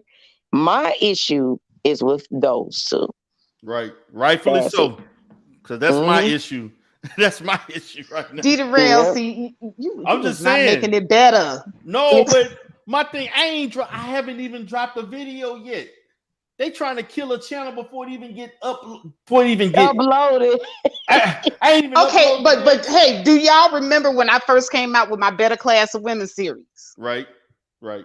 Remember all the motherfuckers that was tearing my shit down before I could even start a goddamn Man, video. you got dog walk for that series, babe. So you know that's what our people do. I just resign myself. This is the modern day crabs in the barrel.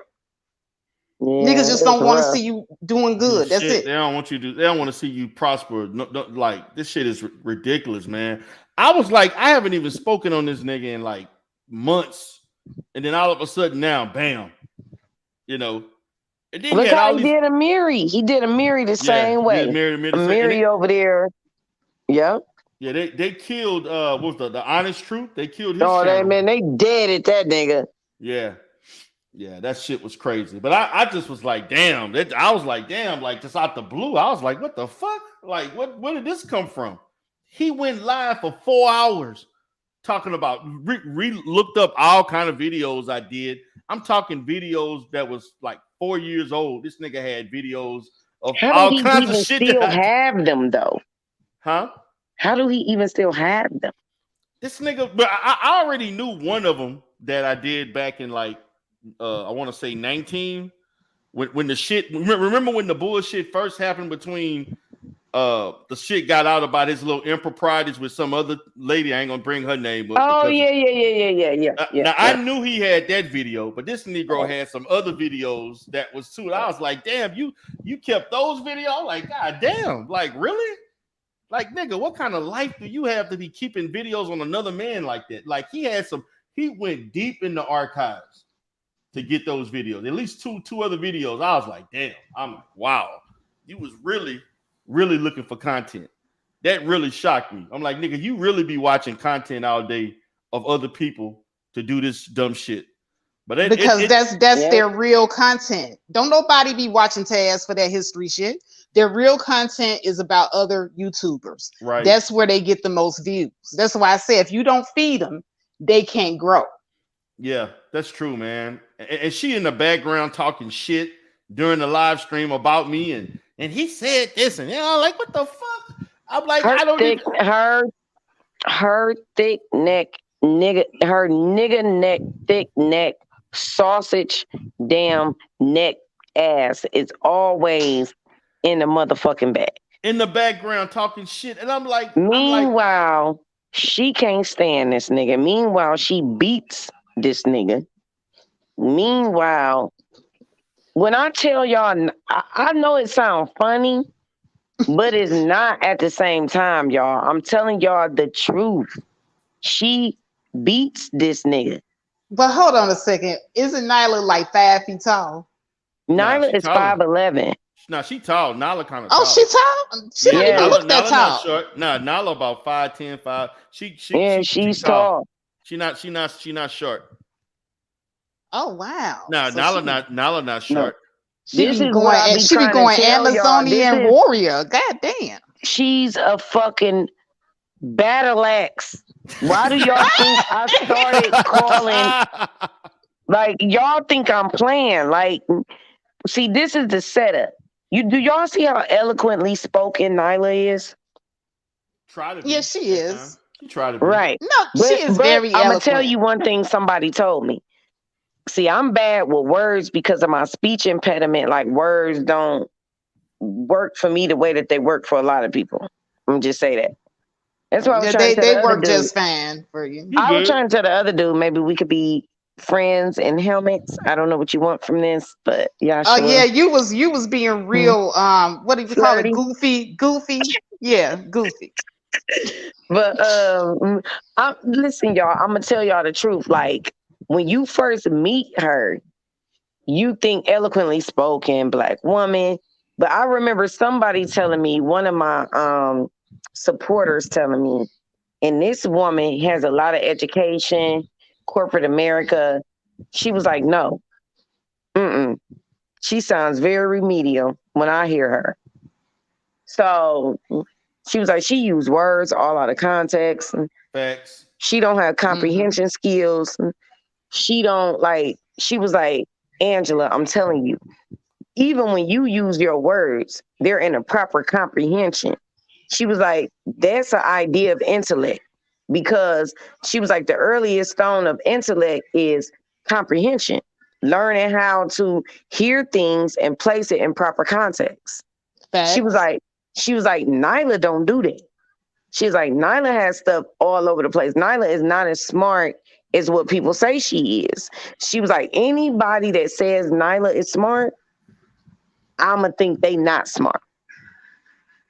So I remember hearing that and I just kind of laughed it off because I thought, in my mind, I thought Nyla was smart. Okay? I'm be real. I just throw myself out there. I ain't gonna even try and make it seem nothing. I'm gonna say this. She presents really well on YouTube. I can see, you know, but the content and the way she kind of presents herself, people can gravitate. I see that. She's talented at what she does. I don't really care for the content, but I can see how she can build. Because I'm gonna say this: Taz didn't build his own platform. You built this platform. Cynthia built the platform. Yeah, he got y'all a certain percentage of y'all subscribers. He didn't. Right. He didn't build that platform organically on his own. That was y'all. Y'all fed his shit. That was me and Cynthia. Yeah, you and Cynthia. Yeah, y'all built his shit. Like those people, the 400 or 500 that was watching him when he was talking that bullshit about me. That wasn't most of those people came from different blocks, from different subscribers. I mean, you, Cynthia, some of a lot of them turned their back on me because of how I came at Cynthia. Yeah, they did. Yeah, we had some issues with that. They was talking shit, and I was just like, damn, it really that threw me off. I was like, God damn, that I had to do video. I had to respond because I was like, damn, like I could see if I did a few videos, they didn't like the shit I was saying. They want to do a review on, you know how people do YouTube, but I ain't all I did was made the announcement. Hey, I'm going into the Dayton coach thing. This was something people have been asking me to do the Dayton coach stuff for like 3 years. And I kept saying, I said, okay, well, I think this is a good time for me to start fresh and do something different. And I'm like, damn. Next thing you know, he coming up with my name, my face, all in a title and thumbnail. Like, damn, like really? And he's still I'm gonna tell you why he did that though. And this is why I came up to congratulate you. A lot of men I endorsed at the beginning of my epic smear campaign. Right. Because my smear campaign was epic. I'm talking about I knocked the dust out that nigga pockets. I'm talking about I was on some trash. I studied that shit for a while. I promoted a lot of black men. You were laser focused. You was laser focused on the ass. You was on one. You was on one. Yeah. But I studied it for a while, y'all. So everybody that Taz had ever turned me against, him and Nyla, any man, I studied. So sadly enough, D. Darrell studied you. I studied Amiri. Right. I studied Red Supreme. I studied Angry Man, Obsidian. I studied everybody, and and Kevin Samuels. And I did a comparison from Taz to all of y'all, and I aligned every allegation from what me, myself, and I had connected with the officers of every report for the Allen family. So I got all the reports. So I'm looking at the reports and I'm looking at y'all based off of all the accusations against y'all on YouTube. And I'm like, D. Darrell is a licensed therapist. He's legitimate. He's married. What's the problem? Angry Man been with the same woman for years, whether he's married to her or not. I don't give a fuck about none of that shit. 2 sons that's doing pretty well. I just did the comparisons. Right. And this nigga failed in every area. So basically, it's jealousy. Jealousy. And that's but y'all gotta understand how eye-opening this was for me.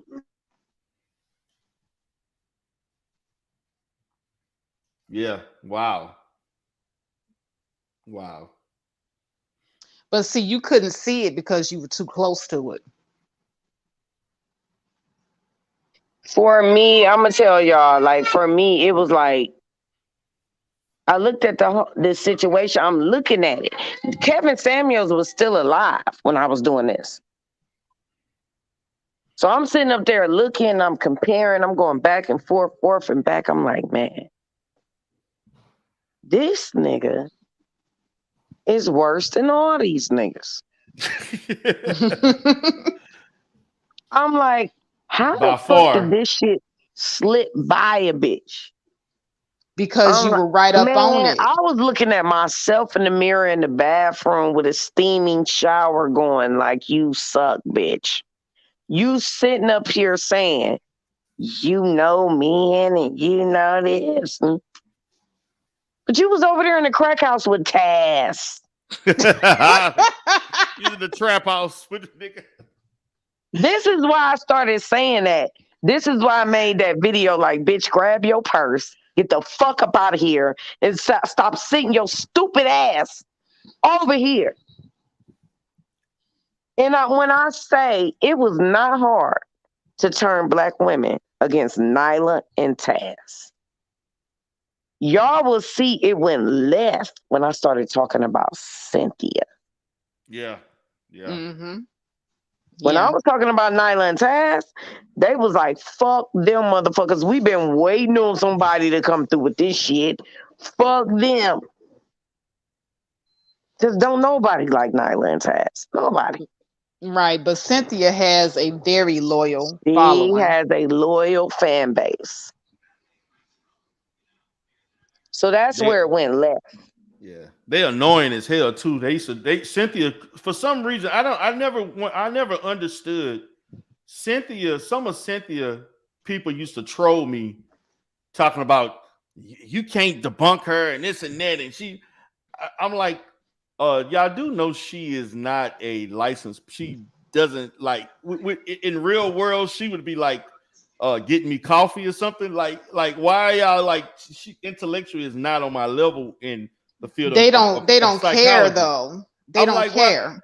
I've always tried to figure. I always like it would always be about 3 to 5 of Cynthia subscribers, particularly when I would talk about something about like something counseling, psychology related. They would always come over there trolling. Ever since Cynthia and her best friend fell out, them bitches been dreaming of the day one of them can take that spot. Yeah, and I'm like, it's nothing me and her could debate about. I mean, you saw what happened with her and Umar.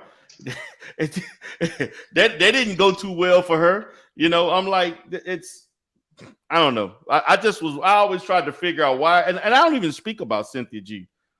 And I just wonder, why are y'all coming over here telling me, bringing up some shit about me not debunking her and debate her? And I'm like, for what? I don't even go in that area, in that space per se. Like, you know, a lot of Cynthia's content isn't really her own stuff. Now, Cynthia's main thing is trying to break down the psychology of things, but like you said, she is not a licensed therapist. I used to follow Cynthia back when she was doing when she was with Boyce. Yeah, and that was her main thing, was like breaking down the psychology. And a lot of people said she wasn't pro-black, but she sounded pro-black to me. Well, Black Woman, so what do you think about her skin tone? Everybody talking about her skin tone. Her and Nyla. Like she did something. Nyla looks like white chicks right now. Oh my God. She did something to her skin, man. To me, she was better. She bought a lighter foundation. That's all. Well, y'all know they both getting those infusions that come with their skin tone being lightened. Are you serious? Nyla got whole videos on her channel getting the infusions. Damn. Wow. Wow, that's some crazy shit. That's some crazy shit. Okay, you pro black, but you getting it. Wait, okay, I can't. I never bought her into her being pro black. I never, my thing is I'm looking at it. How you pro black How living in they Seattle, pro-black Washington? when Nyla was walking past a white woman and fucked Taz in the basement when she first met him? A white woman house he wouldn't leave. Come on. Damn. I never bought that. So You gotta be a bold ass bitch to be like, move out the way, Becky. I'm getting close to this toothless tyrant. You got me fucked up. Damn. But yeah, and imagine what type of woman you are to lay with a man with no teeth. Just imagine what type of woman you are to kiss a man with no teeth. You just meet the nigga. like I can see, this is my thing. I can see if, a nigga lose teeth along the way. But when you meet somebody and they bear, like what Amiri called it, bald mouthed. You meet a bald mouth Negro and you just like, you know what? I'm still good. I'm all right. Man, just imagine the motherfuckers fucking that bitch. Wow, a bald mouth Negro. Man, I done heard it all. We gonna go ahead and lay this with her. That's where we go. I'm just saying. I'm going to bed tonight and I'm going to have nightmares of gummy bald mouth Negroes. Well, I mean, it make for good oral sex. She probably was getting slayed. You know what I'm saying? No interruption. He was gumming it down. He was gumming it down. Slurping all on this shit. Right. She left that nigga. She turned that nigga into a glazed donut with no teeth in his mouth. Let me gum you down. Y'all tripping. Yeah, so we're gonna go ahead and wrap this one up. Let me get my ass to bed. So any last word, ladies? This has been highly entertaining. Any last words? No, I just go ahead. Nyla, I know your motherfucking high top wig wearing ass is watching, bitch. Oh Lord.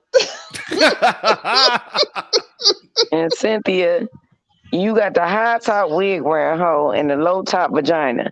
Cause you and them boy shorts, I didn't see not a print in sight, bitch. We see why Perk the Squirt done carried his ass on. It wasn't shit there left to salivate on, suck on, marinate on. That nigga ain't had shit. It was all, girl, you was bones for real. You know when they say y'all bones? You was all bones for real. Ooh. Ugh. The pussy is supposed to be damn near like a pig foot. You supposed to be able to suck it and spit the bones out. That nigga couldn't even suck nothing off, bitch. It was bones from the start. Oh. Ouch. And you rearranged your whole goddamn life for your bone vagina, thinking that Perk the Squirt with your 6th-time baby mama ass. You the 6th baby mama. What you thought he was about to do for a low top vagina? I ain't even mad at Perk the Squirt. He got his own business and everything going on. Hey, listen, this is what y'all don't know. Perk the Squirt is successful. Oh, he is? Oh, yeah. He ain't no bum. He ain't no bum. He got his own trucking business. Okay. Now I did hear about him getting into the trucking. I did hear about He that. got his own trucking business. He's successful. He just a hoe. And see, Cynthia thought, this is the idiocracy. Shout out to Amiri. Thank you, Amiri. I know you're watching in the clouds, approving of me being tawdry and tacky. She asked Amiri, what am I supposed to do with a man that don't want to claim his child? She didn't even know what to do. Are you fucking kidding me? I swear to God, this is a black woman from Seattle, Washington. She came on the internet searching for her blackness, y'all. This is what I keep telling y'all.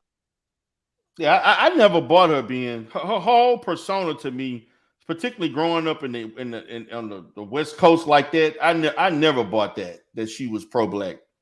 No, she wasn't. Because culturally, how the hell are you pro-black in Seattle? That shit didn't even resonate. And all her best friends was white. Yeah, and it's all she was probably fucking was white men for a great all deal the of pictures time. of her online is white men. Right. And then she tried to make it seem like all those scantily clad photos, which wasn't even all of them that I have of her. She was just taking modeling pictures. No, you were a whore. Stop. You were a sex model. You think I'm a dumb bitch? You were selling pussy, bitch. Stop it, stop. I mean, like, is we dumb now? Who the fuck laying on their back with the wicked chairs in the back with lace underwear on their ass for modeling photos? For what? Now, see, Darrell, after this live stream, Cynthia gonna get you, Taz and Nyla gonna get you, and see, it's gonna be all Women's Sphere fault. It's gonna be all Women's Sphere's fault. I want the smoke. It don't matter to me. Y'all are horrible. Y'all terrible. I will take all the smoke. Y'all remember that? Y'all remember that thing from what was it? From the dude from In Living Color, the white guy, Jim Carrey. Jim Carrey, yeah, Fire Marshal Bill. When he came on camera with that fire had happened, he had scarcely had hair all over the head. Yeah, I remember that. Cynthia, don't play. Yeah, she got them raps. I'm gonna derail if you want to. You be on here looking like Fire Marshal Bill because I'm telling y'all that photo is Cynthia. I'm done. I'm done, y'all. Black woman, so you anybody putting a black rinse in their hair and a perm before they put a wig on it is retarded. Seattle, Washington. What? Thank Seattle, Washington for that. Wait a minute. Won't that burn your hair? Yeah. Thank you. Thank you. Thank you. What the fuck? See, I can't be messing with you. Wow. Sorry. Oh my God. It's late. I know. It's bullshit. I'm sorry. I'm done now. This shit funny, I'm gonna drop out. All right, Woman's Sphere. You didn't drop too many gems. Nah, shit. She done dropped the goddamn A-bomb, okay? Oh my God. Any last words on Faith? This is man. I already know this gonna get clipped. She done snatched all the words out my mouth. I got no more syllables, no antonyms, no nothing left after that. Damn. Woman's Sphere is a damn fool. She a fool, man. I can already see tomorrow. I already know somebody gonna clip this shit. They go say she this or that, and it is what it is. Cause me, I'm gonna be honest, Woman's Faith. When he did that, I think did you see that video he did about me? I saw it. I put a comment up under the one that you posted. Yeah, I was like, that really tripped me. I was minding my own business. I was working. And I said, let me just go and check and see what's going on YouTube. And then I'm like, I looked and saw my face. You know, I was just searching my name just to see if somebody was saying something. And sure enough, he pop up. Now he want to be a dating coach. And I'm like, what the hell? He went on, this dude took at least 4 videos. I'm talking videos that was like 3. That video that I did about him and that person he was quote unquote messing with, that he was about to move away with, that video got to be at least 3.5 to 4 years old. At least. That's an old video. Then he had another old video. Then he did some recent stuff I did probably maybe 6-8 months ago. And I was like, I can't believe this brother really took the time out to do this just to talk about me being a dating coach. Like, are you serious? Like, are you really? That really. But it's like Woman's Sphere said. You know, everything that she gathered about you, and then when you put yourself up against what you're going up against, you are the better man. That's the reason why I keep telling everybody there is a better. Right. And see, people when you tell them that there's a better, they don't like to hear that shit. Right. That's the reason why my better class of woman, wasn't received well, because no woman wants to look herself in the mirror, and no man wants to look himself in the mirror when put against something that's better.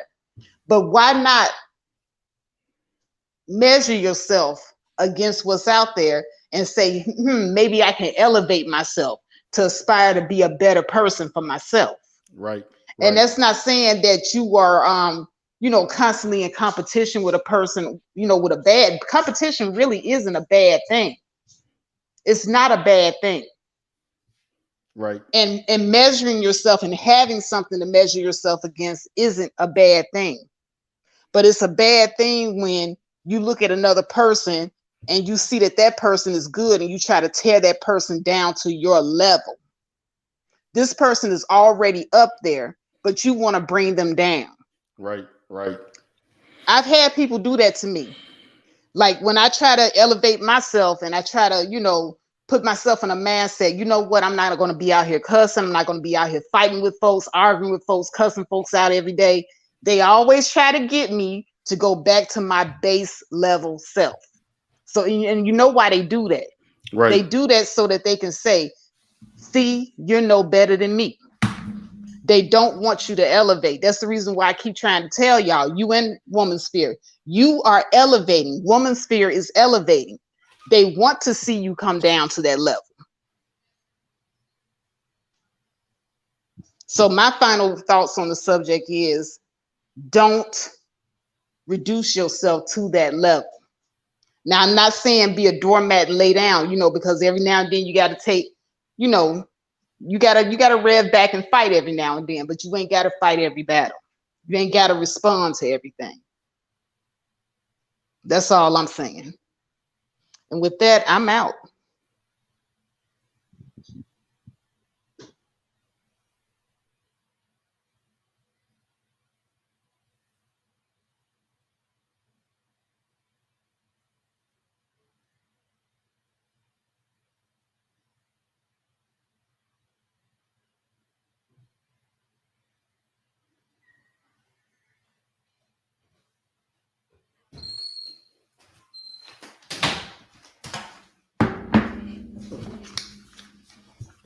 All right, guys, I'm back. Sorry, something happened with the mic or whatever, but appreciate Faith for giving her content. Appreciate everybody for chiming in tonight.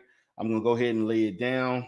It's after 12 o'clock here. Get my butt in the bed. Appreciate y'all for coming in. This is D. Darrell Spears with the Rebirth channel. Y'all have a good night. Peace.